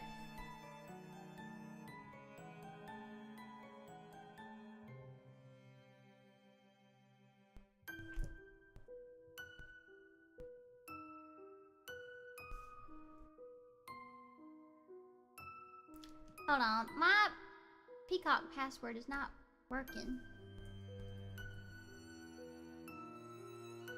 There we go.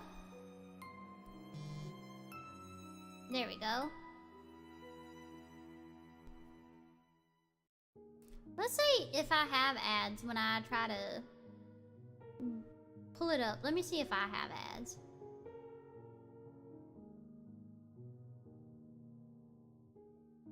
I do have ads. I'm gonna quickly subscribe to the highest tier so I don't have that.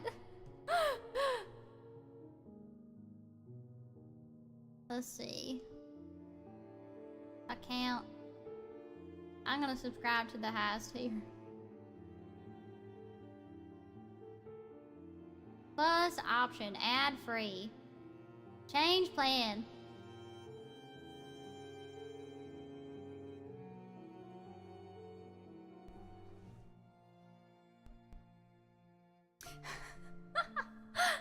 Oh my goodness, MTR Blue, thank you so much for the Streamlabs equivalent of 6 Akasupas. Thank you, thank you. Thank you, thank you. That was a $600 dono. Let Epic 2 more spins for chat. All right. 2 more spins. Let's go.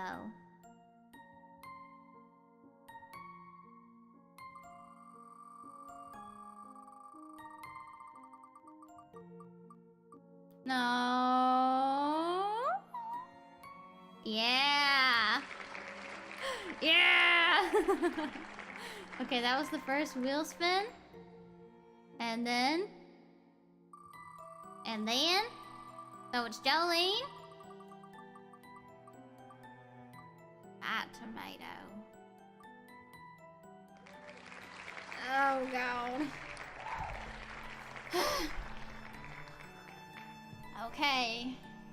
Thank you so much, Empty Heart Blue. I guess I'll get to singing Jolene then.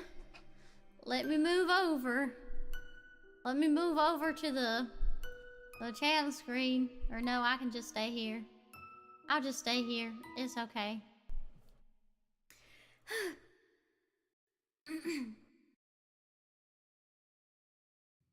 No ragrets. Okay, let me load that up. Jolene karaoke version. How many times have I pulled this up? Okay.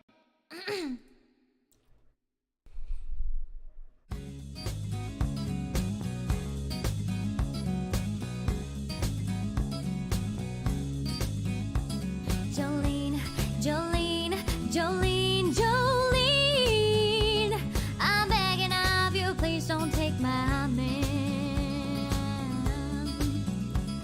Jolene, Jolene, Jolene, Jolene, please don't take him just because you can. Yeah. Your beauty is beyond compare with flaming locks of auburn hair, with ivory skin and eyes of emerald green. Your smile is like a breath of spring, your voice is soft like summer rain, and I cannot compete with you, Jolene. He talks about you in his sleep, there's nothing I can do to keep from crying when he calls your name, Jolene. And I can easily understand how you could easily take my man, but you don't know what he means to me, Jolene. Jolene, Jolene, Jolene, Jolene, I'm begging of you, please don't take my man. I can't hit the notes because my voice is so hoarse. Jolene, Jolene, Jolene, Jolene, please don't take him just because you can. You could have your choice of men, but I can never love again. He's the only one for me, Jolene. I had to have this talk with you. My happiness depends on you, and whatever you decide to do, Jolene.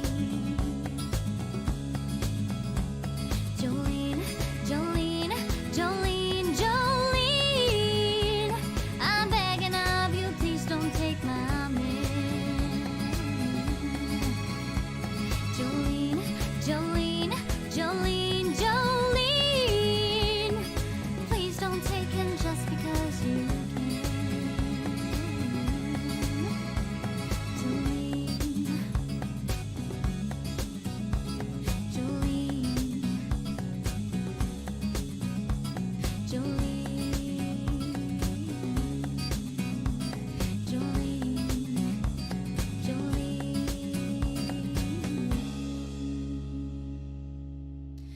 tomato and vocals are actually a terrible mix for laryngeal health, acidity, and potential strain. No wonder my voice is so hoarse, but I still gotta take a bite of a tomato, don't I? Here we go.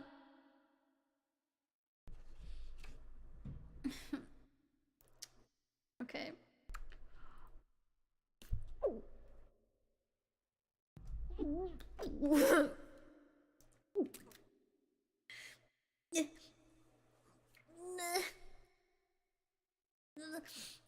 I didn't like that very much. I didn't like that at all. That made me want to die. Why would you do that to me? Why would you do that to me? F for Shiki's vocal health. Salt that bad boy up. I hate tomatoes. Why would I salt it up? Why would I salt it up if I hate eating them anyway? No. No. Alright, guys. I'm gonna be right back.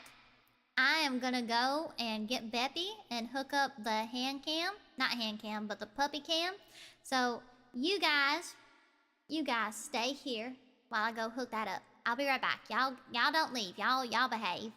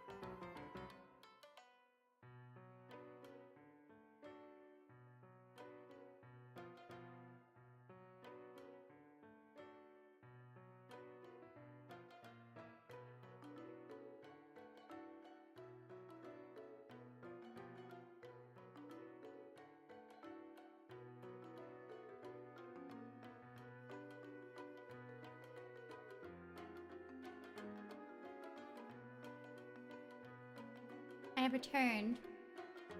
I'm gonna transition over, and you will see this shitty window capture thing that I'm trying to... So I'm trying to crop. Oh, you can see little guy. You can see little man. He's in his little spot. He hates it!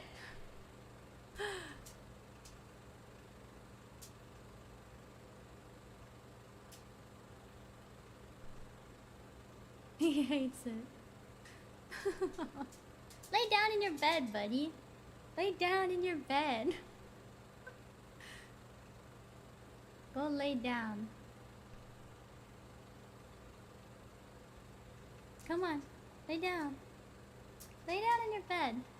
Maybe he wants me to move the Snoopy. So I'm gonna move the Snoopy. Hold on. Let me move the Snoopy out of his way. You guys will get to see my hands again. Hold on.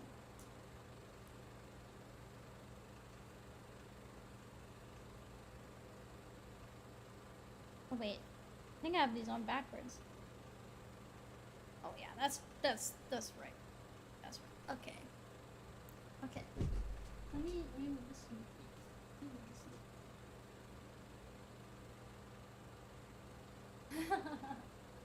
Let me put it like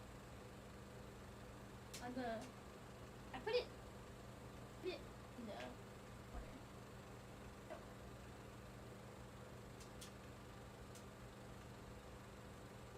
Snoopy can be in the corner. Baby, get in your bed. Bye, Snoopy. Baby, get in your bed. Go to your bed. Lots of people are waiting. He's a very, very fickle baby man. So he may not want to yeah, he may not want to be here. I am wearing my robe. Go lay down, baby. He's like sniffing around trying to find food. What a silly little guy. Hey, they're waiting, baby. No, you can't get on the bed. No, that'll hurt your back. No, come on. Come on, get in your bed. Get in your bed. Wow. You can see the Sonic blanket that he likes to get in. You can see it. All right, let me replace the No, stop trying to get on the bed. You're gonna hurt yourself. Stop it. He's gonna hurt himself, and then what then? Five Nights at Freddy's. Hold on, I'm gonna set up for the movie, and then we'll be good. No, baby, calm down. You can't get on the bed. You can't get on the bed. You'll hurt yourself. You got old bones. You got old bones. You will die. You will die.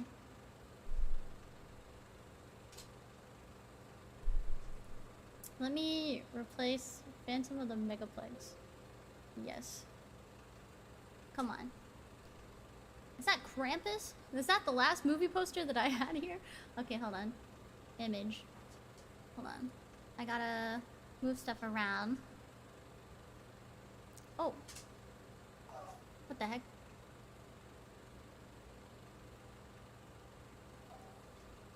Why are you doing that? Hold on, he's being a baby man. There's nothing up here for me. Go lay in your bed. Go lay down. Go lay down. No, baby.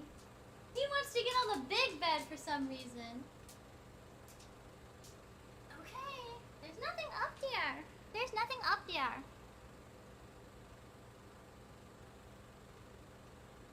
Now what will you do? Now what you... The one night he doesn't want to be in his own bed. He decides to be in the big boy bed. He hates us!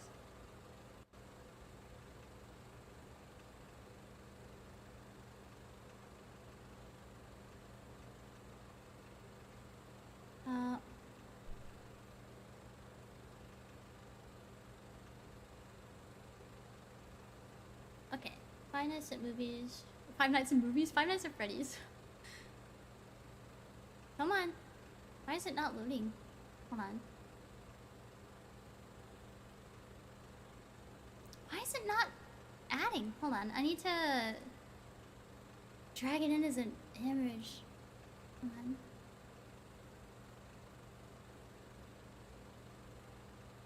There we go.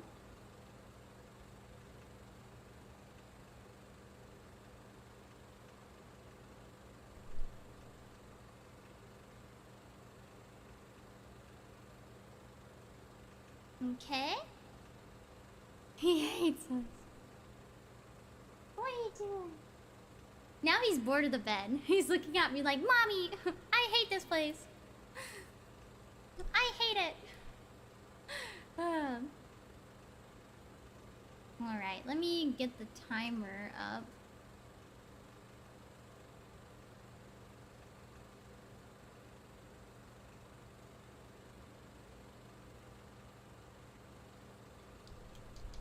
Stopwatch.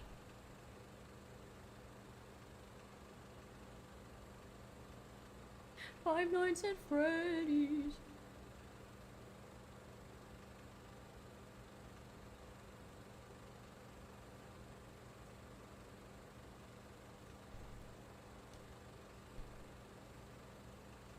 Okay, I don't have ads on Peacock, which is good.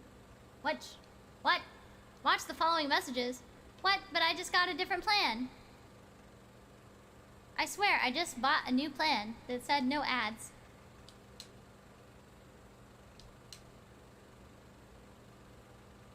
Hold on, change plan. Upgrade plan.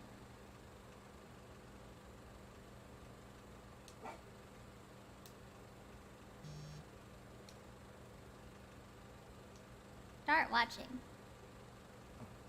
Ow.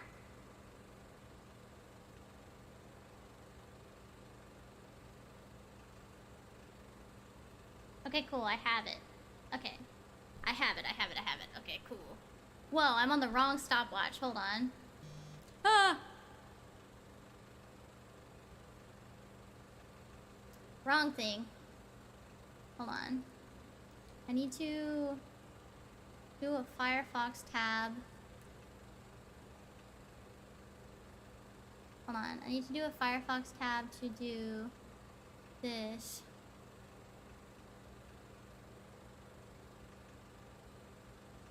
I need to do stopwatch.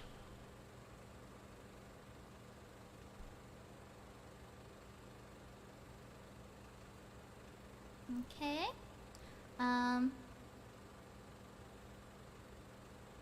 Ooh. Why does it look like that? Okay, done. Let me drag it out. Hold on. Five Nights at Freddy's. Nope. That's not what I wanted to do. Nope, that's not what I wanted to do either. I hate this mouse. It's broken. Okay. Nope, that's not what I wanted to do either. There you go. Okay.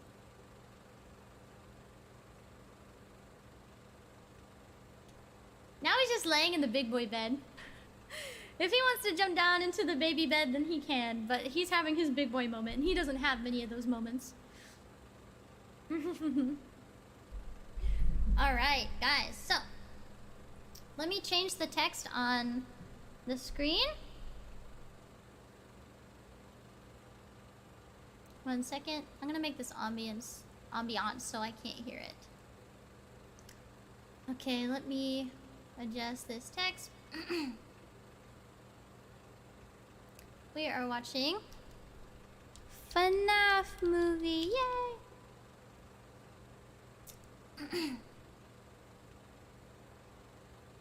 And then the note, I'm gonna be watching on Peacock.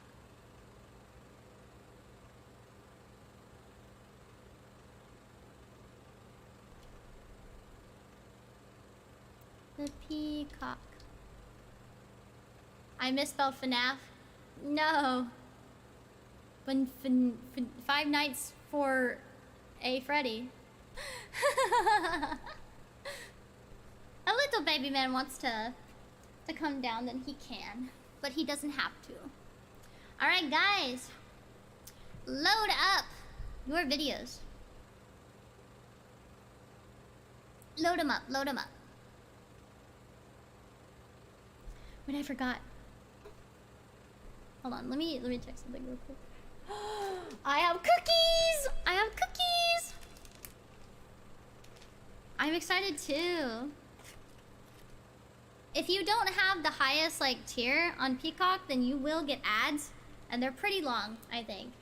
The starting ad was like 118 seconds or something like that, so I had to upgrade to the highest tier.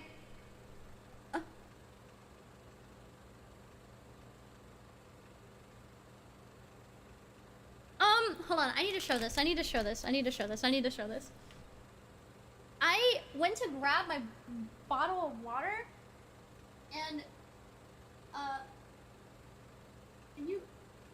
why is there like cum like substance on it? Can you guys see that?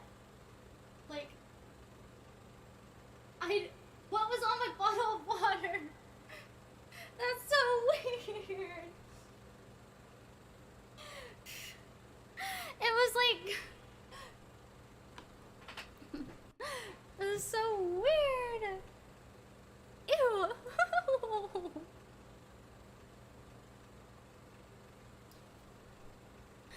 So weird. What's the texture like? It's like a little, it's like a little liquidy and also a little slimy. It's like, it's slimy.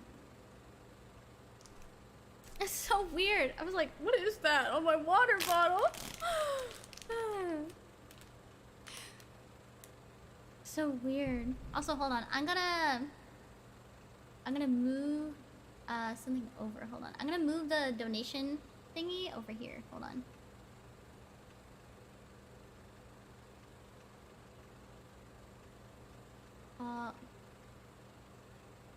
Hold on. I'm gonna move it to here.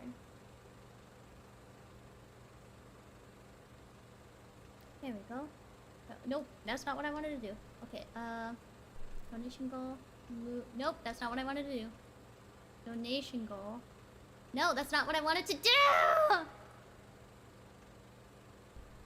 Ah! Hold on, I need to like lock. I need to lock so many of these things. God damn it, fuck. I need to lock all my layers. Whoa, he jumped down.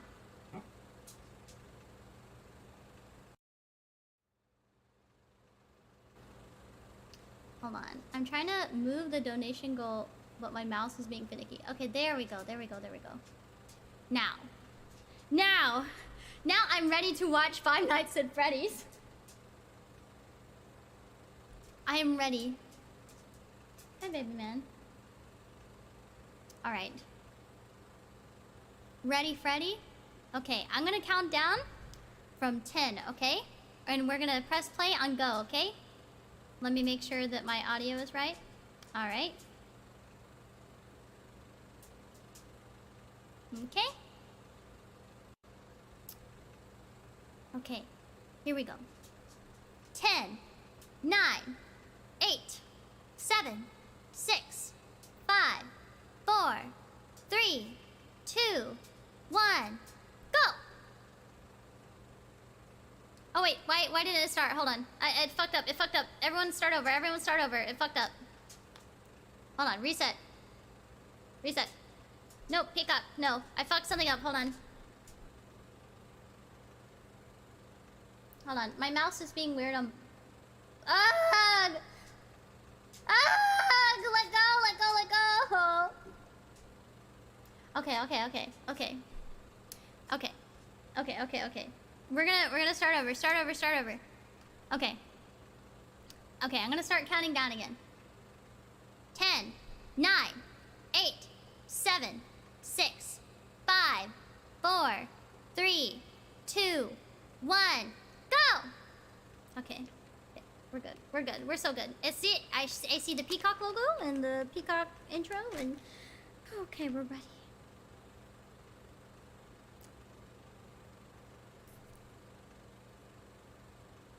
I have the cookies from yesterday.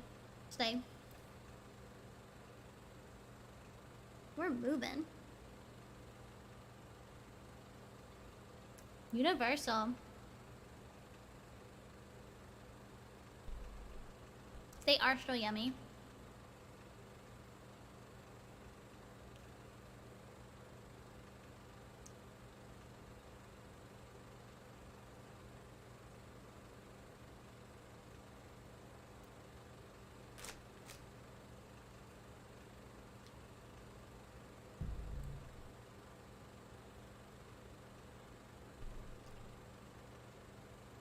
There are 19 people in a Discord call watching this with you. Aw, that's cute.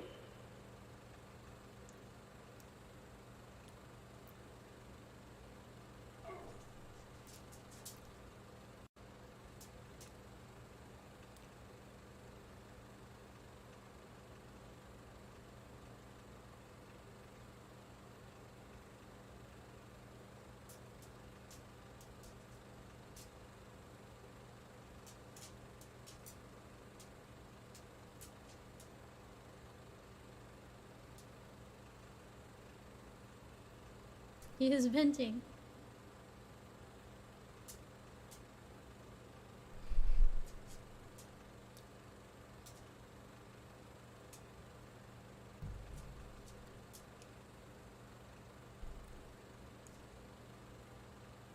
If Nitro disappears, it's because he said something out the wall and I simply can't prove it happened on the YouTube side. Yeah, Beppy's being shown on screen right now.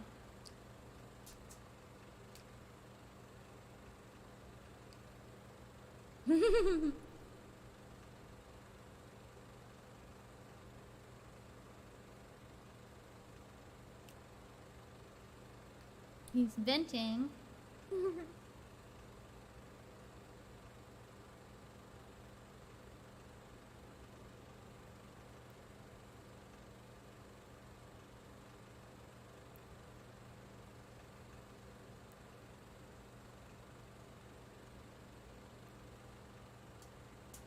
Arnar. Oh, he decided to lay down. You can see his butt. Suddenly saw.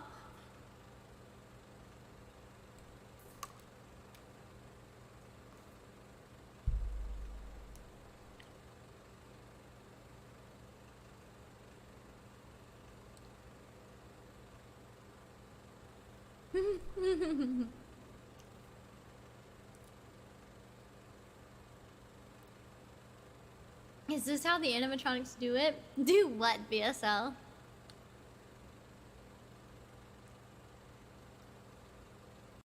Universal Pictures presents. We wanna play a game. I saw so many like funny Saw videos where it's like, Julia, one time you littered, now you must pay the price. Die.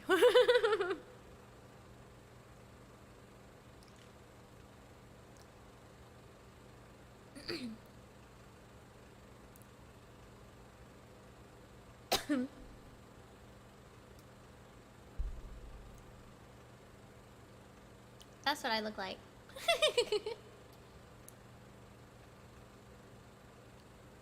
Na, na, na.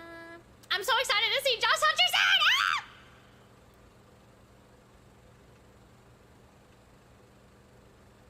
Ah! Oh, and Matthew Lillard. I'm so excited.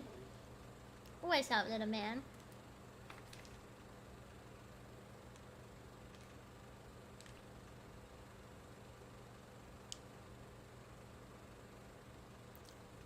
I need to go watch the 3-hour map pad video on this before we can watch.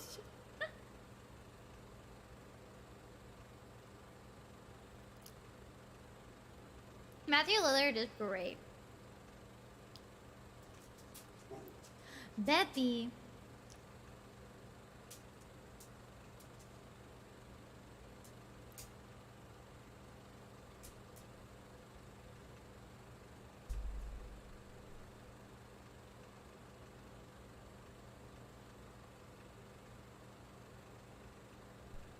Five Nights at Freddy's.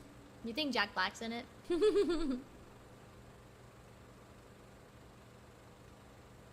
I've seen so many thirst trap videos about Josh Hutcherson on TikTok lately.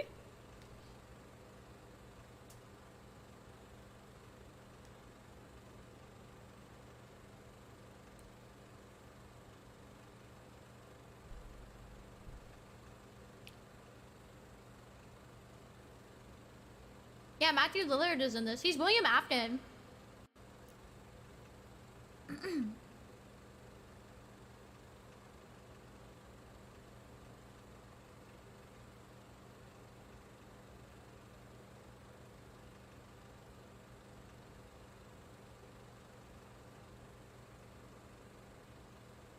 Perfect form push-ups.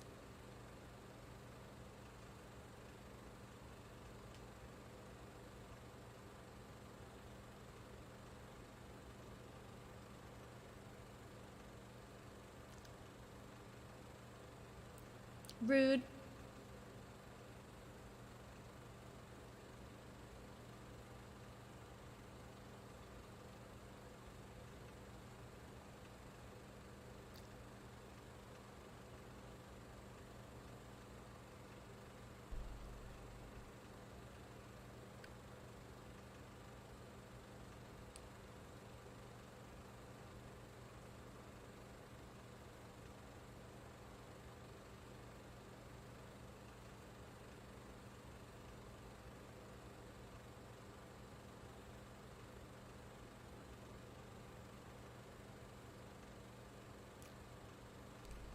I've been wanting to try throat coat tea, but I've never had the opportunity. Every time I, like, am reminded about it, I forget about it before I can order it on Amazon.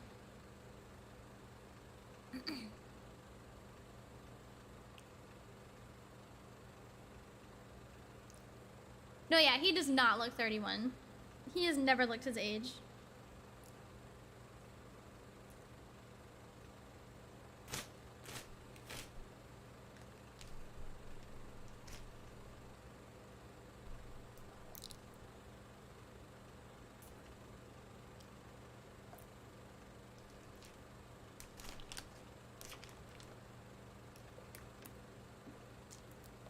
Yeah, Josh Hutcherson is in his 30s now.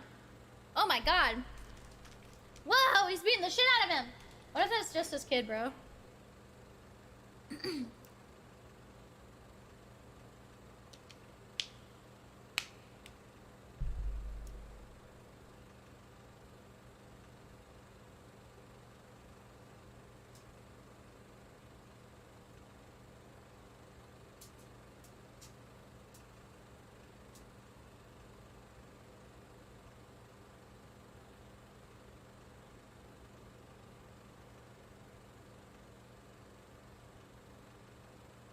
Was that the fight of 87?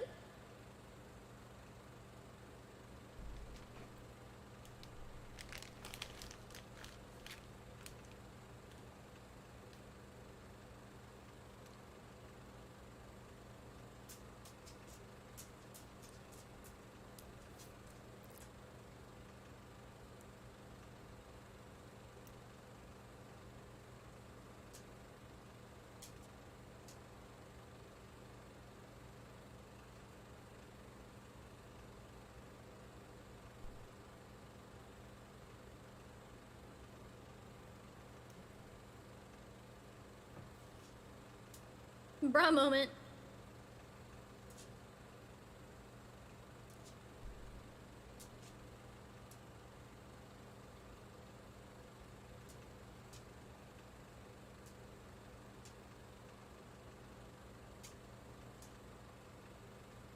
Coffee?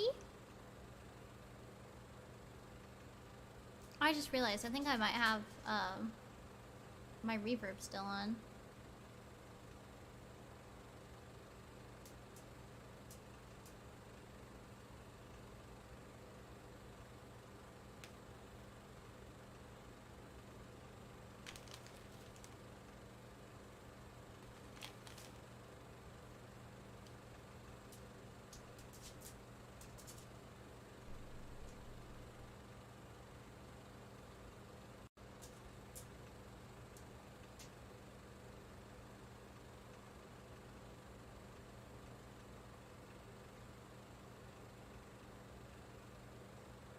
A security gig?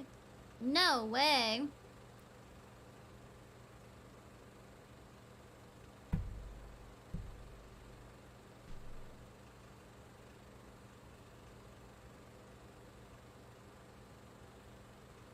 That's two things.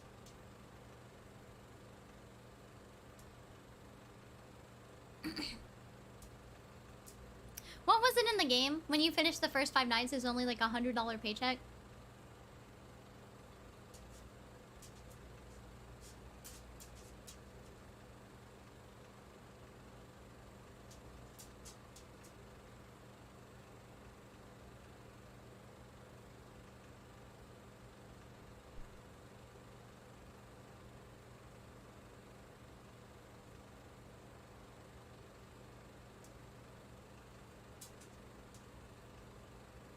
My dog is just standing there, staring at me, wagging his tail.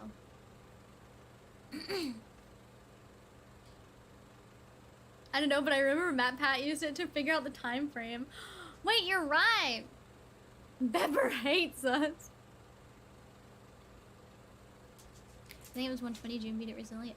He's literally laying on the floor next to his bed. He hates you.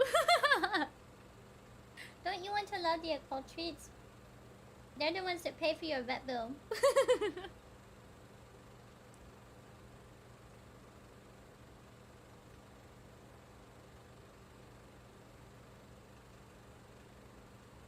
Get that camera away! He's just a little camera shy.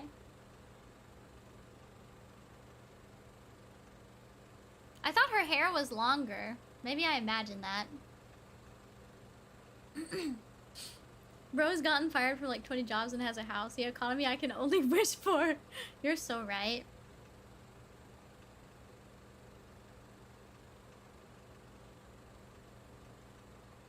You thought it was shorter? I guess we're on two opposite sides of the spectrum there. No.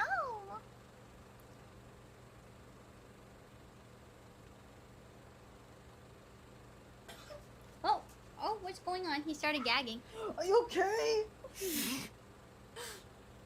He's okay. He just had to gag for a second.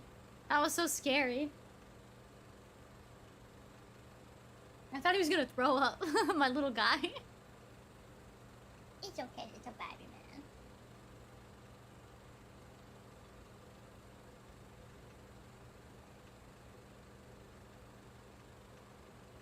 We all gag every once in a while.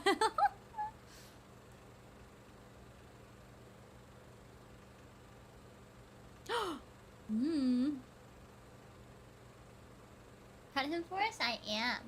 I'm petting him right now. He's sitting like right beside me. I guess he's feeling a little restless. I was gagging a little while ago, so true.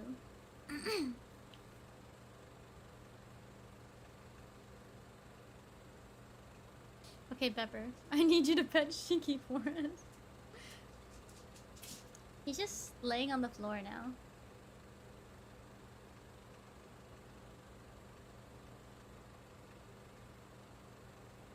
Josh Hutcherson, what ails you so? What torments you? Is he getting in his bed? No, he's getting further away from it. He's just like me for real.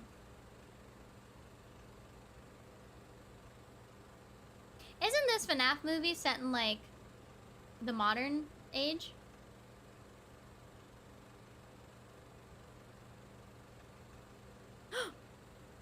No, the Coca-Cola.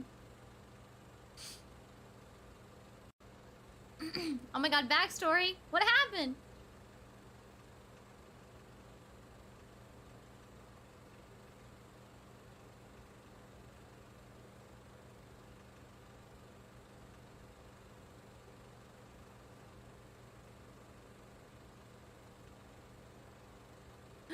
Did his brother get kidnapped? No!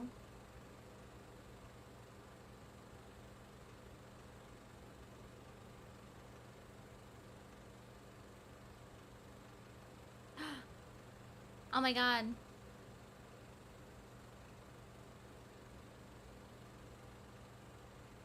That's sad. No wonder he was like so like scared of that girl being kidnapped even though that was her dad.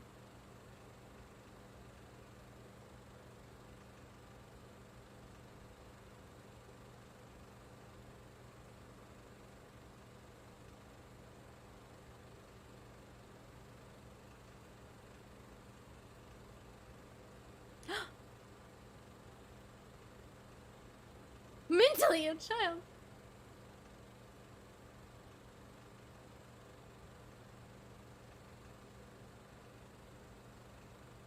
She has an imaginary friend.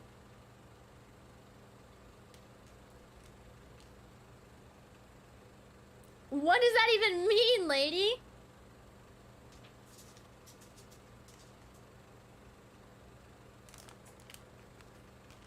Shut up.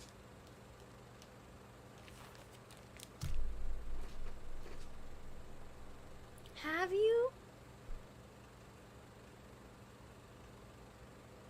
Beppy's in his bed now.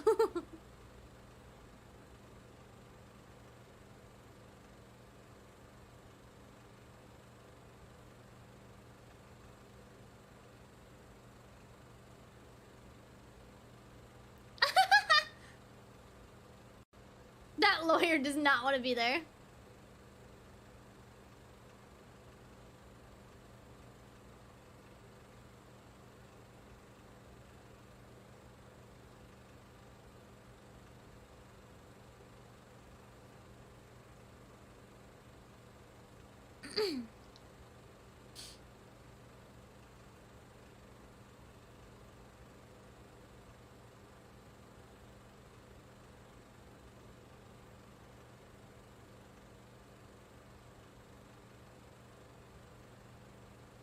Exactly. I had imaginary friends up until I was like 10.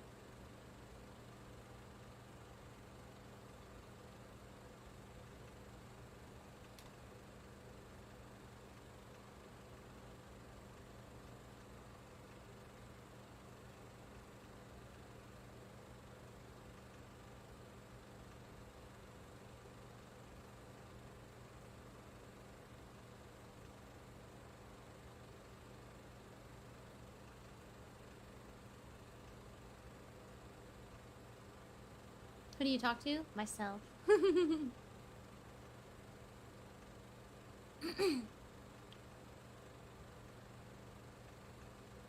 Yeah, Veppy's in his bed now.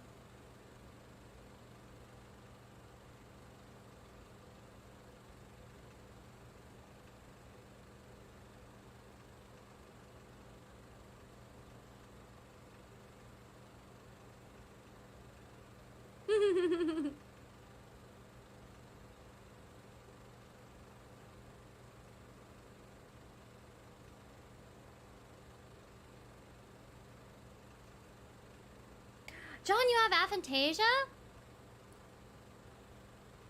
If you've ever watched my friend Leora, she also has it. I think she's done a whole stream on it.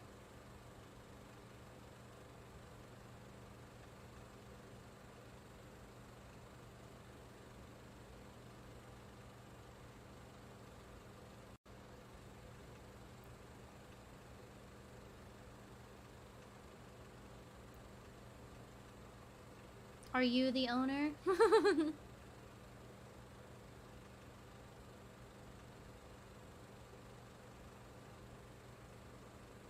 She doesn't have a mental voice? Interesting.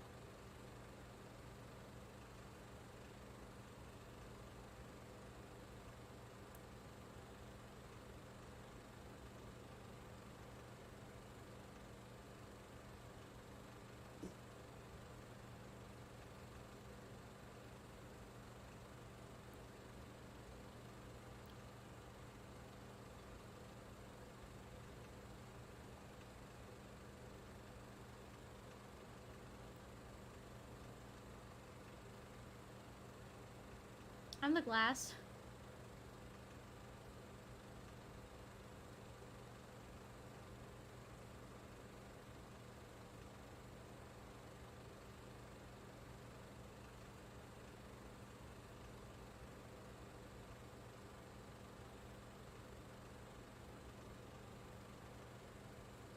The animatronics can get a little quirky.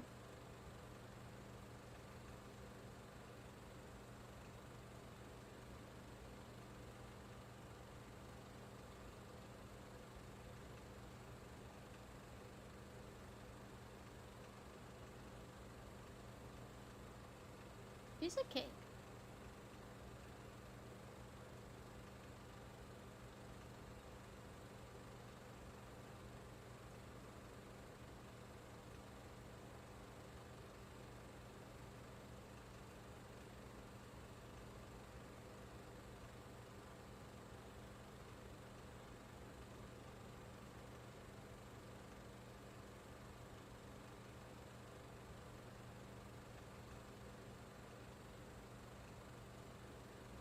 Hopefully.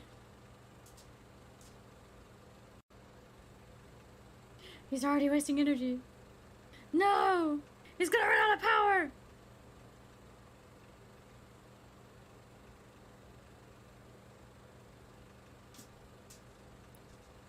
Hi, baby man.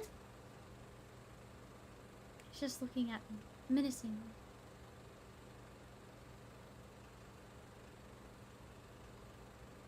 Foxy's running down the hall already.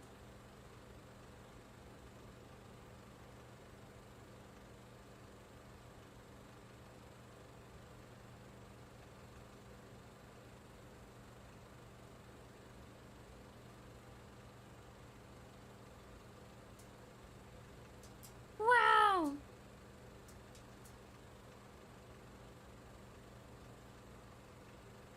No, it's like a Chuck E. Cheese.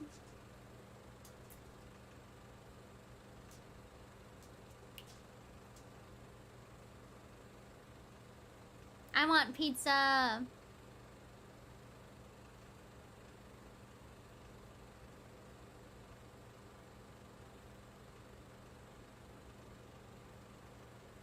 Okay, Golden, thank you so much for coming. Sleep well.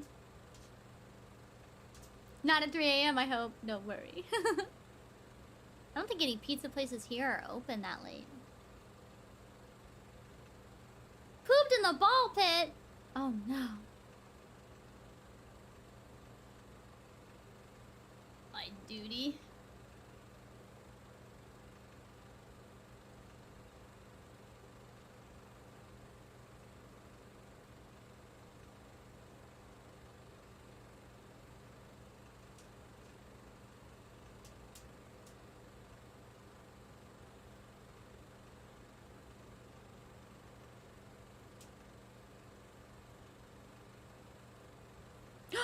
Balloon boy!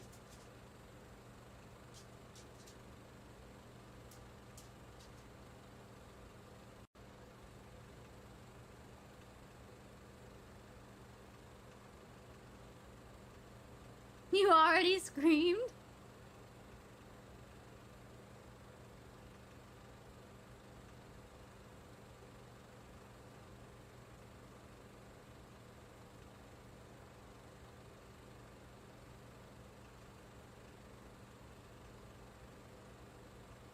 Bro, why'd you leave?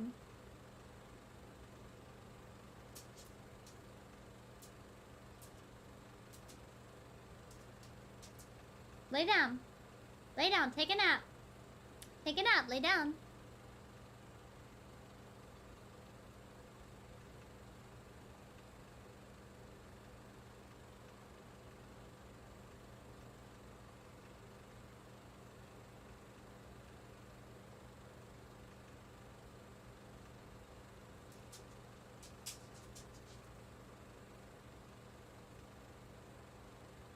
Well. Freddy Fuzzbutt.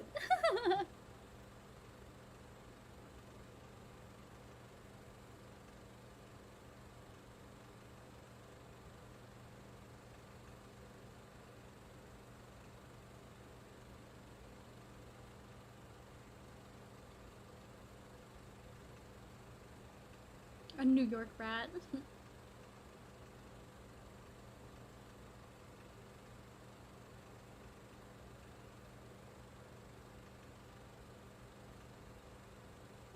Cupcake.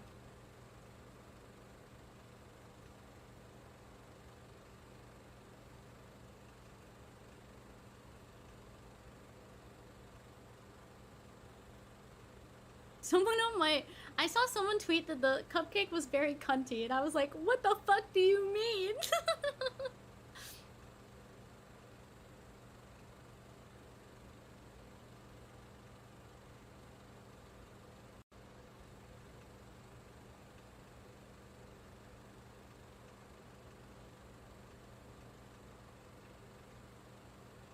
You tell me. So true. Same dream over and over again. Oh, Peppy's back in his bed. Hi, baby. Hi, baby.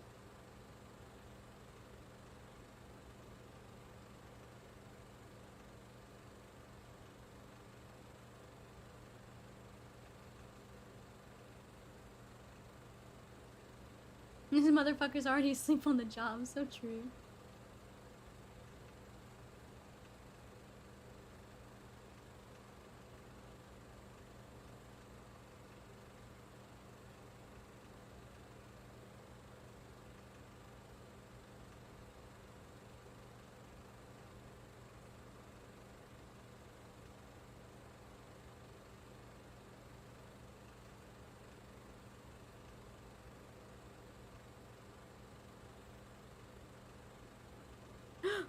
Sheesh!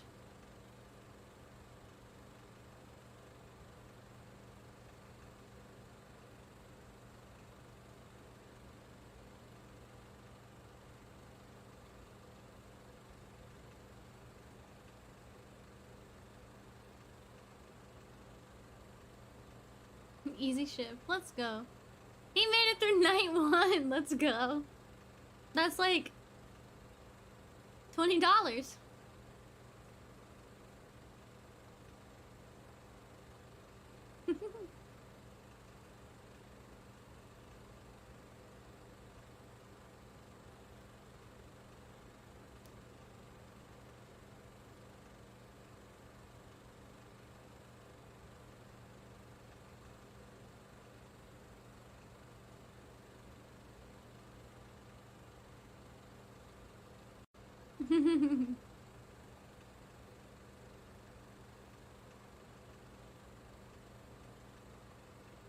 He made it through night 1 asleep.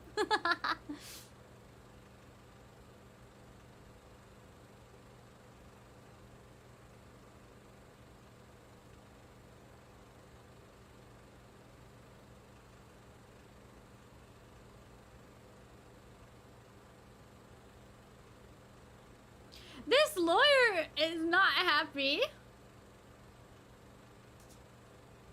Wait, is that Mad Pat?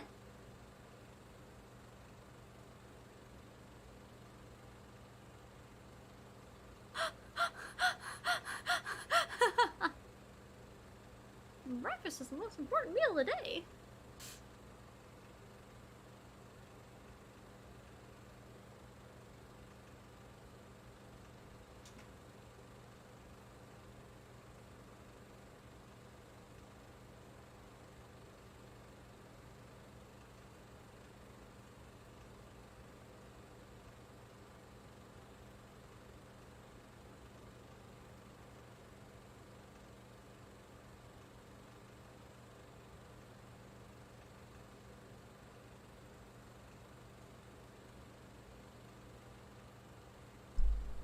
Oh, it hit my mic.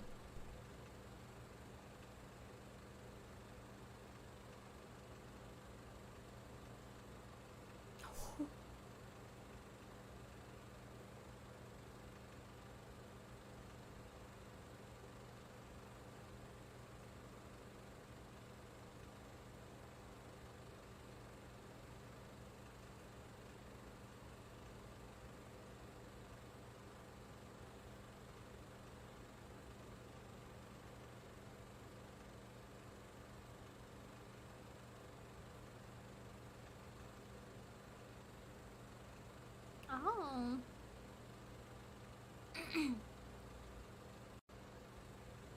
What do you mean it took 8 hours to shoot?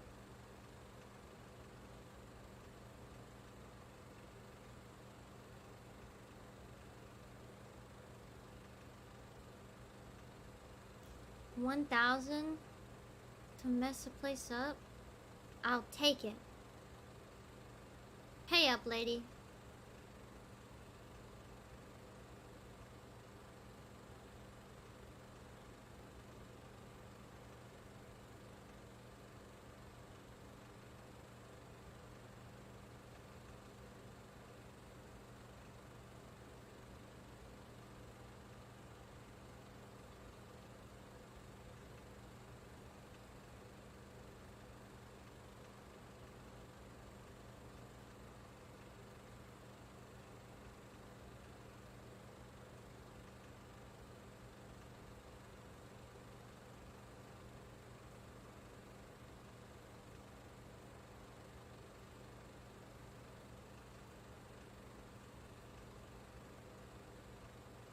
What a little pug. Beppy is like loafing right now on the ground. He looks like a little burnt bread loaf. I wish you guys could see.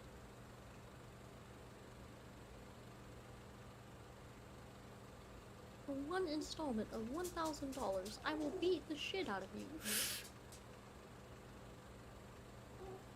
No.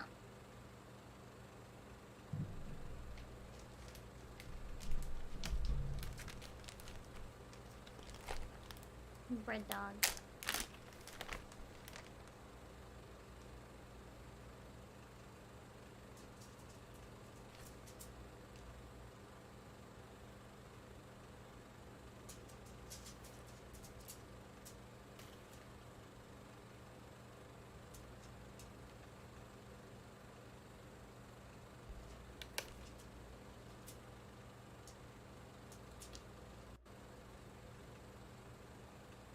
Now he's listening to music? Who are you kids?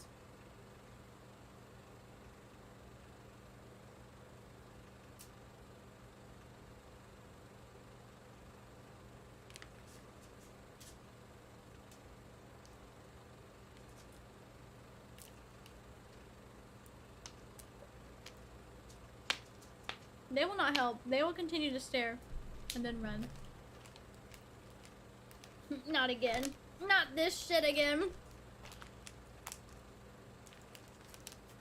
He left. That was his wisdom.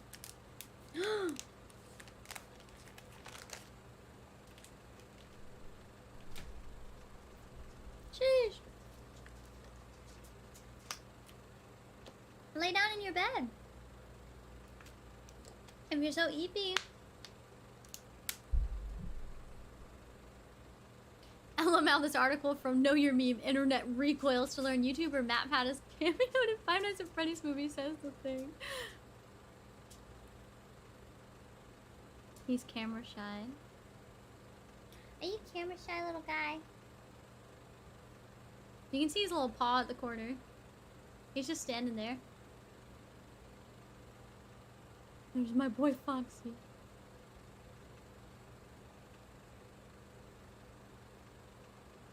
Vanessa. It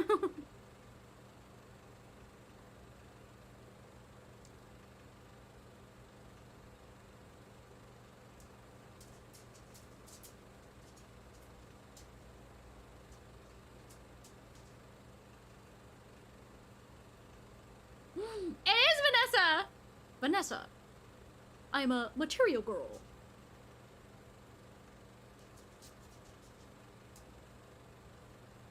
Lore.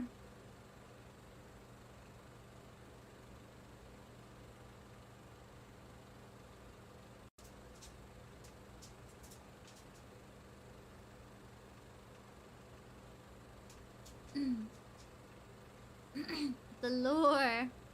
Lore. What else has she been in? She looks so familiar.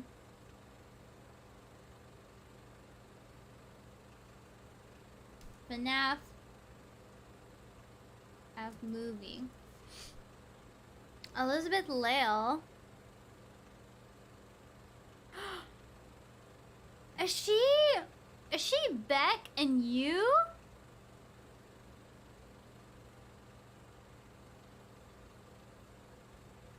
She was Beck and you.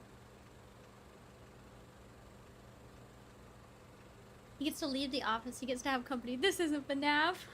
So this is why the critics don't like it.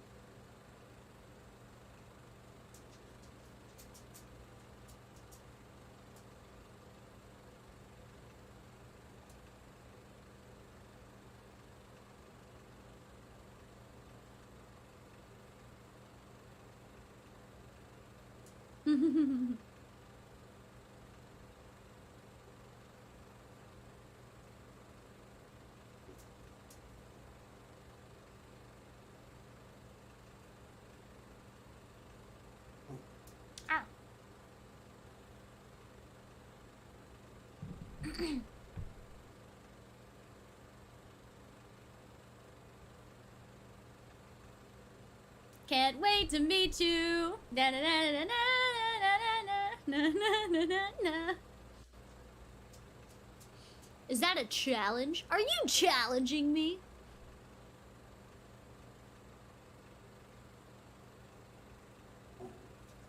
Beppy, calm down, little guy.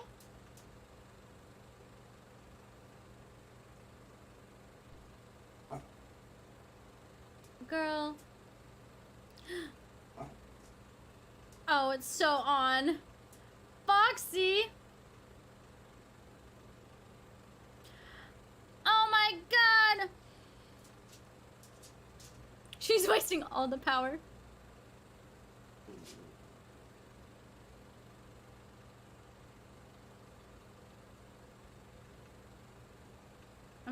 I'm digging it.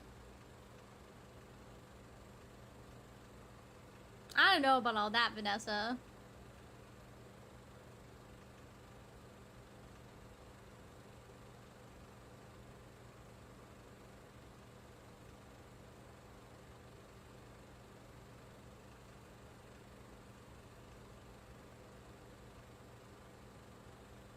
Whoa.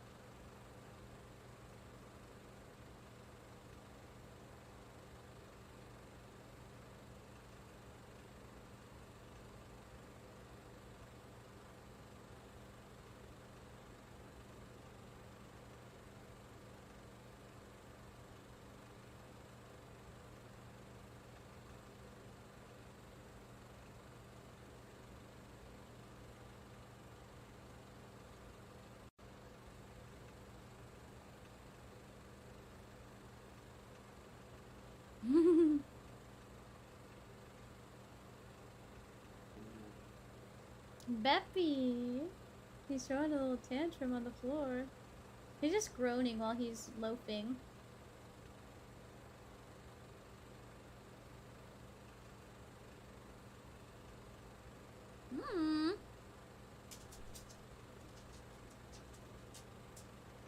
Lay down, baby.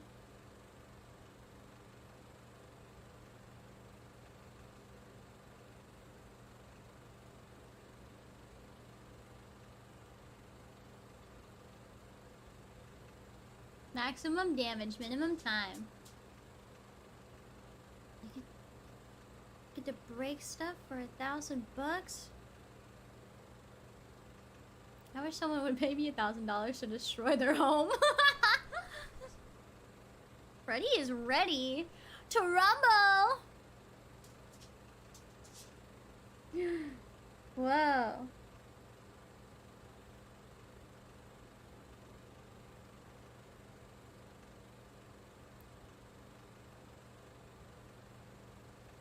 Is it Chica? Chica loves pizza.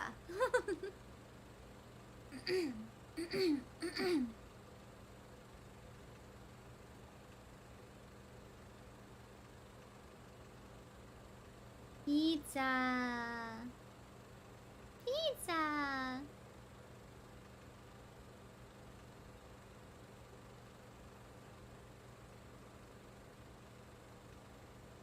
Wait, Ren, you're so right.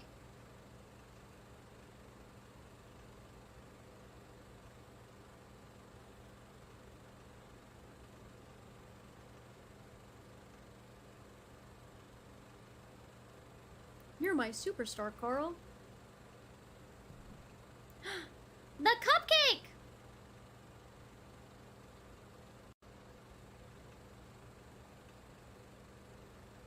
I thought he was unbuckling his pants for a second. Oh my god. I was like, no way. Uh-oh. Chica!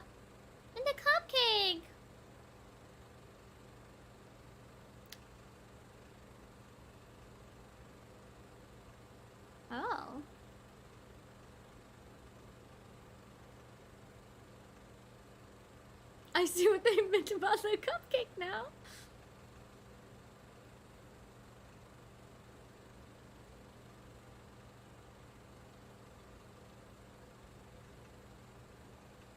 Meteor said if he's in the top 3 to give it to the person in 5th. You guys are so... you guys are so generous.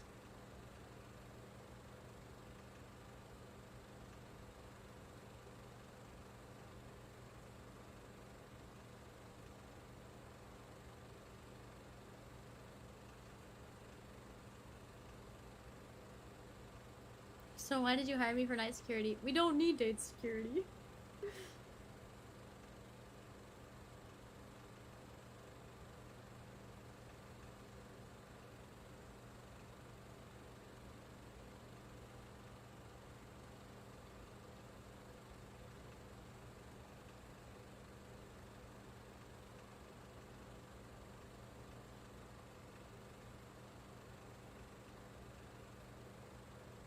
He is dead.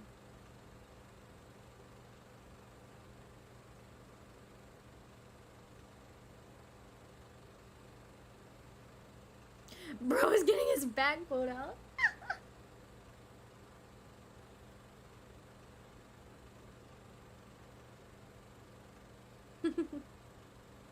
Run, man, run.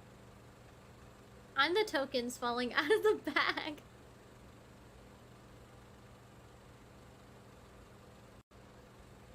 The scary movie FNAF parody.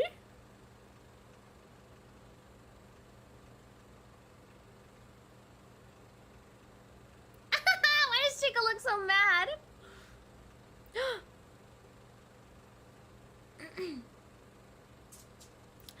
The cupcake is venting. The cupcake is venting.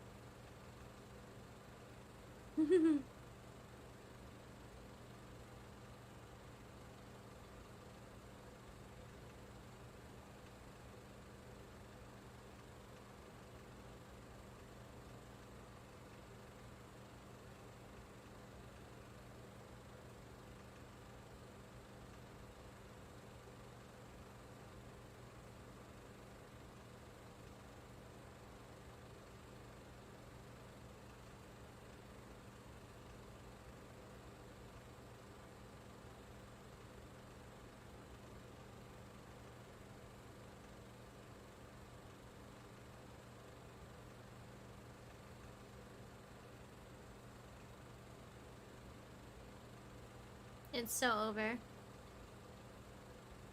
Oh my god, the sound effects too.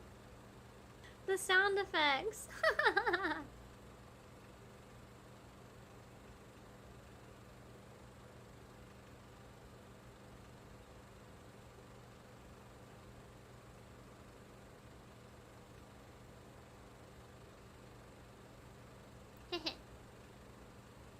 Follow me. Come on.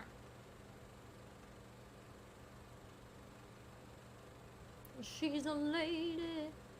Oh, oh, oh, she's a lady.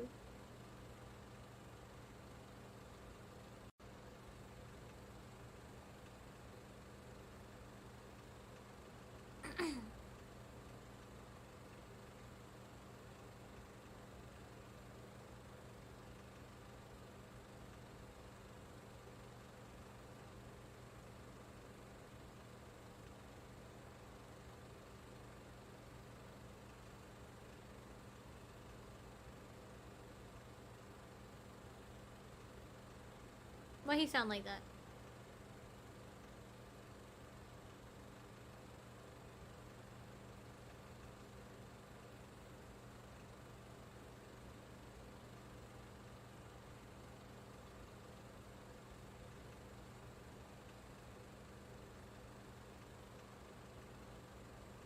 Oh, it's just like security breach. Gregory.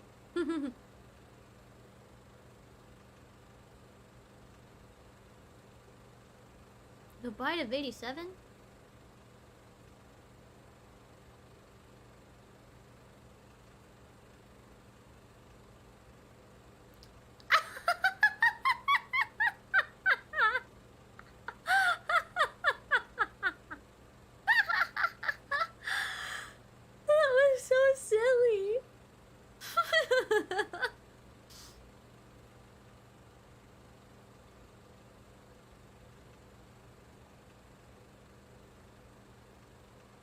when she asks for a small bite of your burger.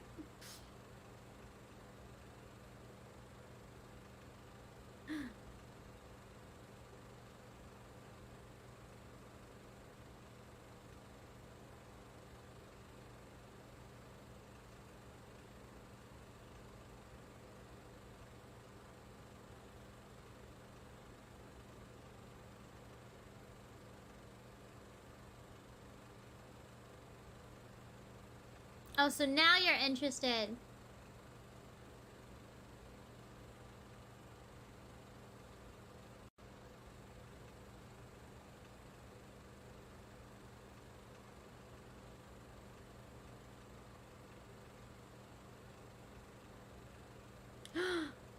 No!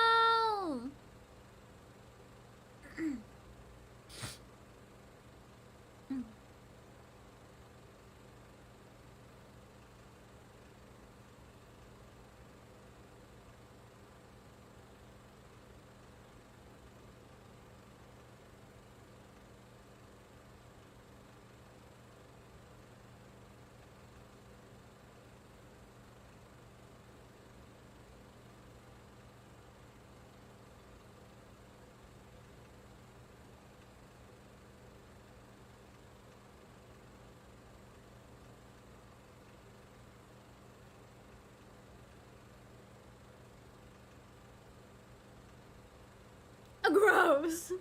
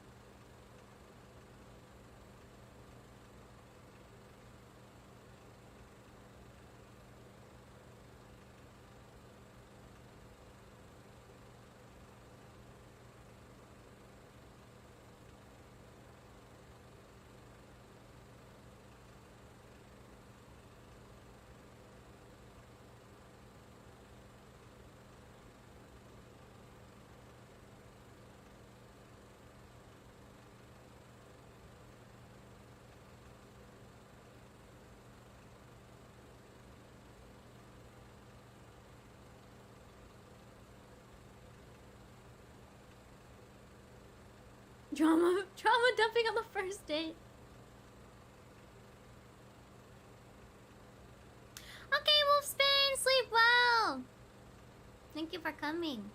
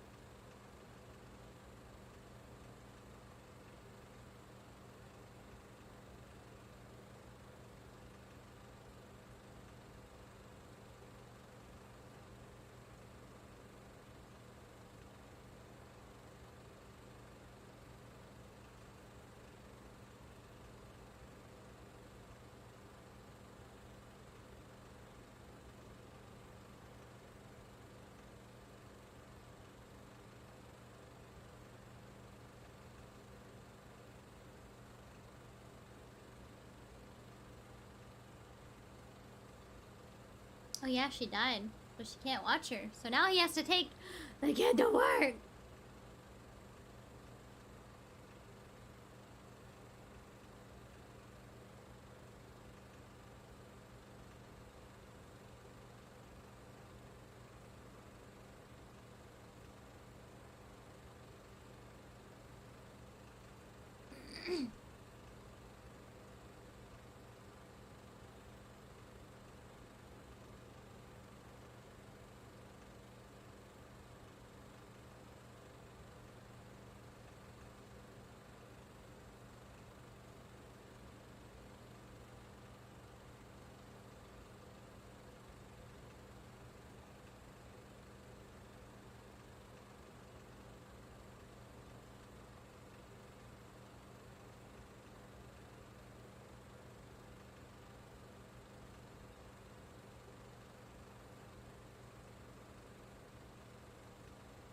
An appetizer.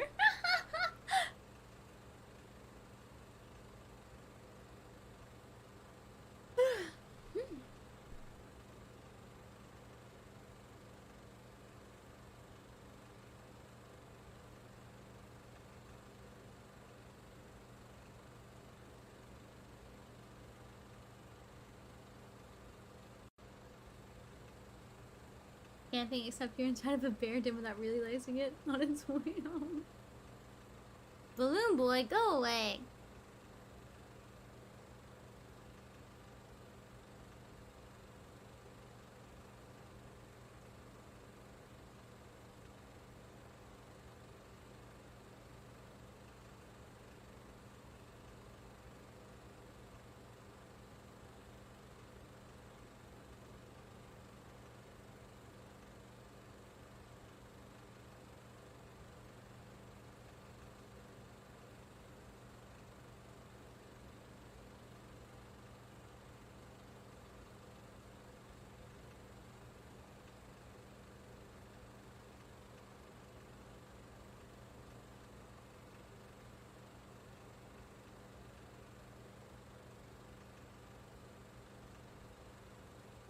Just cleaned it up. How's it going?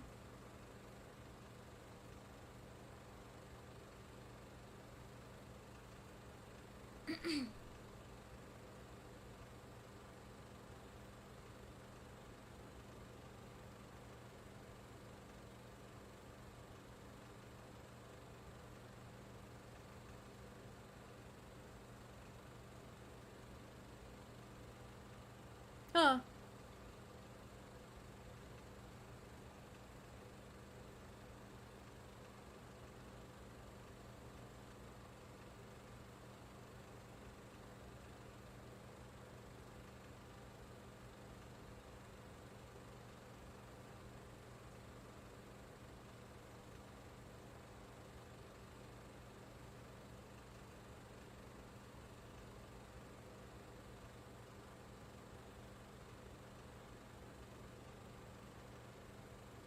Hi. Hello? Hi. You know the audio meme?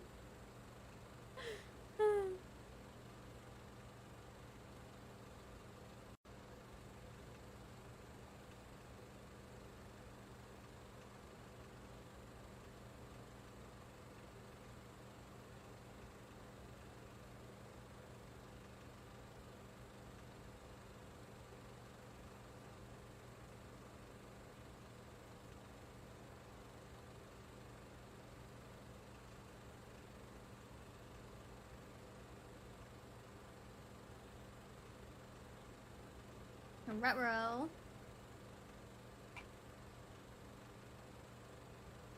Tell me about my brother. Where is he?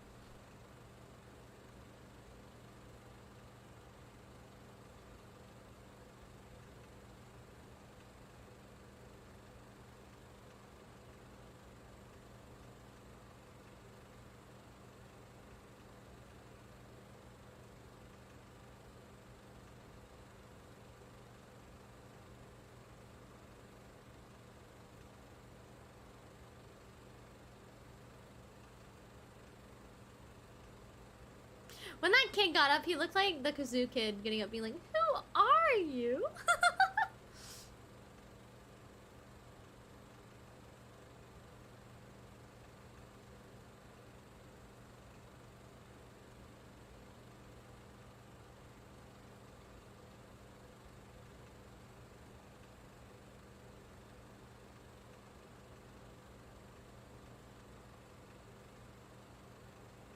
Wait a minute.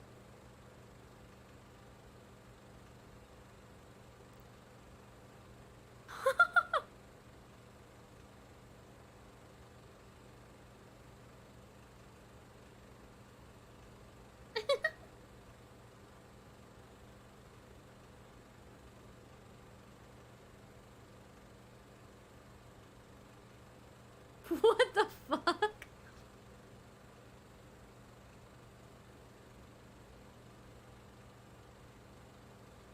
Huh? What do you mean?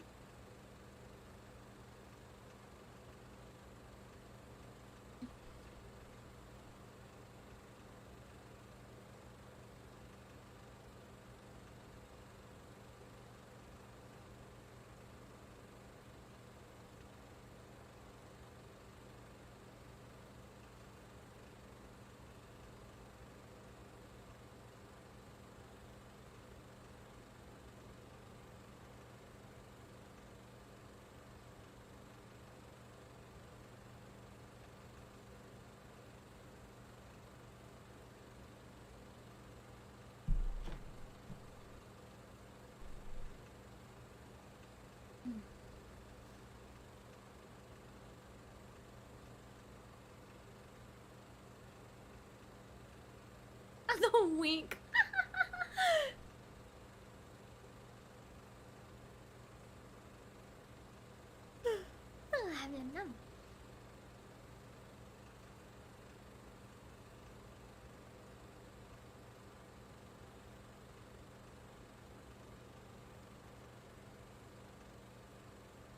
I'm a Freddy Fazbear's Pizzeria security guard. I take my job very seriously.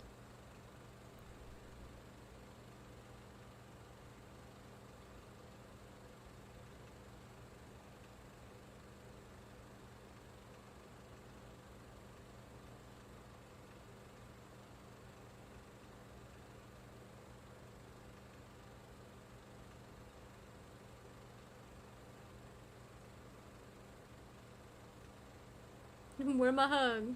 Where my hug?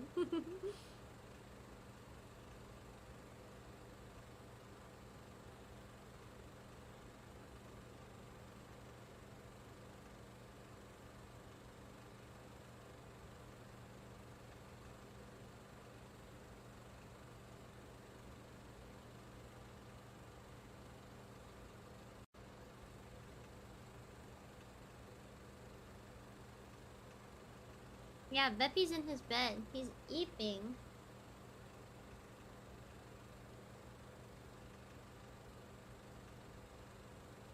Oh my god, guys, after the movie's over, I'll put my gloves on and I'll pet him on cam for you.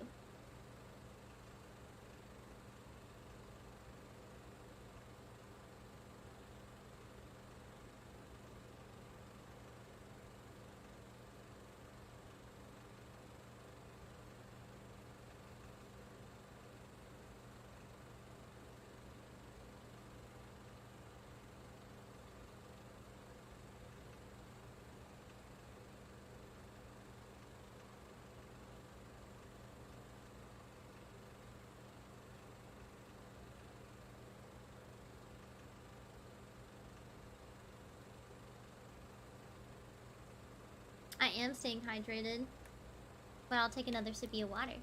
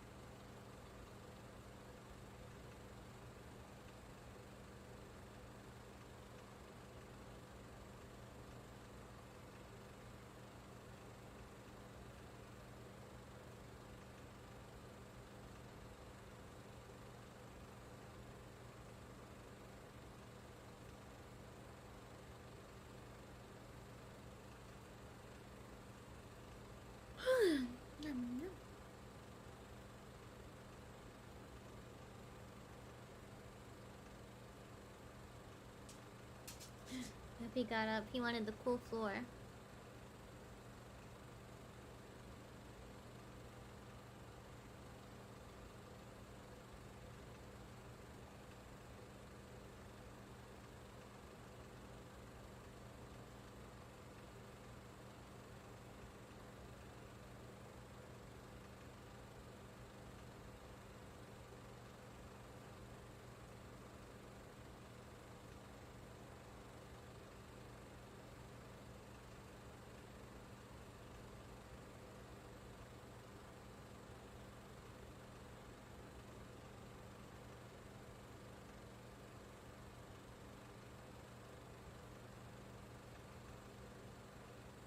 Vanessa.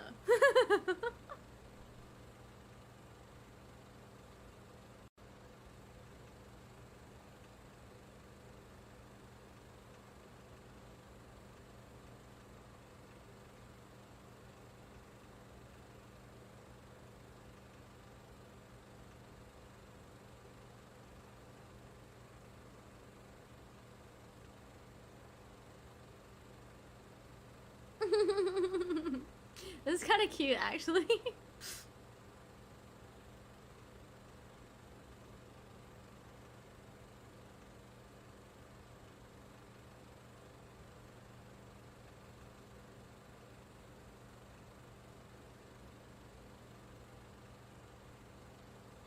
They're just chilling.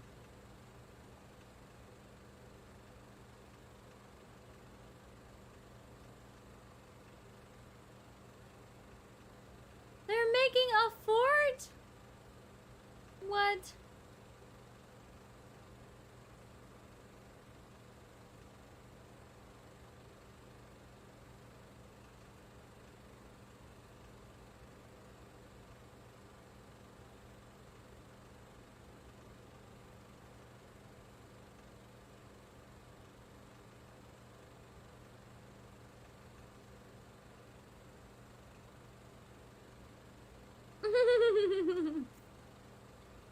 Aww. The PG-13 really hit hard. Slice of life FNAF.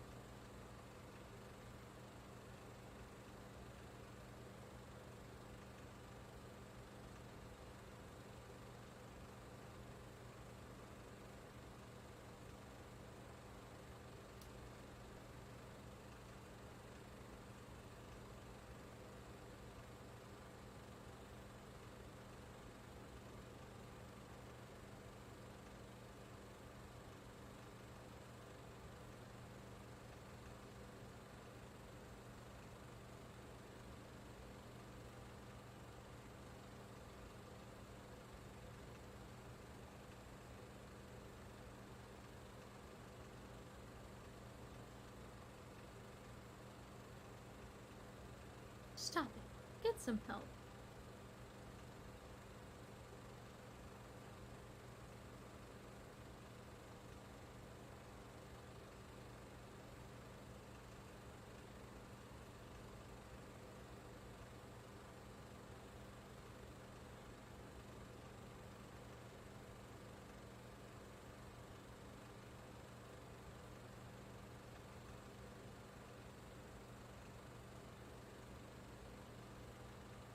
Whoa.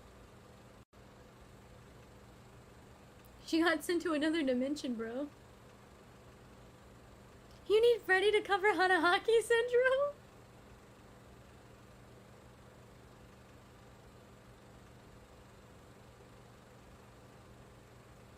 She shredded too hard.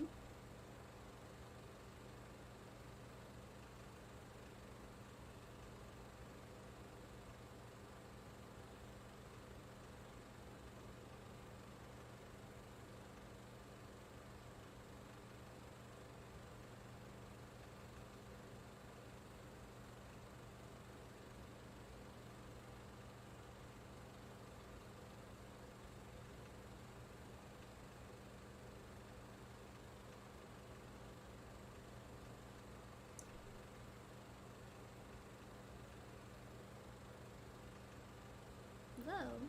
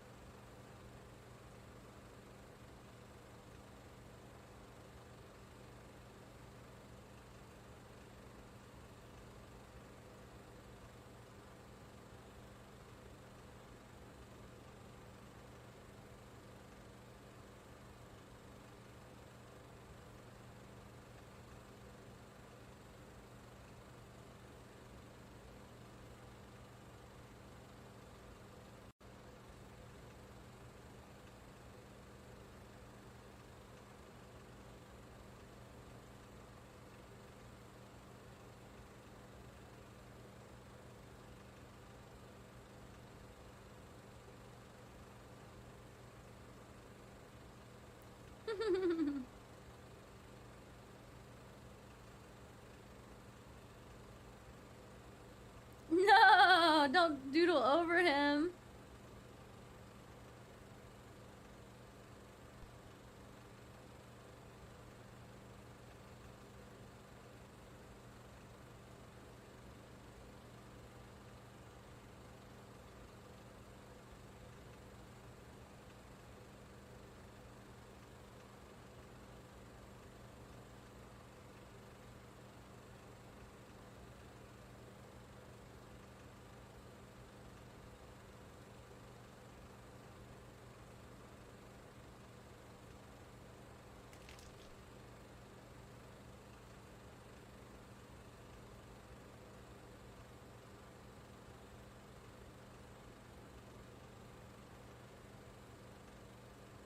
What the fuck? Yeah! What the fuck? Huh? Huh?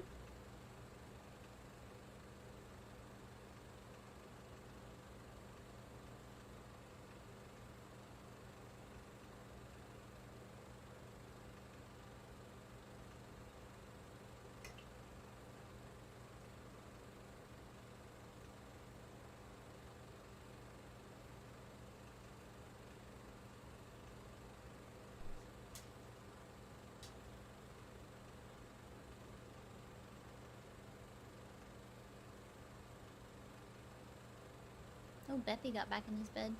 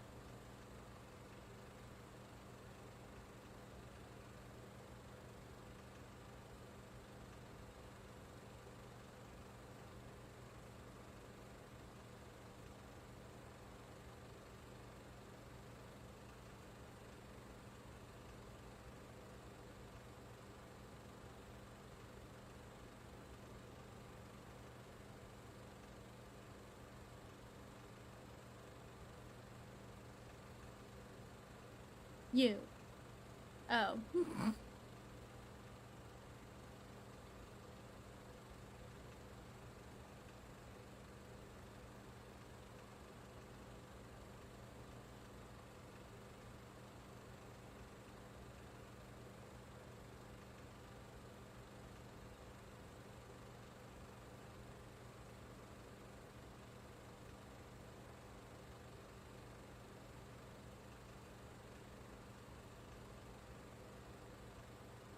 What a special little guy. I know, right?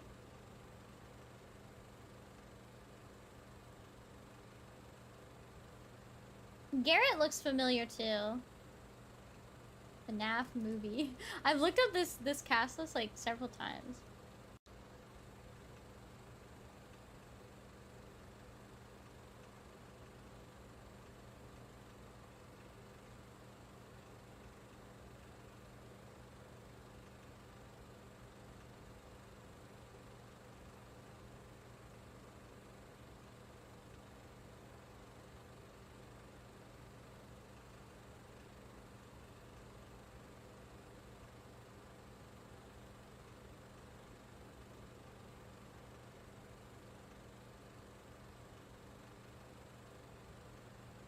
Lucas Grant.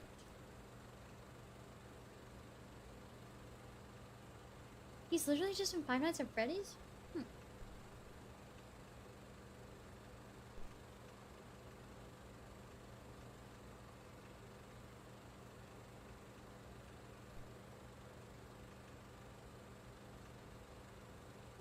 How to get green line text? Oh, if you mean like have your name highlighted in green, you have to pay to become a member.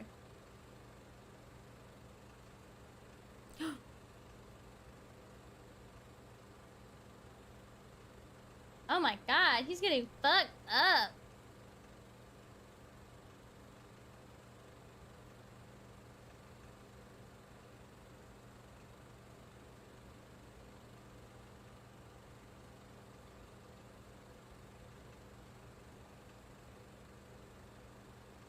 Abby.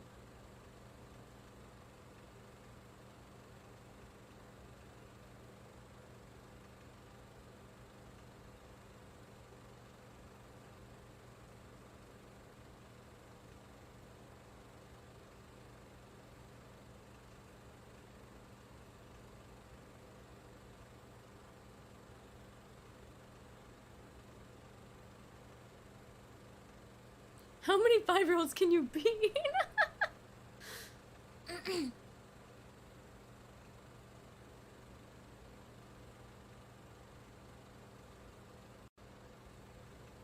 Baby's first Saw movie?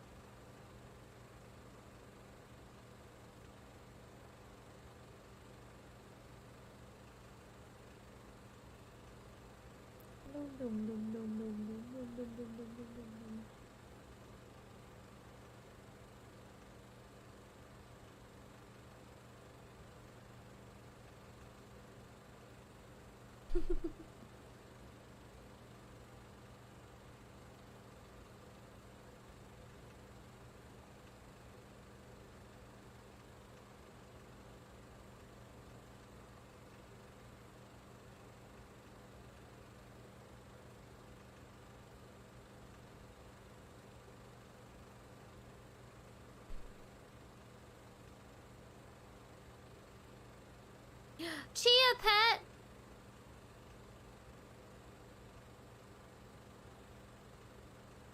I always wanted one of those. Chia. In the house? He's in the house?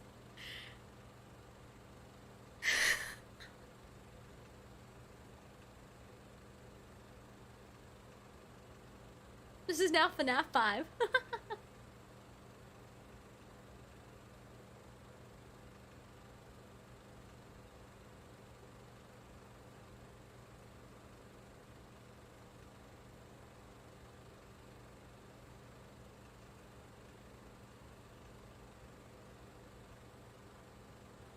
Silly it, Jane.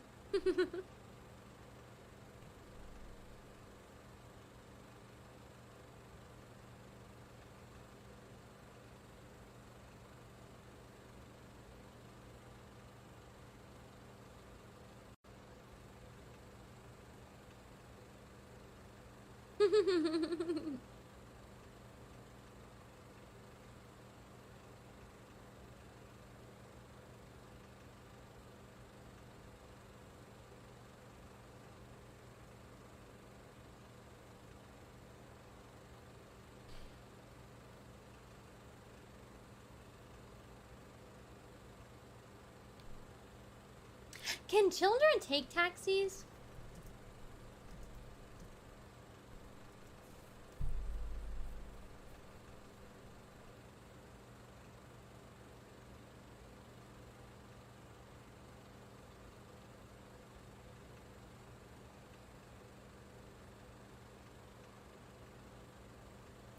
Children of any age can get a taxi? What?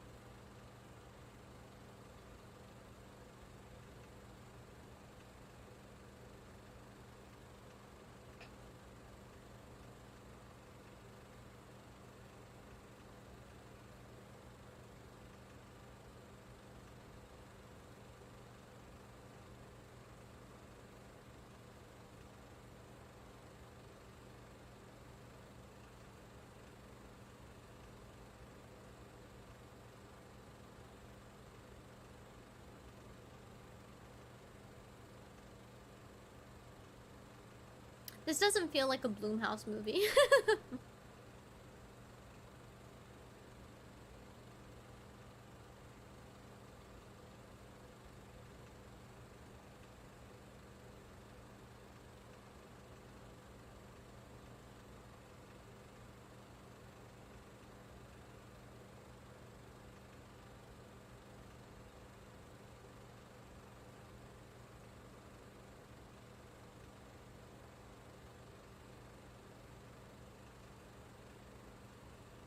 Animatronics are like VTuber models for ghosts, and now they want her to join their company. PRISM project.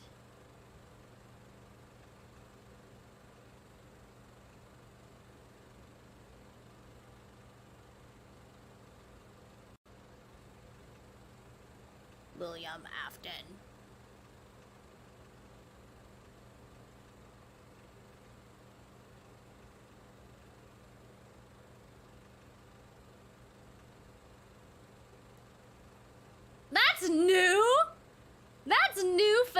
lore?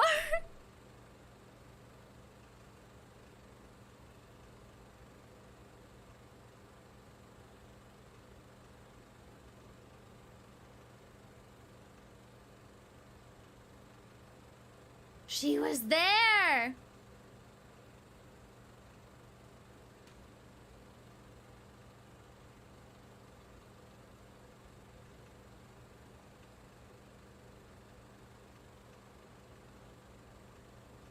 She didn't know about the lore, guys.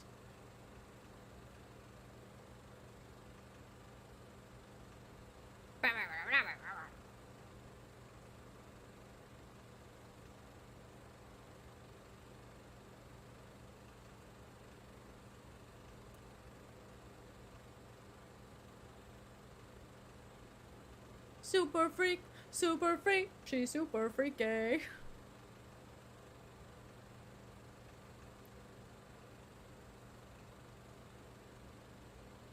Nom, nom, nom.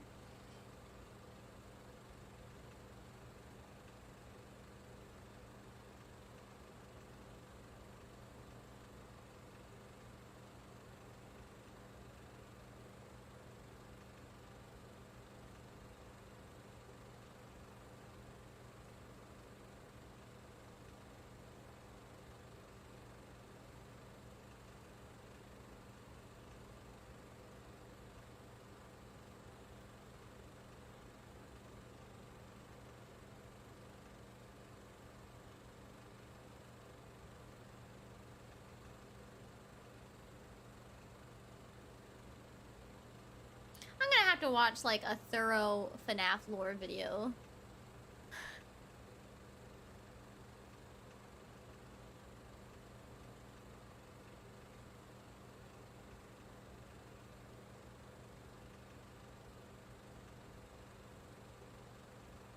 Where's the fast cam?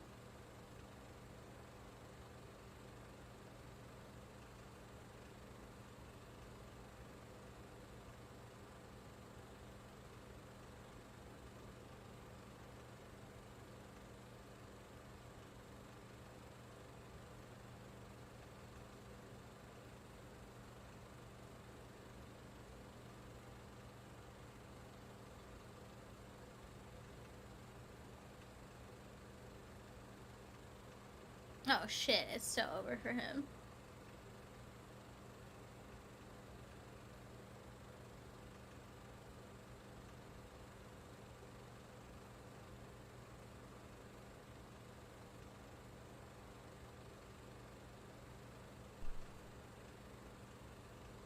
Isn't like a lot of FNAF lore up to interpretation?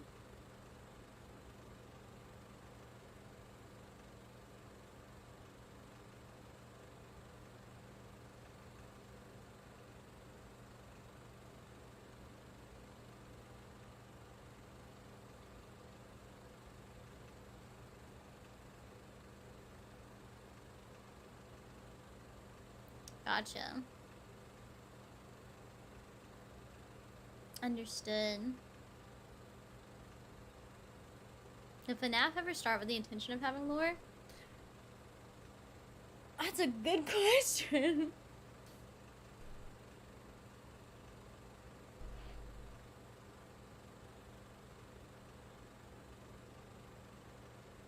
Oh, gotcha, Nitro.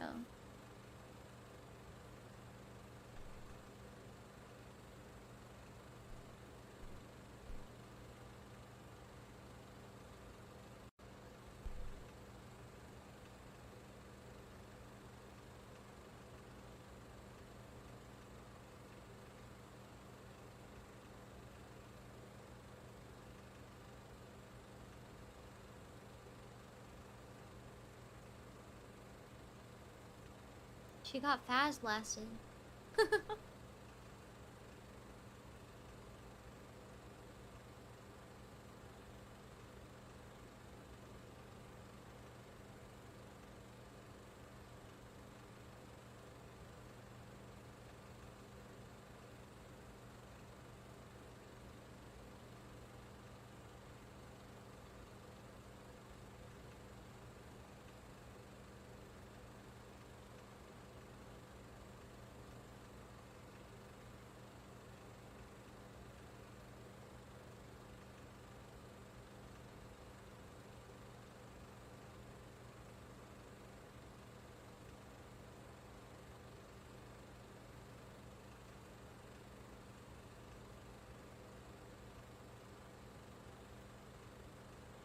my god.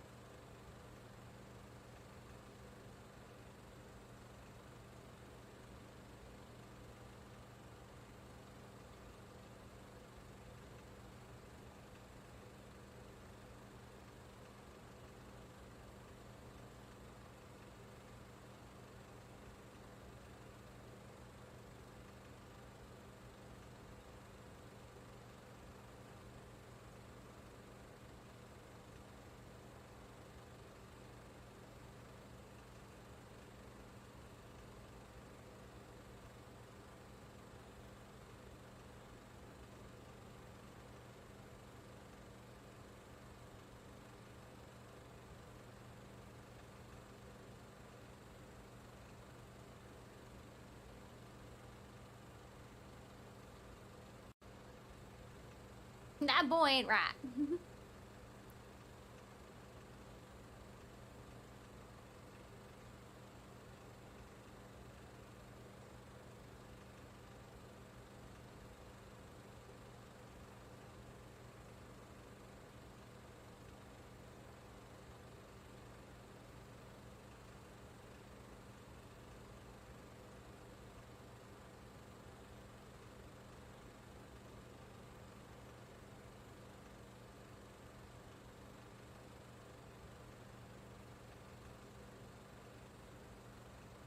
Foxy is really bad at doing security sweeps.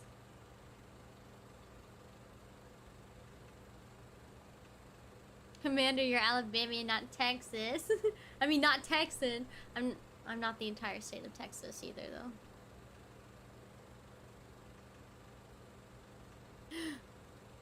Oh my god. It's him.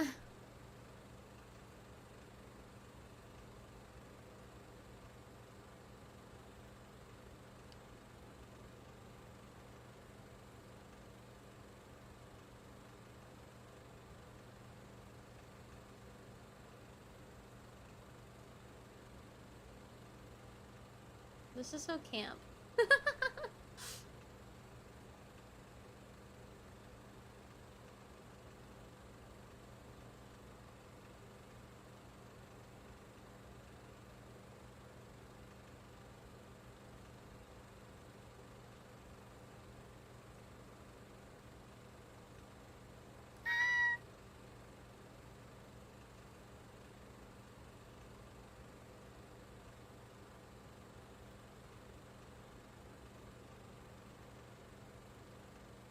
Oh, Zick, thank you so much for the Streamlabs dono. Thank you, thank you.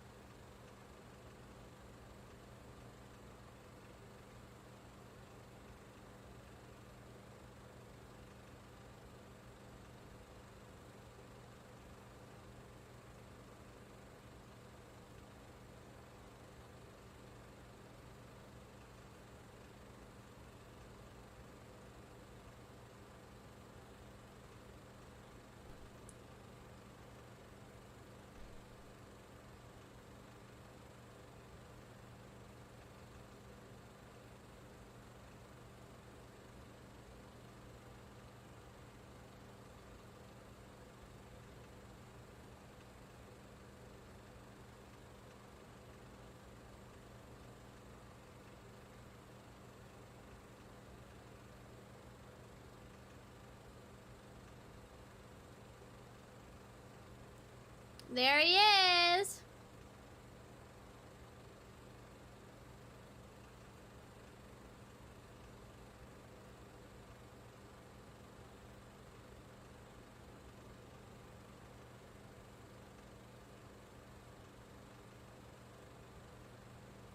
Norville Shaggy Rogers?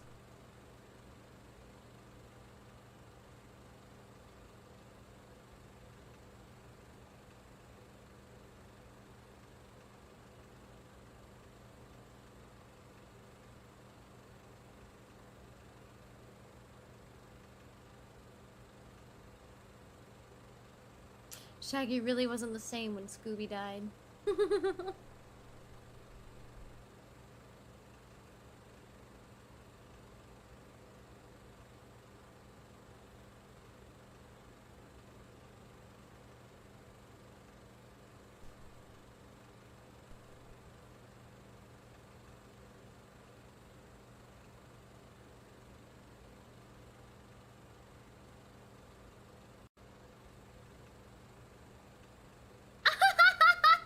That's 2 jobs.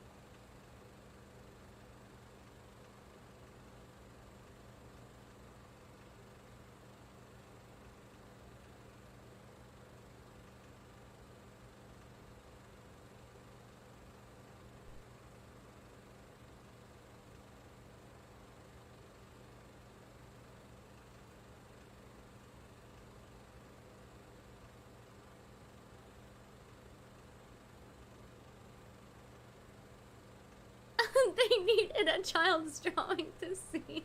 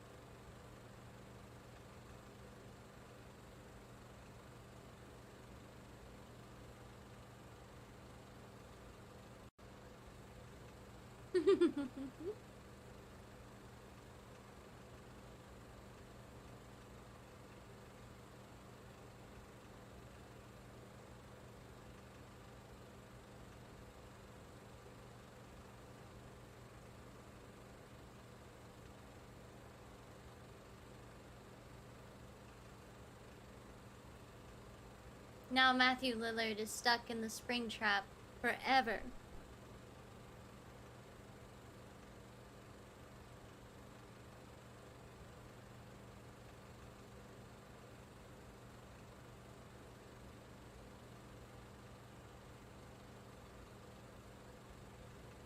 You haven't even come back once yet.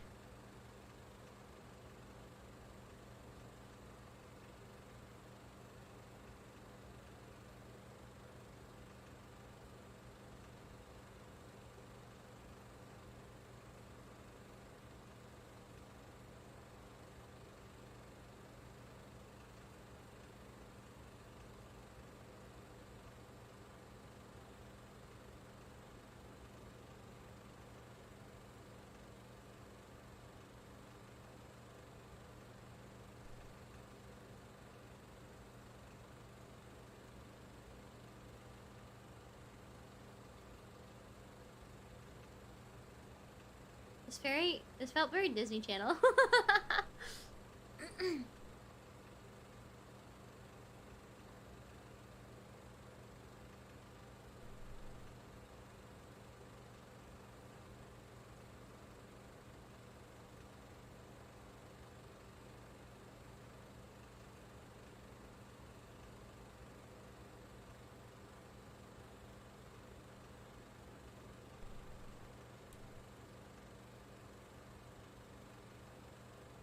Pizza.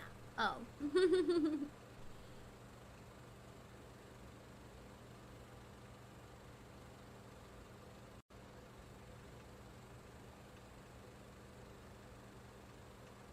Slay.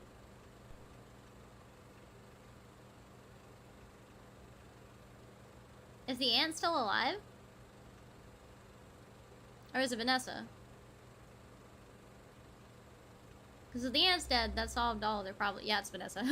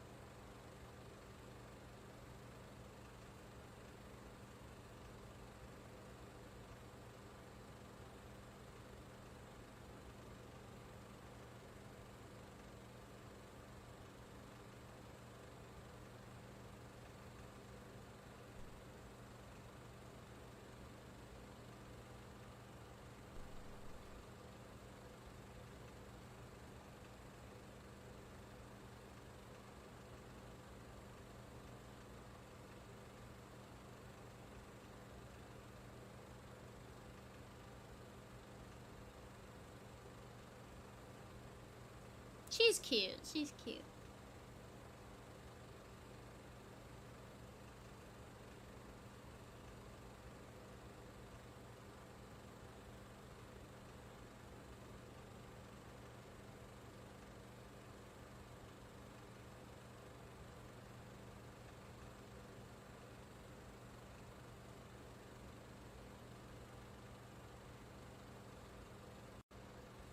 Setting up the sequel.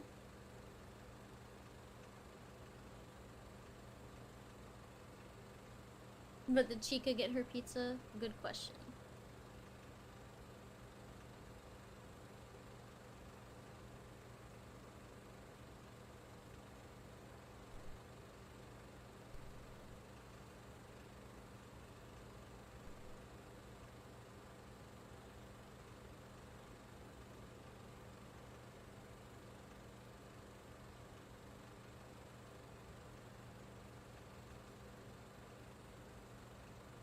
Let's go, Living Tombstone.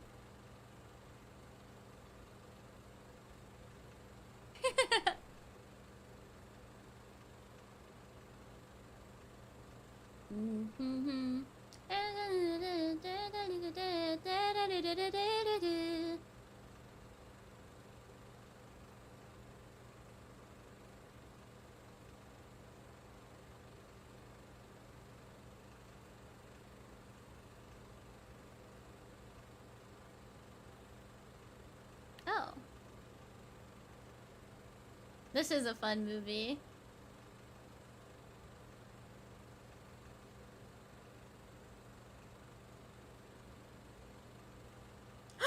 Balloon Boy!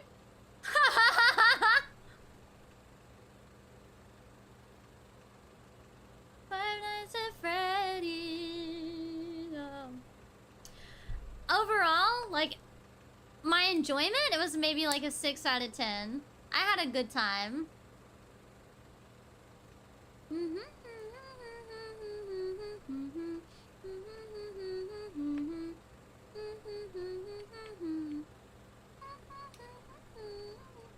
Oh, I don't know the songs all that well to actually do FNAF songs. That was stupid and dumb. I liked it. I'm glad. Yeah, it was a fun time.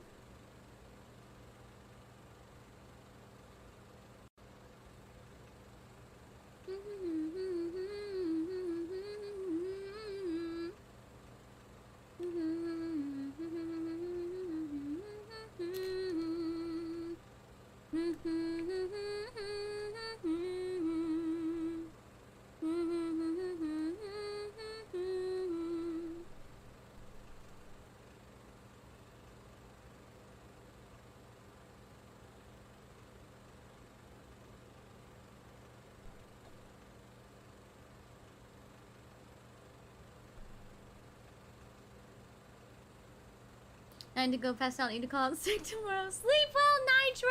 Thank you for coming!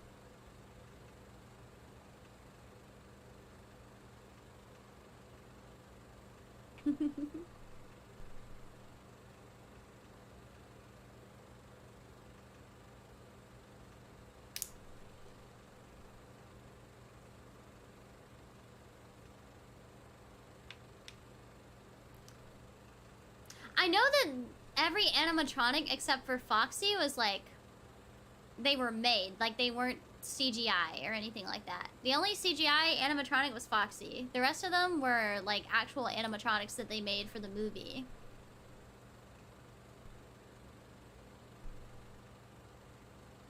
Yeah.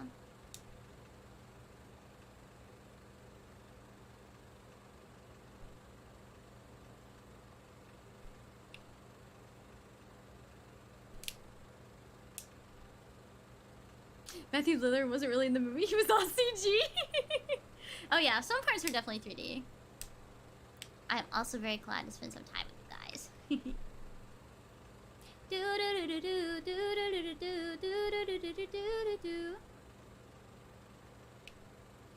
Yeah, Markiplier was supposed to be in the movie at the same time he was filming Iron Lung, and he had to prioritize his movie. Did Pepper enjoy the movie? He is passed the fuck out on the floor.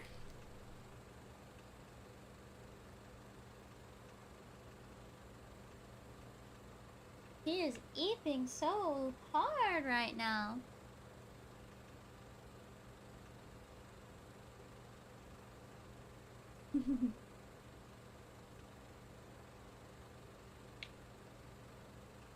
Markiplier was clearly Chica.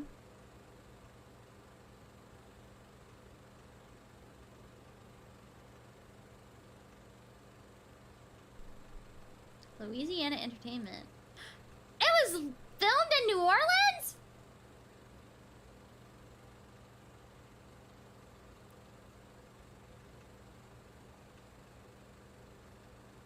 C-O-M-E-F-I-N-D-M-E.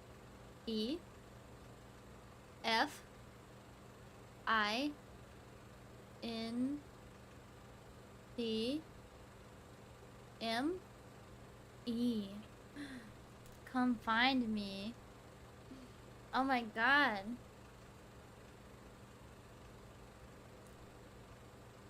Wow.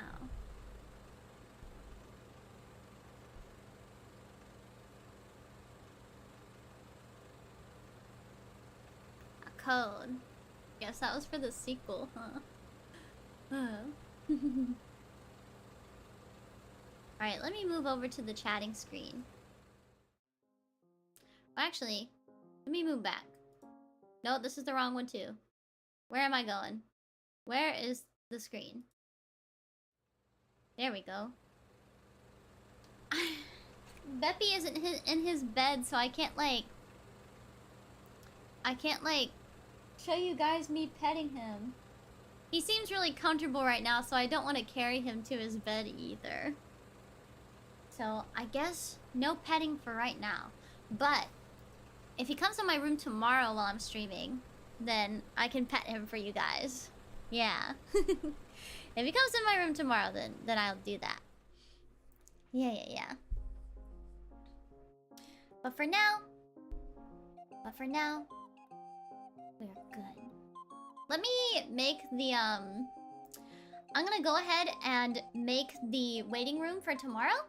So basically how this is gonna work is I'm going to spend several hours streaming tomorrow still. Just a couple of hours, not anything crazy like the last 2 days.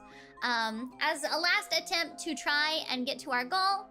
And if we don't reach it by the time I'm done streaming, then the donathon will end for... Yeah, the donathon will end. Tomorrow we're probably just gonna chat. I might put my the webcam on so you guys can see Beppy. I might show you some stuff in my room. We might sing. We'll honestly just do whatever we want. We're still gonna have a fun time tomorrow. So there's still quite a few activities to do. Lots of fun to be had. So let me go ahead and make the waiting room for that tomorrow. It'll be our finale, probably. It'll probably be our finale. So let me go ahead and edit this finale. Why are my glasses dirty? Okay, 1 second. Finale. Okay, and then let me download this. And yep, and download. There we go. Yes, the VODs will remain available. Yeah, we do have a solid chance of making it to 50%, which is really, really great. That's really, really great. I'm really proud of what we managed to do so far. We've done a lot these last 2 days, guys. We've done many, many much. We've had so much fun. Maybe we'll play some of the short games that I didn't get the opportunity to play today on stream. Yeah. So let me go ahead and make that waiting room. Let's make that waiting room. But yeah, all the VODs will be available no matter what. Let me schedule a stream. Okay, yep, and reuse settings. And then let me change the thumbnail to this, the finale. Wow! I think this stream will probably start at... I remember I wanted to start it at the same time we have been starting it lately, but I want to get like an extra hour of sleep if I can, so I'm going to start it at 11 a.m. PT tomorrow. We're going to start this at 11 a.m. PT. 11 a.m. PT. Yeah. So let me go ahead and...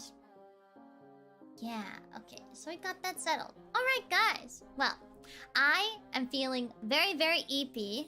So, I am gonna be off for the night. Thank you so much for an amazing day 2 of the Donathon. I hope you all have had a fantastic time so far. And I'm excited for tomorrow as well. It'll be a bit shorter tomorrow, but we will still have fun. It's been so much fun. I hope you guys have enjoyed all of our activities so far. All the big events are now over. Tomorrow is just like a chill final day of the Donathon. Yeah. Alright. Let me find someone for us to raid. I think that Known just started, so we're gonna raid into Known. We're gonna raid into Miss Known, who is playing Bindi and the Ink Machine. Alright, guys. Thank you so much for coming out to day 2 of the Donathon! We will begin the finale tomorrow at 11 a.m. PT. Alright, guys. I will see you all later. Thank you so much for all your love and support. And thank you so much for keeping me company, keeping me happy, making me smile. You guys have made me so happy these last 2 days. Like, it's honestly been such a good time. And it really has been just what I needed. I've been so stressed out and I've been really down in the dumps, but spending so much time with you guys has really perked up my mood, so I'm really happy. So thank you guys for being so sweet to me. Alright, well, I am going to see you all tomorrow then. Well, actually, in about 12 hours. I'll see you guys in 12 hours. Alright, guys. Bye-bye for now. Yeah, Shiki! Mwah! Mwah! Bye-bye.